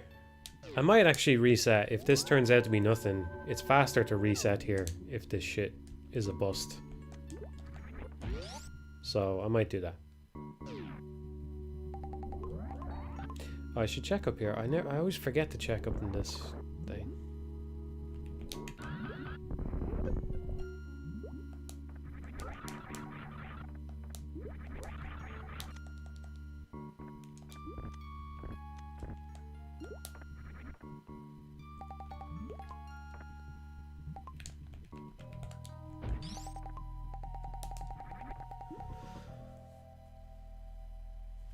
Even with the gravity suit.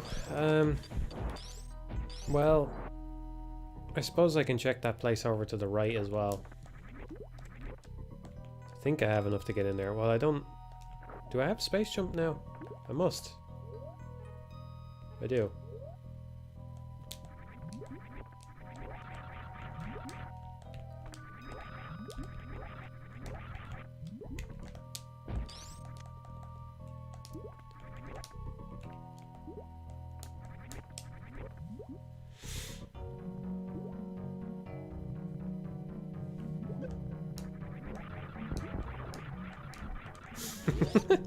Too afraid to even try, so he's making his game 2D, no balls. Yeah.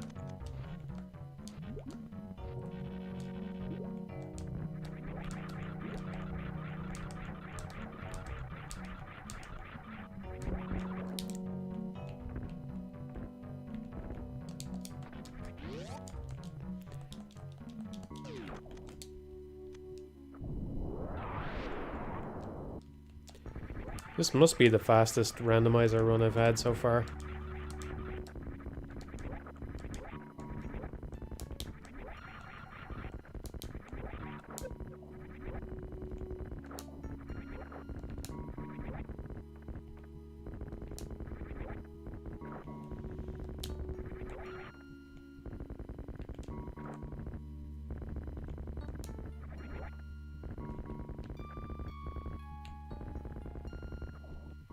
Takes a long time to speed boost that. It's probably going to be nothing.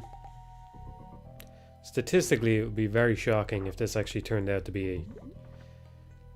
What's it? Only 2 items I'm missing? Yeah.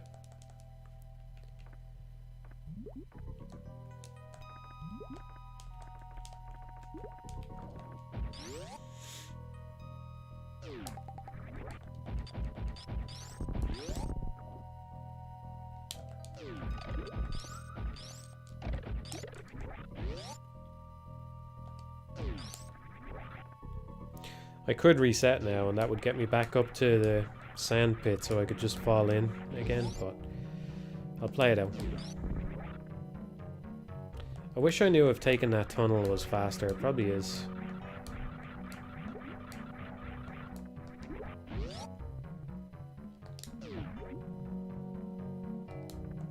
I got space jump a while ago, didn't I? So I was wall jumping up in those underwater bits for no reason.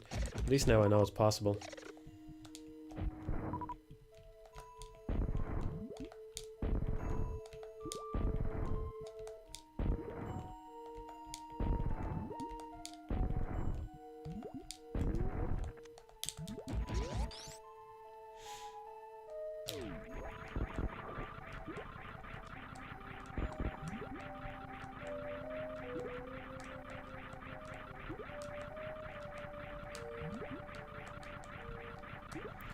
Maybe something about space jump is clicking in my head there.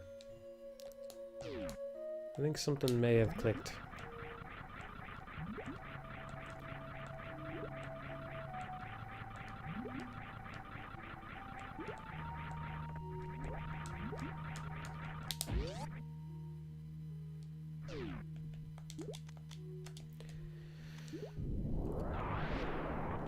This sounds obvious when you say it out loud, but it's something about, like,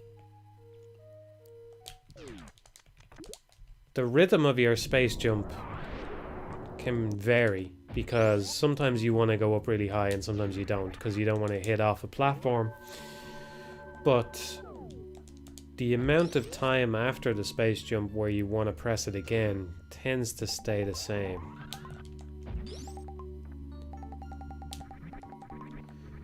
And maybe I should probably get that on the way out, right?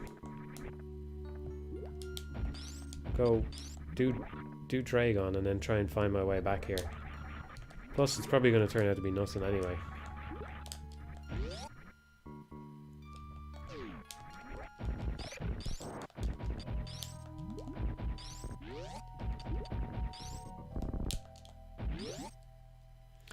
Well, hey, it's a good game to study.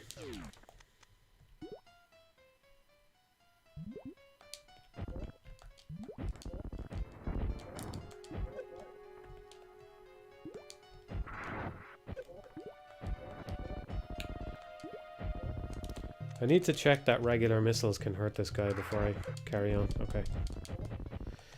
Right. So I still don't have charge, so there was maybe a chance that I was screwed there if regular missiles didn't do damage, but they do.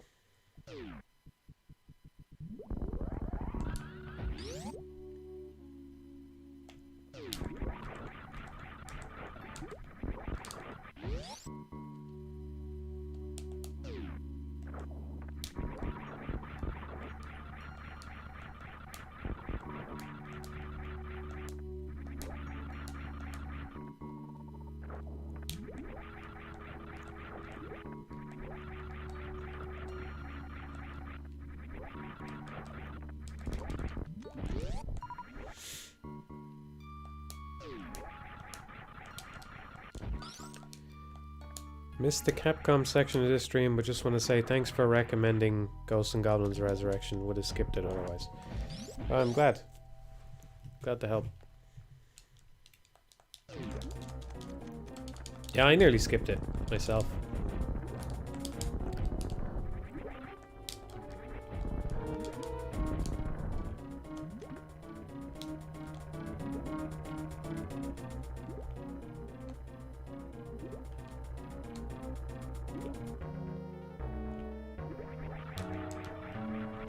Those things aren't Metroids, they're something else.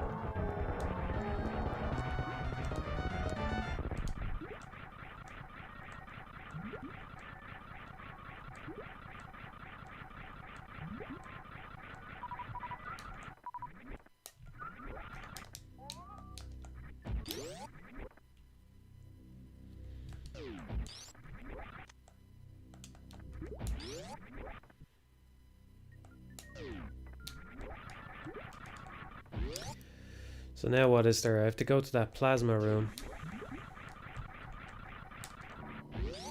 I don't have to.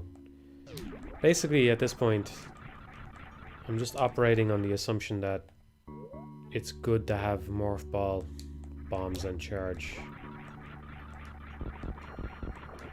I could see charge being necessary to beat the game, or at least necessary to avoid softlocking myself at some point.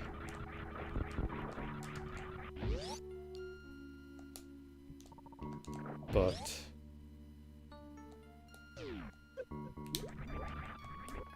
I don't think there's any situation that actually requires the Morph ball bombs. Yeah, there isn't because there was that stream where I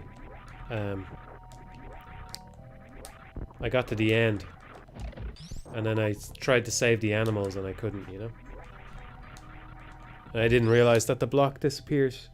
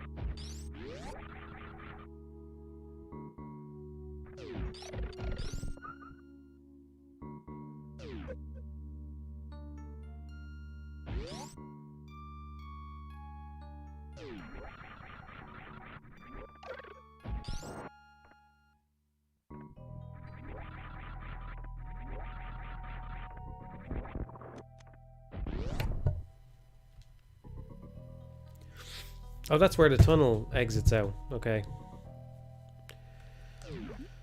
I should try and keep that in mind for future playthroughs.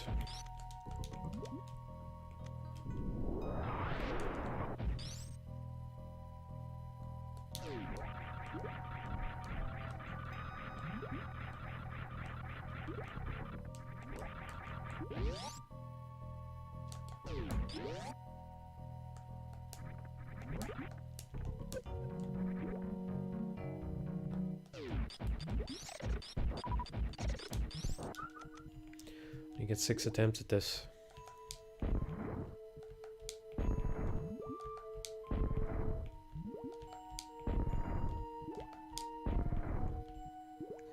Place your bets.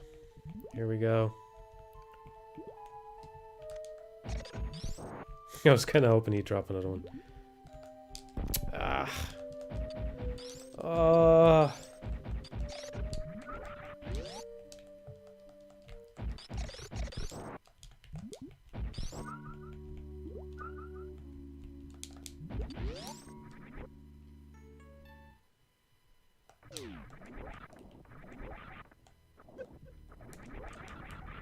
Oh, for fuck's sake. Oh, these things must drop them. Come on. They do.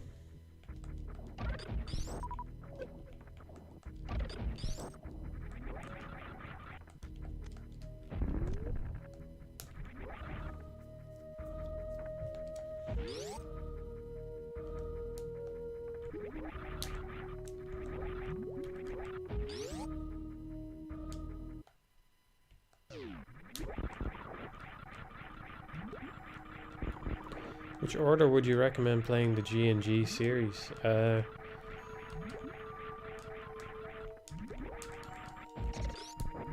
don't know. I don't think you really need to play it in any order, honestly.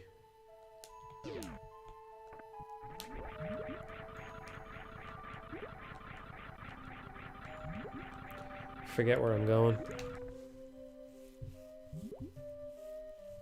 I still haven't played the first one very much myself.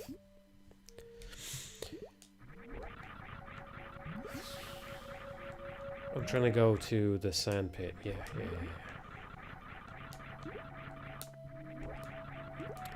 Then it's on to Norfair and then it's game over.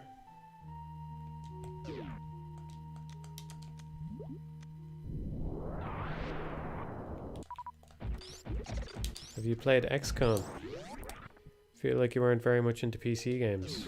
Well, PC is basically my preferred platform for stuff, but yeah, I've played some XCOM. Played the revival, a little bit of it. It's not my cup of tea.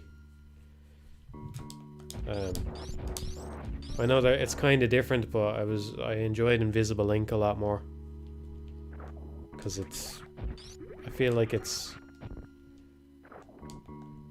does away with some of the messy RNG stuff from XCOM, but still keeps everything strategically interesting.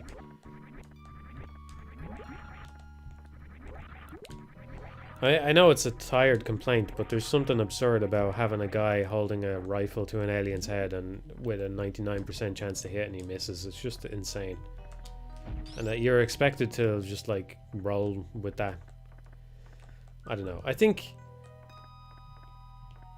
there's kind of a...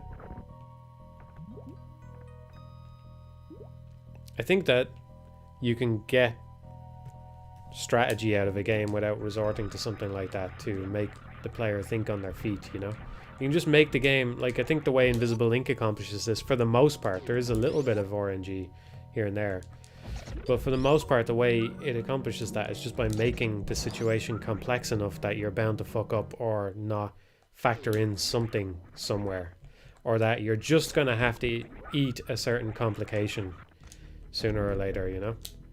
And you do still have to think dynamically and think strategically, but it's not because your guy made a miss thing and missed. Yeah, okay, so there's probably something in there when it's 97.5% you can't miss. Alright, you get what I'm saying though. XCOM is all about mitigating risk, but you can mitigate risk and still get fucked, right? You can go, okay, I'm not going to take a shot until I'm at 95% accuracy, and you still miss, you know? And I know that there's other things you can do, like you can say, you can plan and go, well, if this guy misses, I have a backup plan with this guy here, and da-da-da-da, you know?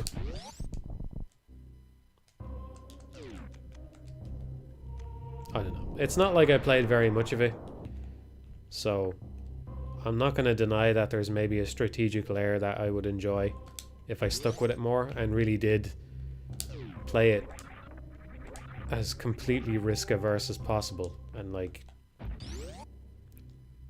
yeah. But I don't know. It's a pretty big hump for me to get over.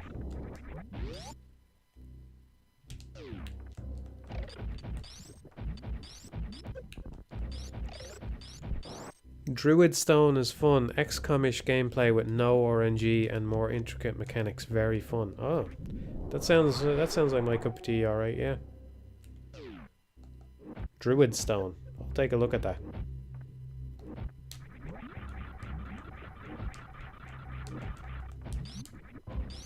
Is there any other games like that with no RNG that I should know about? Because I really enjoy Invisible Ink, and I think it's a genre I could really, really like. It's really just the sheer bullshit of what happens in XCOM sometimes that turns me off it, you know?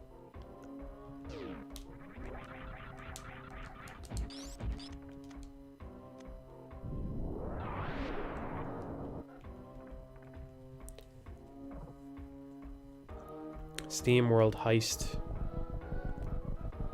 Take a look at that as well. Yeah, I've played Into the Breach, but I think there was something about it that rubbed me the wrong way. That affected, like, I'm a stickler for this kind of stuff, you know. And I want to be convinced. I do. I want to be wrong. I want to go, yeah, actually XCOM is great because of all this shit, you know, like. I should give XCOM another chance. Oh, I forgot I don't have charge, so this is gonna be painful. This is gonna suck. I'm gonna have to farm super missiles off this guy, basically.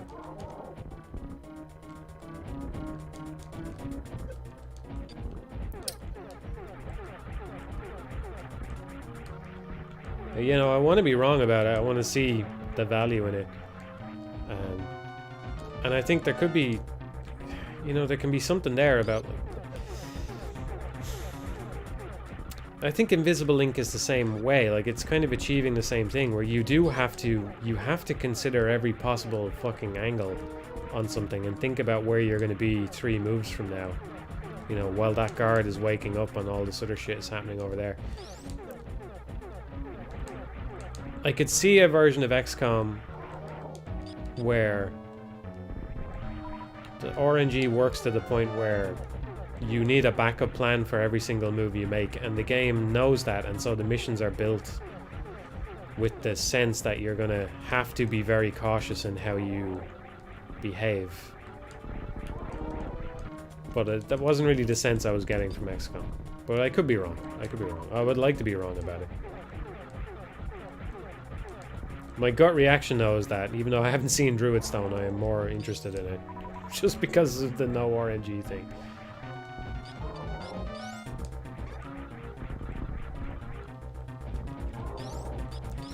Yeah, I can't remember, but what I'm saying is, like, currently, until my mind changes on this, I'm just very picky about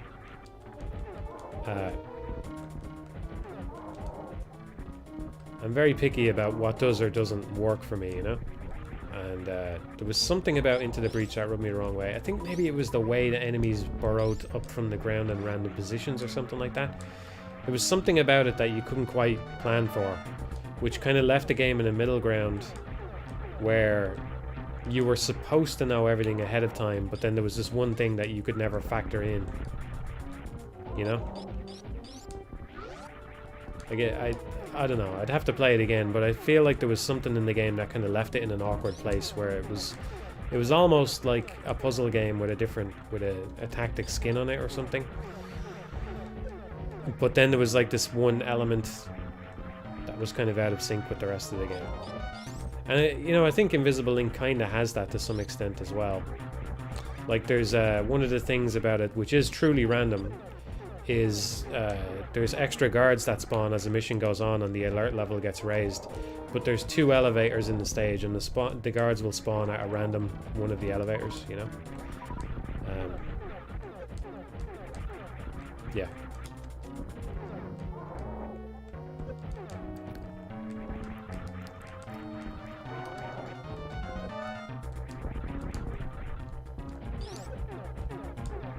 I actually wrote about this years ago, and I never made the video. I have a bunch of shit written about Invisible Ink that I never released.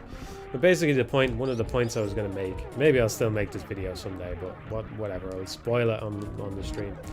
One of the points I was going to make is that, like, I think the game would be more fair if you knew, like, it kind of draws a distinction between difficulty and fairness, right? Because people kind of conflate the two.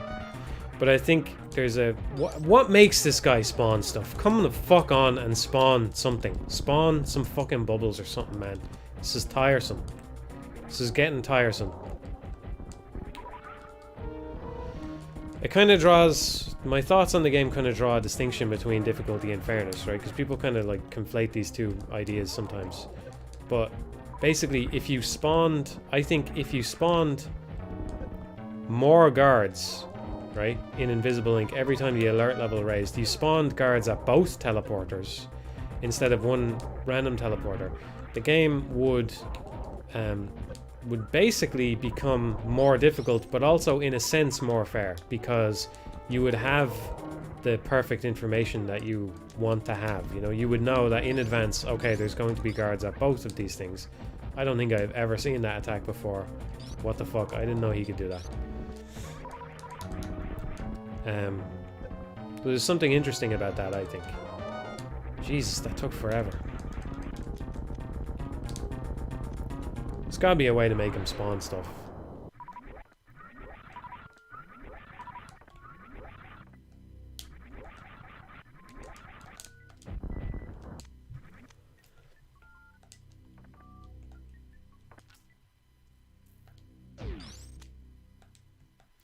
Yeah, I played Shadow Tactics and I really like it. Yeah. You're right, I haven't played Desperados 3 yet, but I really like Shadow Tactics. Surprisingly engaging story in that one. I really was not expecting to care about the story very much. And the characters and stuff, but yeah, surprisingly engaging story on that.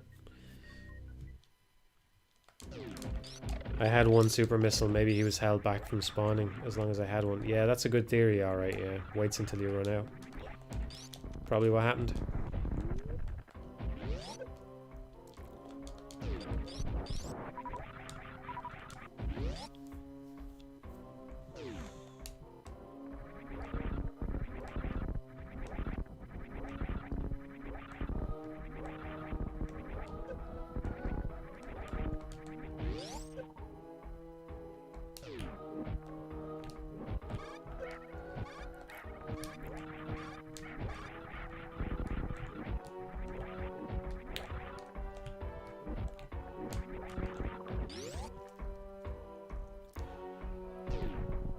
My computer couldn't run Shadow Tactics for some reason, made me mad because I wasn't playing for the graphics anyway. Well, you should know, if you tried it around the time that it came out, my thing was also struggling with it. They released a patch, I don't know, I think it was a good while after it came out, like a year after it came out, that significantly improved it performance-wise. I mean, it was a pretty significant improvement. The game was much more playable for me after they released that patch. So if you played it before that, you might want to give it another look. I think there's a demo as well, so you could try that out without any risk.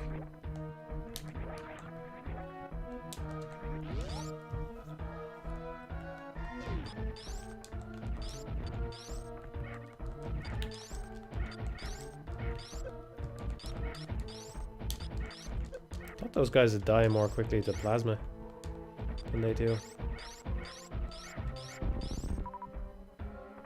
Not even supposed to have plasma yet, am I?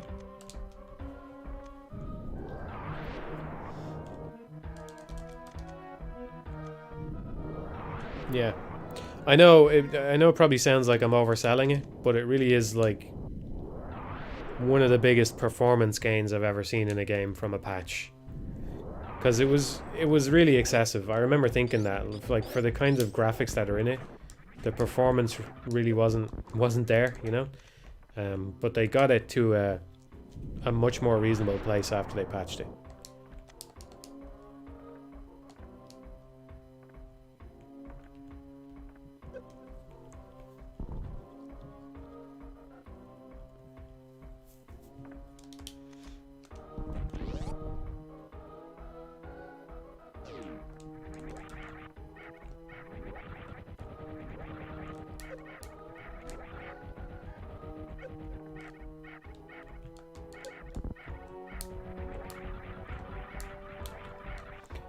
Presumably I could soft lock here if I'm not careful.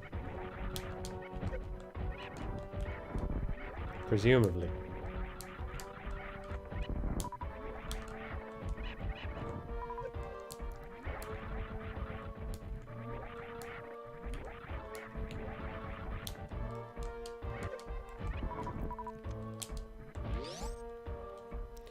Against Ridley as well, actually. I'd have to fuck up pretty bad, but it is possible to soft lock here without the charge beam. I'm gonna have to farm up some missiles.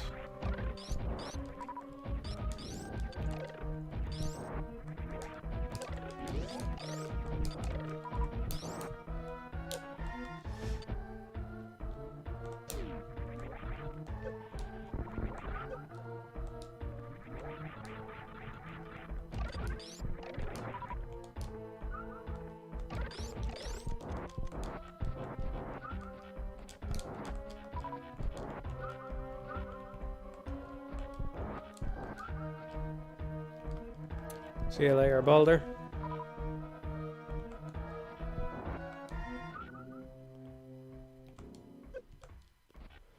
Yeah, it's a good game, Wrench. Oh yeah, I know I said about the story, but the actual game is good as well. I think the controls can be a little bit finicky at times. It's kind of expected when you're basically microing 5 different guys with different, totally different skill sets and stuff, you know. But yeah, it's a good game.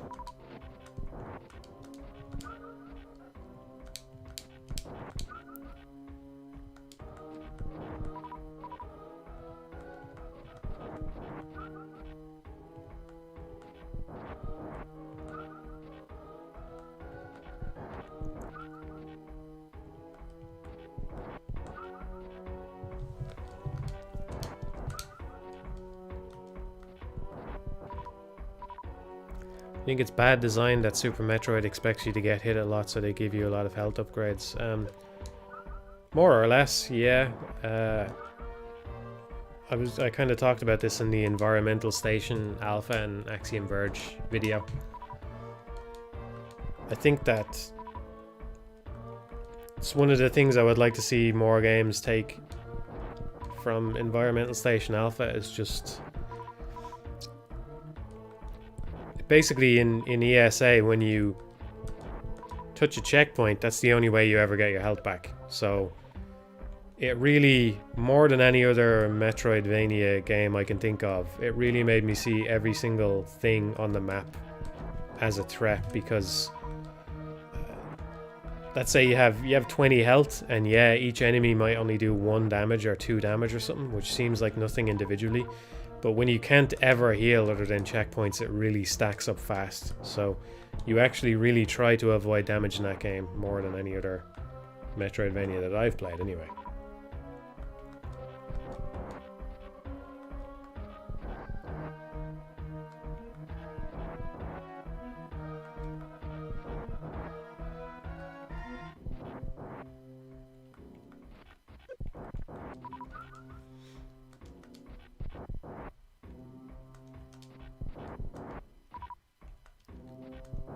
I know this is overkill, but yeah, okay, this will do.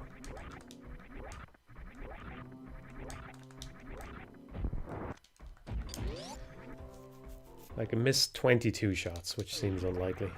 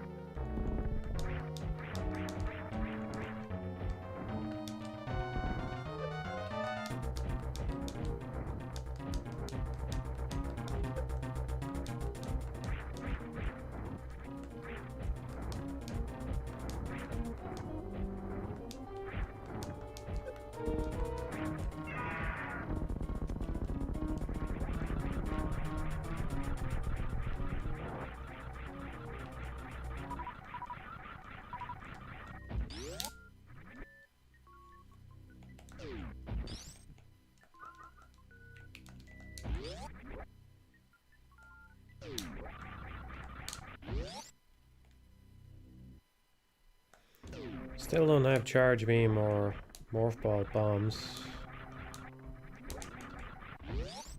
I know I'm missing a couple upgrades on the way out here. I'm trying to think what else I'm missing. I'm missing that thing near the start, that fucking water room. That's always a revisit.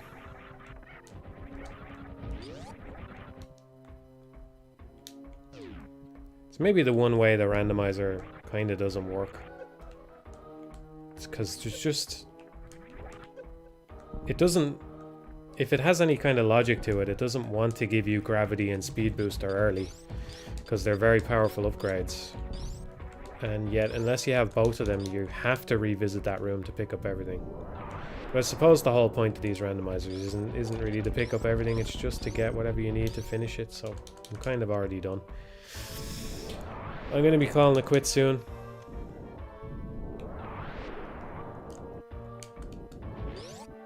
I might go do Mother Brain, maybe. See how long it takes me to get out here.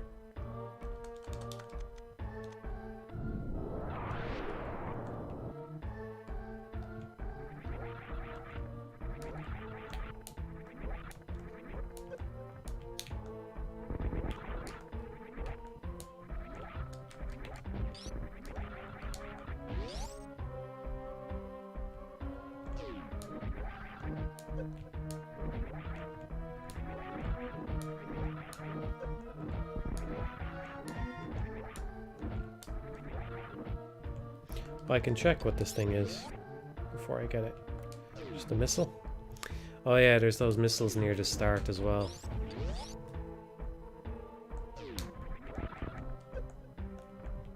Oh, and another thing near the start that I probably could have picked up right at the beginning. Always forget about it. That morph... Yeah, that room with the morph ball and the bombs. I could have picked that up right at the start, and I didn't. It's probably going to turn out to be something if I go back and get it. Oh, there's our bombs. Cool.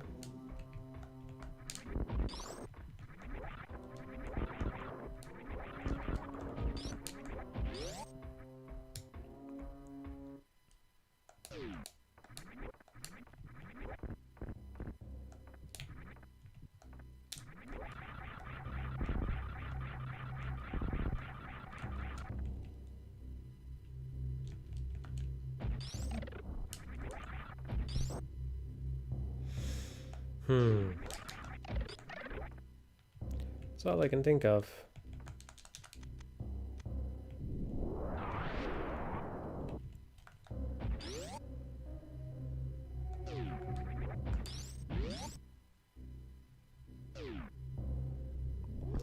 Get Samus or Gym Gear if I finish this run. I don't know, I might. It's been a pretty fast run. I don't know what the criteria is. Is it just speed or does it factor in percentage as well? Because I've skipped some items that I know weren't valuable.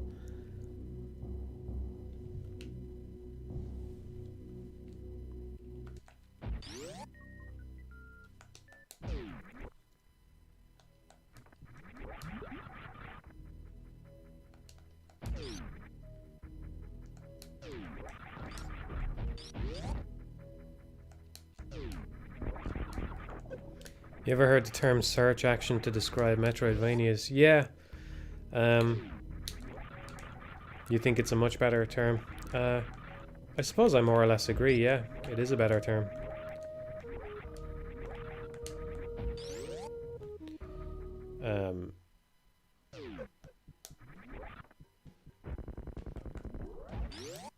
Yeah.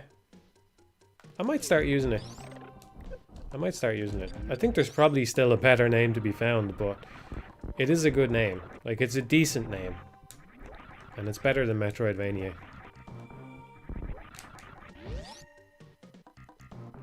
This actually isn't too far out of the way, considering that I have to go get that other thing as well. Near Motherbrain.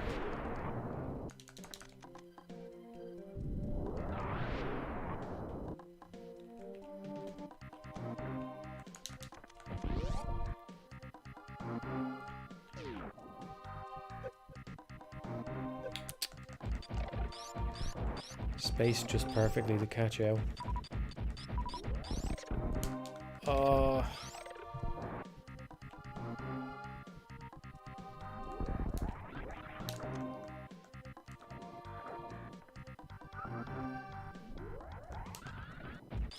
Yeah, it is redundant to say Metroidvania, because Castlevania contributed nothing to the genre. Unless you want to say that Metroidvania has RPG elements in it as well, or something like that. But yeah, it's redundant.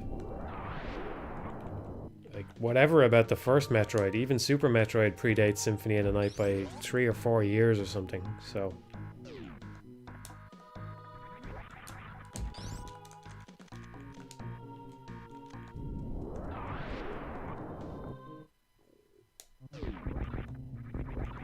It'd be like calling it a Strand game instead of a Nobi game, you know what I mean?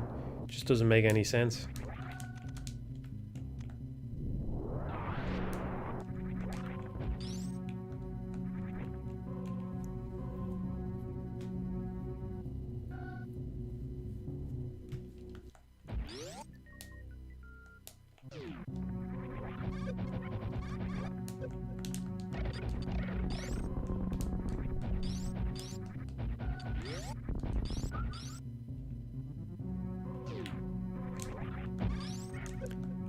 They say they were inspired by A Link to the Past, which I could see.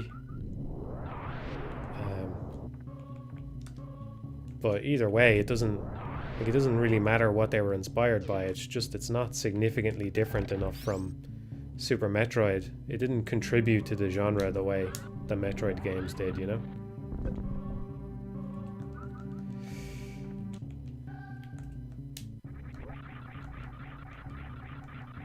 I kind of like search action. Yeah. Someone's suggesting exploration platformer and exploration action platformer. I agree that exploration platformer is better. Like, it's more descriptive than search action, but you won't get people to say exploration platformer. That's the problem with that. It's just, it doesn't roll off the tongue, you know? Oh, wrong room. So, is it really this room? Yeah. You won't get people to say that. So search action is better in that sense. And that you could actually imagine people saying it. You know what I mean? Where the fuck is the charge beam? Yeah, I know Metroidvania is here to stay. I know. I'm not launching an assault on Metroidvania. I know that would be futile. I forgot somewhere then. Because I can't think of anywhere I haven't checked now at this point. So where did I forget?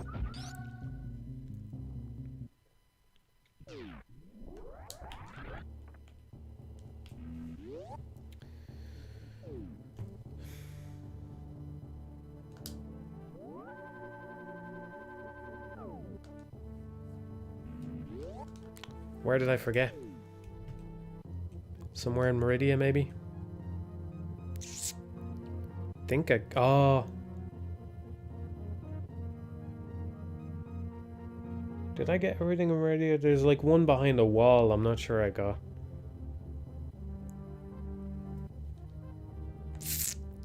Should be able to finish anyway without the charge beam. What did I forget though?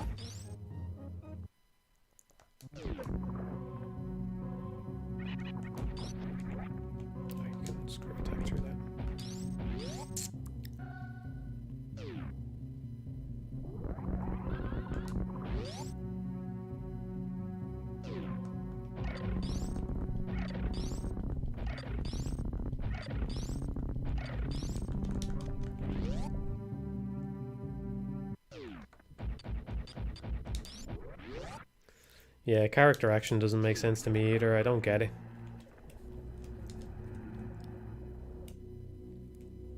It's the least fucking descriptive thing ever. Well, content creator is worse, but, you know.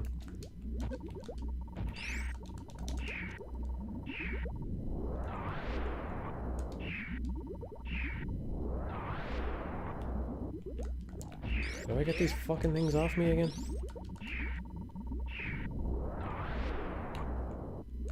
The fuck? Does it really take 4 bombs?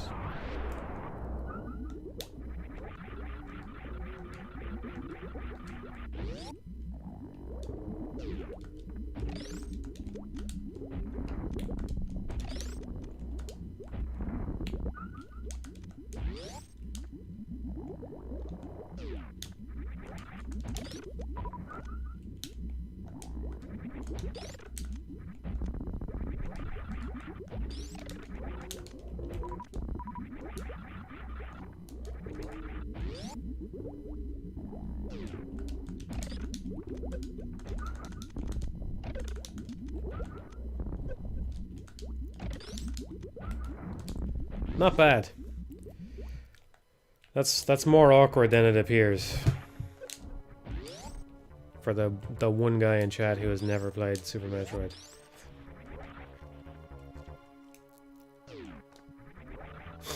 Crazy or character action? Oh god. If I had to pick one, I would go with crazy, just because it actually fucking has some kind of meaning. You can imagine what a crazy game is without, you know.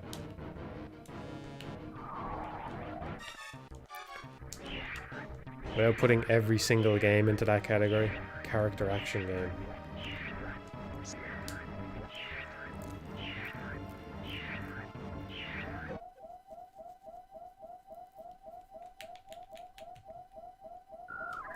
It's the thing about genre names. I agree that stylish action is a better name than character action, but it's also kind of limiting, you know?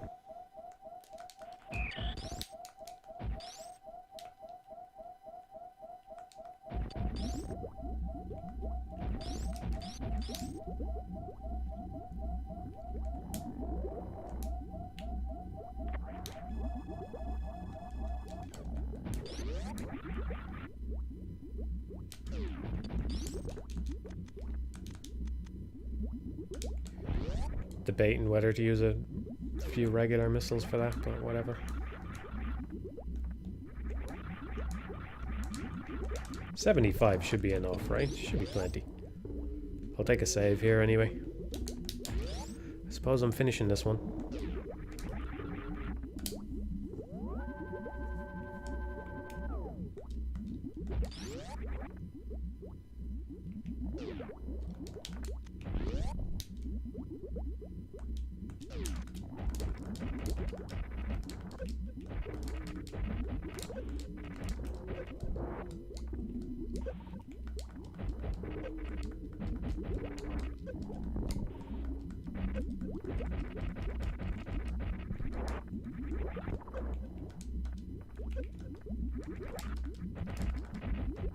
I don't know whether I should be using super missiles or regular missiles on this stuff.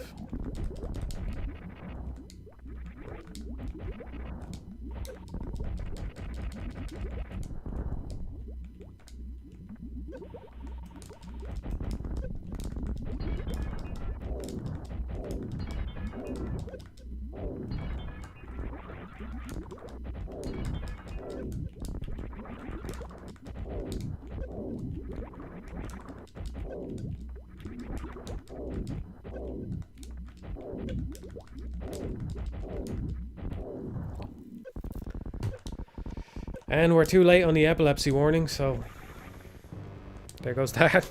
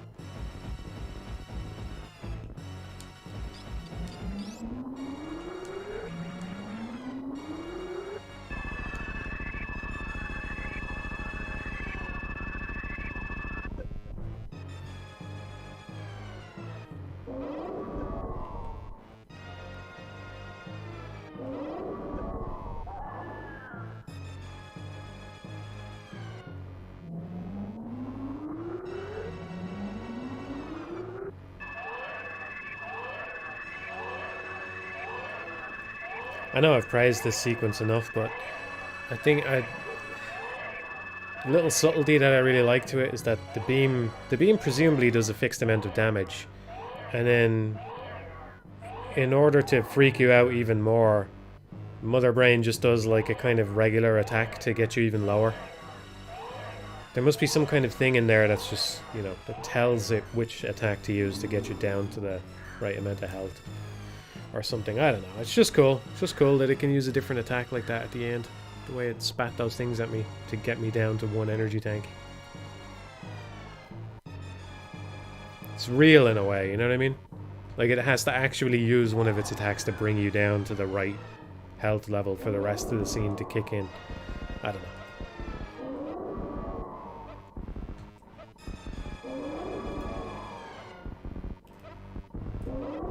The beam can straight up kill you if you're unlucky. Well, it sounds like an oversight, but yeah.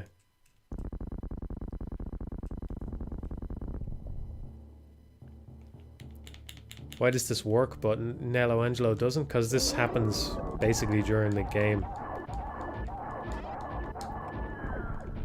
I think the problem is that, I don't know, it's a perspective thing, it's an interactivity thing. Plus it's the final boss, you know? It's not like I'm saying I want every boss to be this way. Plus it's the appeal of the game, right? The Devil May Cry, the appeal is just complete mastery over the combat, so if the game is pushing you non-stop to get better and better at combat, then... And plus there's like there's certain degrees of it, you know? Like, Dante really gets his ass handed to him in that cutscene, and it's like... It's one of the earliest bosses in DMC 1.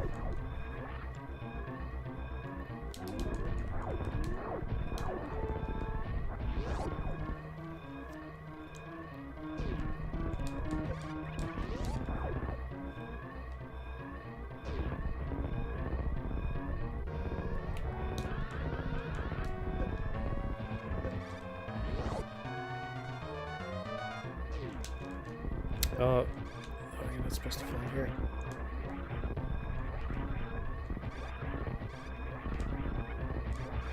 Which side do you spark on to go up the room? Is it the left side or the right side? I'd like to spark out of the room, but I forget which side I need to be on.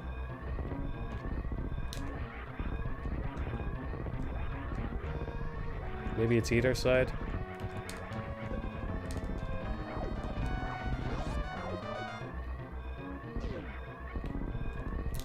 Well, not gonna work anyway. Fucked it up. Yeah, I'll save the animals, will I? The thing might just suddenly end though. It did that one time, I'm not sure why. See if it works. What's that? I'm only lacking charge beam, but yeah. The way out of the animal thing unblocks itself automatically, which I didn't know that time that I died. Obviously.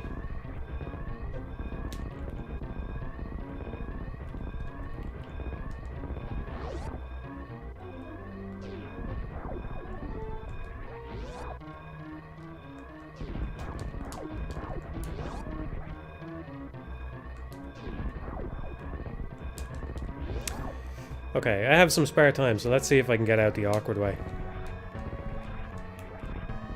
Hey, there we go.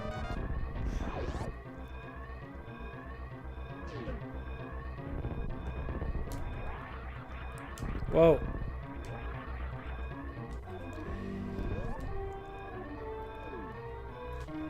Mission accomplished.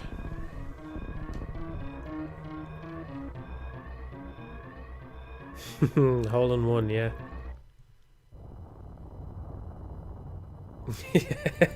Second try into the ship, yeah.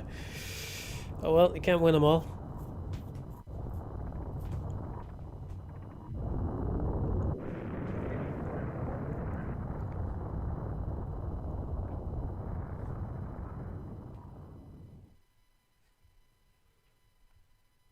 It's like I was saying in the Devil May Cry commentary, there was a jump that I fucking practiced. I think it's after the Griffin fight or something. There's like an awkward jump in to finish the level, and I practiced it because I knew if I didn't, I would go to the effort of beating Griffin, which basically gives you carpal tunnel syndrome. And then I would miss the jump, and it would be just so annoying to just miss a jump at the end of the fight, you know?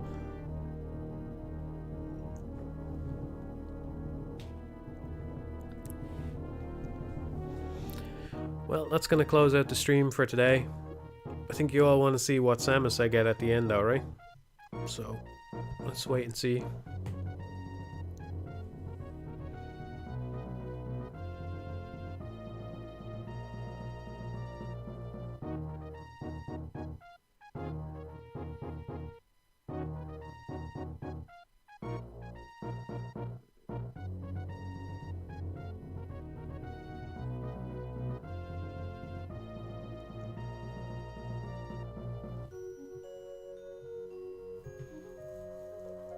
They're supposed to go into Samus's ship, but it's actually what changes is there's like an extra thing comes off the planet. I think, anyway. I wasn't watching, but I'm pretty sure what happens is you see an extra thing go off the planet. But then in Fusion, they're in Samus's ship. Oh, I missed the item locations.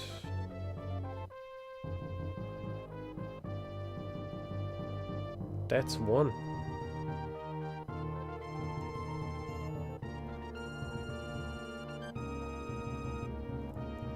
$13 indoors. Is that 13 minutes?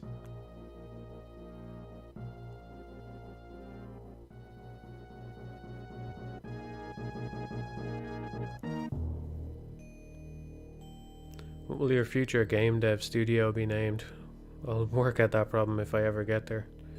What was it I was looking for again? I was looking for charge beam, right? Where is it? Missile Mickey Mouse room. What the fuck is that?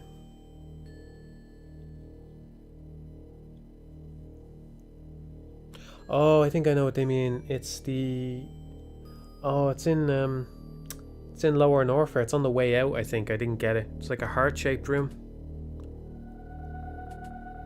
It's a little heart-shaped hole in the wall. It looks like Mickey Mouse as well, I suppose, you know?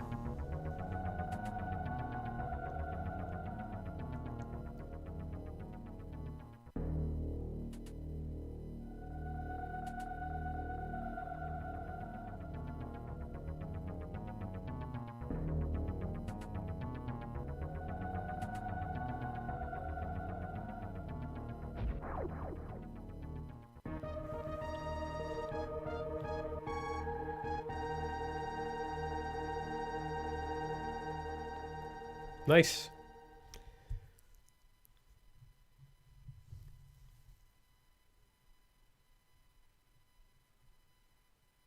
I wonder if it's...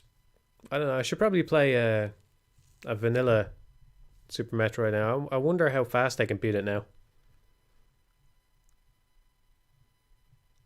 Because I wonder if it's harder or easier to do it in a randomizer. Because in a randomizer you can get powerful stuff early, but you end up having to backtrack maybe more than you would in an actual thing. Like, if you plan out your route, and you can do a different route depending on how good you are in the game, I'm sure, you know? If you plan out your route, then you know exactly where you want to go, if you're just doing a regular speedrun, at least. So maybe it'd be faster. But yeah. We got the good end screen. Alright, everybody. I'm going to call it quits there. Thank you for tuning in. Got nothing more to say. I ended up streaming way longer than I planned on. I hope it was entertaining. I'm going to go. I'll see y'all later, alright? Good night, everybody.